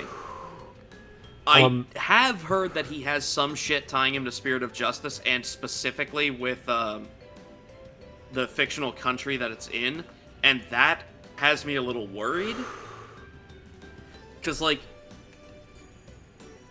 don't know, we had enough of, I think as little as we knew about his backstory in Apollo Justice was fine, because he was very much a in the present, in the now character. And then getting some background of, oh, he had this close personal friend, he had this this obsession with space because of said friend. That all tracks and makes sense to Apollo's character, and fleshes out what we already knew, which is very little. I don't think we need more. I also we addressed earlier about playing it safe with Phoenix's character. Yes. But that Trucy, yeah, I hard agree with you that Trucy got the worst of it for her characterization in this game. Jesus Christ. Yes, she is Phoenix's daughter. That is like all So she does. Phoenix's daughter, have you seen me pull the panties out of the hat? Like, yeah, that's Which, I'm sure Edgeworth. I'm sure it was in Edgeworth's contract that he would not come back for the scenes he was in if they did not reduce. It's like, I know it Trucy's might ro- sound problematic, but it's. I swear, I I can't. I can handle a couple of scenes with us together. That's it. But it disgusts. She disgusts. I don't want to be around her. As for gameplay stuff, I already voiced Probably not complaints. sticky, but she looks sticky. Removing flavor text during investigations and constantly giving you the answers outright. I wish there was a little more flavor text in the investigations, but they do make really good use of the flavor text they do have. Shit I assume is just one-off jokes turns out to be real. I guess having more flavor text helps bury that shit, but to be fair, we were doing our own bits, so I think it's a little different when you're playing it with people versus playing it by yourself. Yes. Of like, I want the game That's to make true, me yeah. laugh some more. That's always obviously going to be a huge asterisk in general when we're playing these. Same with like being able to figure out investigations easier, where like, or stumbling through things more, I suppose, in some ways too, if we overly complicate things. But like, obviously there may be some things that seem more obvious to us because there's 3 of us all figuring something out at once, one of whom had like played through all of the games Had at this actually point played as well. through it, yeah. So that may also be something that's different in the next game, in that like all 3 of us will be figuring things out as we go. So Sophia, take care. I'm sorry if I missed that. I had the chat scrolled up. The series has a good history of making journalist characters who are good, if a bit prickly people that get overhated. Lol. Yeah, the way this series writes journalists is very aggressive, but I don't think it's mean. I do think it's it's just nosy. it's just nosy. But yeah, Spark Brushel. I'm remembering him. I'm remembering Brushel. I'm remembering Brushel. Yeah. He was fine. He just Yeah. had an off-putting design. And like it transcribed to his writing quirks in the dialogue, but not what the information he was giving to us was. Phoenix I should have also- being mentor. Oh, sorry, go ahead.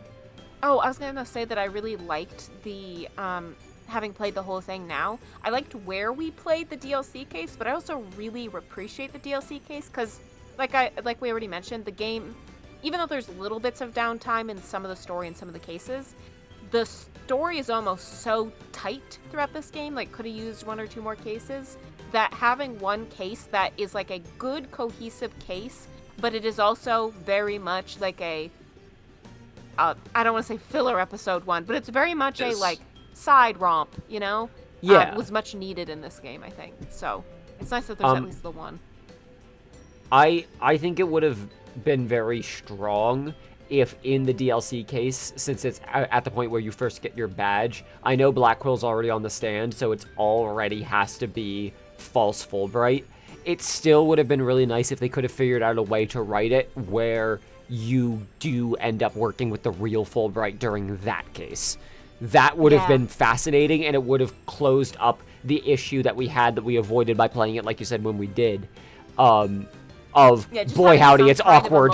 Emotional connection. Yeah, exactly. Yeah. Instead of just being like, oh, this guy we kind of didn't know who we made fun of, like, And was a spy the whole time, which was like very, very funny when we're like, it's not Fulbright. But then when you realize like, oh, he's just kind of been like that the whole time. Again, it is interesting, but not the most interesting. I agree. I think another case where it could have even been before. You're making me dislike the whale case a lot more than I already do, which is already my least favorite in this game. I think if they had just, instead of whales, if they had done Phoenix is trying to get his badge, Apollo is here, Athena is still getting her bark, this would be like a year ago, and you meet Bobby Fulbright. Yeah. You work with him on one case, and Apollo doesn't really think much about it. Yep. Because And like, you, the player, maybe worked don't with a think few. much about it. Yeah. And you can also excuse any jokes about, like, didn't we work on this kind of thing at some point? Oh, did we? Ah, wow, it's been so long, I forgot.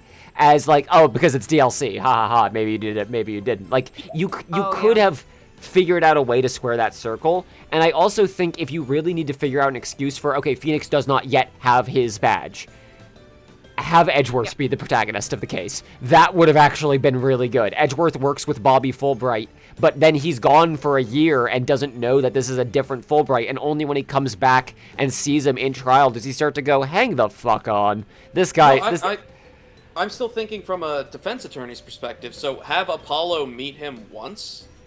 Like, they work one trial, Apollo doesn't recognize him because after Emma, he's probably worked with a dozen different detectives. And you just don't really do too much. Just have him be there, but once you've completed the whole game, you know this is the real Bobby Fulbright. So I can see what he was like for real and be like, oh, well, this guy was nice after all. He was a sweet man. I could even see him having been, like, kind of neutral as a dude. Like, definitely a bit of a golden retriever guy. The act would only work otherwise if he was. But just kind of a normal dude, like a bit not eccentric. as cartoonish. Yeah. Yeah. Yeah, And like... have Apollo be like, man, shit changes in a year, huh, buddy? That midlife crisis hit you fast. God, he was such a fun detective to have throughout the series, especially because so much of like how he comes up is like other characters that are like trying to yap and figure things out, and then he bumbles in. You're like, well, like, I gotta do something I got here. this, and then be like, hey, dumbass, can we have that thing? Well, I shouldn't. Pretty please. Well, all right. Yeah. very Oh, you asking too many questions need a quick answer that won't make you pry any further. Well. The jury system works really well in the great Ace Attorney games, so it's a shame with retrospect they just abandoned it. Oh, so that game has the jury system. Oh. Yeah, that is immensely surprising, but good to hear. Yeah, really good. I definitely want to play with that. Because I also wish that we had the jury system. So, another tick for playing those games. But, let's see. One minor complaint you have is that the characters are very much their gimmick versus other characters who have gimmicks, but there are more to them. There isn't much to say Jinxie, who is scared of Myth's Girl, versus someone like Lotto, felt like there's more to a reporter. Once again, all of this boils down to an extra case. An extra case to flesh out some of these characters really would have helped. Or even honestly, if some of these cases themselves were fleshed out a little bit longer. Yeah, especially where there's like pacing to stop, like more pacing nowadays to be able to. Nowadays, this came out like 10 years ago, but you know what I mean. Like, to be if able I to, may, sorry. If I may, I think that Square is kind of being a little bad faith on this. Because I agree, Lotta Heart is way more engaging and more depth than Jinxie. Lotta Heart's also in like 4 cases. Oh, yeah, that's true. Yeah, like Jinxie's in 1. They give her way more time to show up. She shows up in at least 3 cases that I remember. So of course she feels more like she has more depth. She's there. They did find a way in this game to tie in a lot of characters showing up more than once with the school, but then this village is completely disconnected. You wrote that with just 1 to 4 in mind, but yeah. I see what you're saying. Like, fair enough, but I didn't think Lotta Heart had much more other than her gimmick until she started showing up again, and we already knew her gimmick, so they started writing more. It's the same way that I consider, like, I don't consider Edgeworth a prosecutor, despite that literally being his job. Well, now he's chief prosecutor. Well, yes, but for the simple reason of he shows up in so many different cases outside of the role of prosecutor Yeah. that we get so much more depth from him than all the other characters who are a game. It's not fair to compare because they write a lot more for Edgeworth because he's around a lot more. That's sort of the same case. Your Larry Butts, your Lotta Hearts. Those characters have a lot of, like, I hate saying this about Larry Butts, but they have a lot of depth to them because they're just around. They're here. They are constantly around. So yeah, the original trilogy had a shitload of one-off characters who were just one gimmick and then they were done. We are comparing a one-off character from this game to a multi-appearance kind of minor side character from the previous trilogy. This game it doesn't compare. Go ahead, I think Marina. some of that's also that, like, because there's so many more main characters you're following throughout the story, there aren't as many side characters that are reoccurring throughout the game. There are obviously some, but for the most part, it's most of the, like, half dozen main characters that we're following the whole time. So, as opposed to in a previous game, when you're mostly focusing on, like, 2 to 3 main characters at a time and what they've got going on, you can have, reoccurring characters. You can have ones that, like, show up in a couple episodes, and therefore you can have narratives where those characters are, like, tied into the whole game or multiple games, versus, like, the narrative ties in this game aren't necessarily, like, random people from a village showing up again. Or even random people from the school showing up again. It's that huge cast of main characters that are tied, it's tying back to main characters that have already been established over the series. Which is true except of for literally Athena. any series that adds in new cool main characters. Like, that's an ensemble cast issue in general that, like, you just have to navigate. True, but you did make me realize something. The specific problem that this game has, and inevitably that Spirit of Justice has, with regards to, you know, an ensemble cast that are going to be more developed, it's traveling. Yeah. We're everywhere. Yep, in we're this everywhere, game. so it makes it much harder to connect. Instead of being, like, within kind of the same radius or going back to a studio or something like that. Yeah, it's Why would say Hugh O'Connor show up at the space station? Yeah. Why would Hugh O'Connor show up at Ninetales Vale? There's no opportunities for them to become more complex because they are limited to the one place and the area around it that they would reasonably be at. I could have also seen them contriving an excuse for us to go and visit the Space Center the day, like, before the launch, or, like, the day the launch is supposed to happen, and have there be some characters from Ninetales Vale Village be there who are also just there for this event, just for flavor, and maybe they can also reinforce the idea while they're there of, like, yep, wrestling masks are a thing. Wow, sure, when someone sure can fake a face, and, like, anything Maybe, to tie but the keep world in together, mind- but we'd get dropped right into Trial 4 right as shit starts. But keep in mind, Ninetales Vale is explicitly, like, not overt isolationist, but they're a pretty isolationist area. yeah, Fair. They're a That- small town that's kind of trying to hide away. Why would they show up anywhere else? Is that ultimately what the issue is, that they don't have an episode that is set where they, like you were saying, that they can't bring back other characters, but also that one of the biggest, like, developing the core personality and characters of this game, like Trials, is set fucking in the middle of nowhere, like completely isolate, like one of the only ones they get. Because I'm looking at these and it's like mostly narrative, bombed out courtroom, isolated location, school, and then this is the only point at which things are kind of progressing as normal space, jumping from place to place. I guess that's part of it too, is that the school is so big that it makes it feel like it's its own location. You end up spending a lot of time there. Usually the trials have, like, let's go to the location and then a couple of sub-locations there. The school was where you were spending the bulk of that trial. Oh, yeah, because it's the Vulpix brings up a decent point that I think it's the type of characters more than the type of setting, but I think the two go directly hand in hand. We're dealing with the people in the setting who would reasonably be in the setting. The people who live in this little fucking bumfuck town. The people who are going to school. like, the setting is what's limiting our character options, as opposed to the original games having, Lotta as a reporter who goes around, Larry is terminally losing jobs. I do love that outfit for Apollo. Yeah, and just the so Trucy keychain is so cute. I it also is like so the button. fucking cute. Oh, they have a zoom out too. I see. Oh, In case fancy. you want to see stylin' street sneakers. But yeah. Personally, I wish, like I said, having one additional case, either I'd even accept not getting to know. Yeah, I actually was misremembering. Athena didn't go to Themis Legal Academy, so why is her uniform?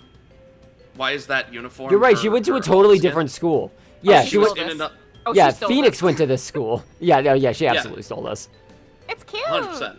But it does irk me because I thought, yeah, there's a school setting. She went to that school because I was mistaking that Juniper went there without Athena. I thought they both went together. But yeah, right. I think another trial where they introduce the concept of the Phantom outside of the nebulous Black Quill has been chasing a Phantom for 7 years. Yeah, like Yeah. right Which between you these don't- two. Yeah. Yeah, which you don't realize at the time is a literal, I am chasing the Phantom. You think at the time, he's chasing a proposed potential culprit. Like, something to make that solidified, like you said, between episodes 2 and 3. And then go into episode 4 and 5 with that as a concrete idea that you're working towards from the beginning. I'm gonna, I swear, I'll check it out later because it is obviously long, requires reading, but I'm putting it in the Crime Crew chat that Yes. alternate ending on Dual Destinies. Oh yeah. Check those out. Yeah, because I am curious about that. Thank you for that. But yeah, I think the vast majority of the problems with this game could have been scrubbed away with one additional trial. Even if you don't want to give an additional trial, which I think you absolutely should have, and shouldn't have been the fucking whale adventure. Or you just could have had that still as a fun bonus thing. Yeah. To be able to either do after, or if you're What I- like, ooh, it's okay. getting a little story heavy in here, I'd like something silly. I'm But- not saying the whale adventure shouldn't be in the game. I'm saying if the option was between expanding upon the flaws of this game and And whale rectifying adventure? them, or Yeah. whale adventure shouldn't have happened. Yeah. I personally would have greatly enjoyed just getting another trial and still having whale adventure, but we don't, and instead we get whale adventure instead of fixing things. It sucks. We do get some fun character designs out of it, but yeah. It's also not a terrible story. Yeah. It just doesn't contribute to the rest of the narrative that is so emotionally resonant that Fuck. I think it's kind Oh, of wait. bad in comparison. Look at that fucking shot. What? Wait, who? But what? yeah, What do you mean, who? Black Quill in the center there with his flowing locks. And the feather in his teeth. the Yeah. hottest man in Moon the in the world. back. Yeah, I'm aware. Trust me, I'm not Obsessed. looking anywhere else. Does anyone have any hopes for the next game? Where we don't know what's happening, at least among the three of us. My only one I'll okay. throw out is he seemed fine, but keep Claver away from schools. He seemed Yes. fine. Yeah. Keep him away Yeah. from schools. Yeah. We Keep don't them away need. from schools. We don't need him. Once is fine. Once is like a gig. I get it. His career's not looking so great recently. Keep him away from teenage girls. That's all I'm saying. Okay. Knowing very little and only knowing the tutorial trial, because that's all I played. I hope that I've heard the new prosecutor fucking sucks and is like the worst of the bunch. And that's like a universal criticism I've heard. Like, nobody likes this guy. We'll have to do something funny with it. I'm hoping that they don't try to do what they did in what they did in all the other games, which is make the prosecutor either sympathetic, relatable, lovable, or, you know, whatever else. I hope instead, if he's gonna be like a shithead, I hope they don't try to make me feel sympathy for him. I hope they just portray him as an unsympathetic dickhead. Because I think that's kind of that would be the biggest divergence from Phoenix Wright as a franchise, is the prosecutors are all, to varying degrees of success, because I fucking hate Clavier, they are all shown to be sympathetic and morally decent people, at least by the end. Godot is supposed to be insanely sympathetic. Francisca is... Oops, sorry, go ahead. Oh, I was just going to say, having some balance of a character who does not want to be your buddy, who is an antagonist and, like, lives in that, but is still engaging to watch the entire time. Because that's some of the problem, is that, like, it's hard to write someone who was unlikable but engaging for as much time as you're seeing a prosecutor. See, I'm thinking, like, the closest we had to that was Francisca. Yep. Francisca von Karma, I don't think ever gets, like, a full redemption. She is an entitled piece of shit from minute 1 to minute done. She's just a teenager and has an even worse father. Yeah. We are supposed to be sympathetic to her, but we are definitely, she is like an antagonist. She is nothing but an antagonist. It's just a sympathetic one that we understand. I want a villain. I want a prosecutor who is just an irredeemable piece of shit, and they don't pretend there's any hidden complexity. I'm talking like Edgeworth as he's introduced, never going through any character development type dickhead. Like, hey, I'm going to use every underhanded tactic that I can to win this case. Fuck the law, fuck truth. I just want to win. Because that would be the ultimate divergence from the system that they've done so far, where all of the prosecutors, one way or another, are seeking the truth because they want to believe in the rule of law. I think just have one piece of shit. I think that would be a really cool counter to Athena, because Yes. she's someone who has, like, her ducks in a row for the most part. She's still green, but, like, has her ducks in a row, but is also fun and bright, and in both senses of the word. As opposed to, like, someone like Apollo or Phoenix who gets frustrated really easily. Like, you know, she has her moments of being like, oh, golly. But for the most part, like, Athena's always like, okay, let me pivot. Let me try this sort of thing. And I think, like, that'd be a nice contrast. I also think... I agree completely. The fact that this game overuses the prosecutor the defense breakdowns is part of the issue inherently, is because it makes her breakdowns feel like... like, why is she breaking down? She shouldn't be over this, but literally every character does that, is the problem. Yeah, and also, again, she's so young and so green in this game that even if she's more well-prepared, she's not in terms of life experience. The other issue is, because of how many main characters there are, they are, like, because of how many main characters there are, how many main defense attorneys there are, each one is having their breakdown about as frequently as they usually do. But it happens more often because there's just 3 of them now. Yep.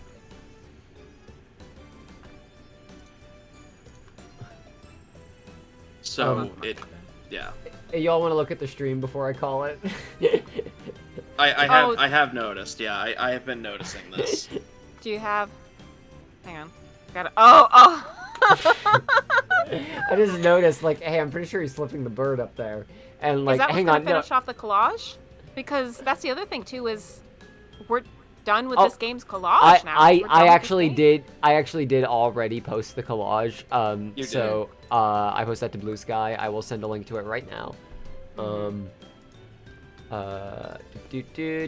will post the link both in chat, but also to our chat here.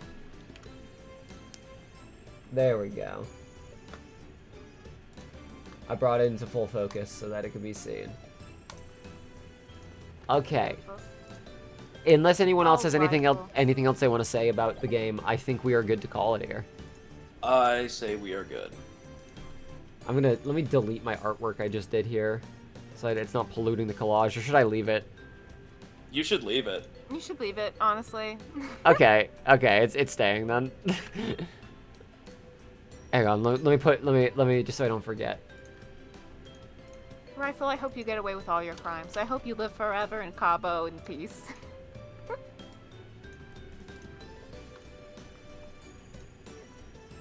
Okay, there we go. Oh, that's perfect. I will let you know, Square. I'll try to find time to read it because I actually love stuff like that, so I would like to see. The new prosecutor straight ass really sucks because otherwise I'm curious to see. Maybe we can find the fun in him. But I've heard that he just sucks, so we'll see. We'll bring our own fun. That's it, everyone. It's another game on lock. Another year on lock. Whoop. Wahoo! Woohoo!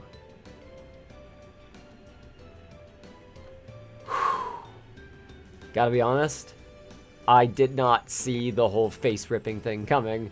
That was incredible. Had to die. Yeah. I felt like that because I was like, oh, his design, he kind of looks like he's supposed to be a spy too, and didn't occur to me like the idea of like, oh, that might not be, like that might be a full disguise too. Like this isn't just a regular spy who looks like that, you know? God, what a game! What a cool game! All right. Even with all the things we complain about, we're still here playing this amazing game overall. It's still easily my favorite. Easily my favorite of the Phoenix Wright games. Thank you, Square, for joining. Thank you, Volpix, Sophia, Onion, Saki, everyone. Hang on, Dribble. There's someone. No, I'm Dr. Decapitation. I want to make sure I haven't missed anyone who was here today. Thank you all so much. I really appreciate it. And yeah, don't worry, I'm not going to stop streaming for the rest of the year. I'll be streaming still other stuff this year, but the next game in the line, we're going to wait until next year to start. Hopefully something special coming if you don't already have holiday plans. Hopefully something... Maybe something in the works, some stupid little thing in the works. Some silly little things. We'll see. We'll see. Thank you all very much for watching. Please, look out for one another. And take it easy, because you're Remember, fine. you're fine. You're fine, exactly. Exactly, you're fine. You're fine. You're all fine. I'm fine. We're all You're fine. fine. I'm fine. We're fine. It's fine.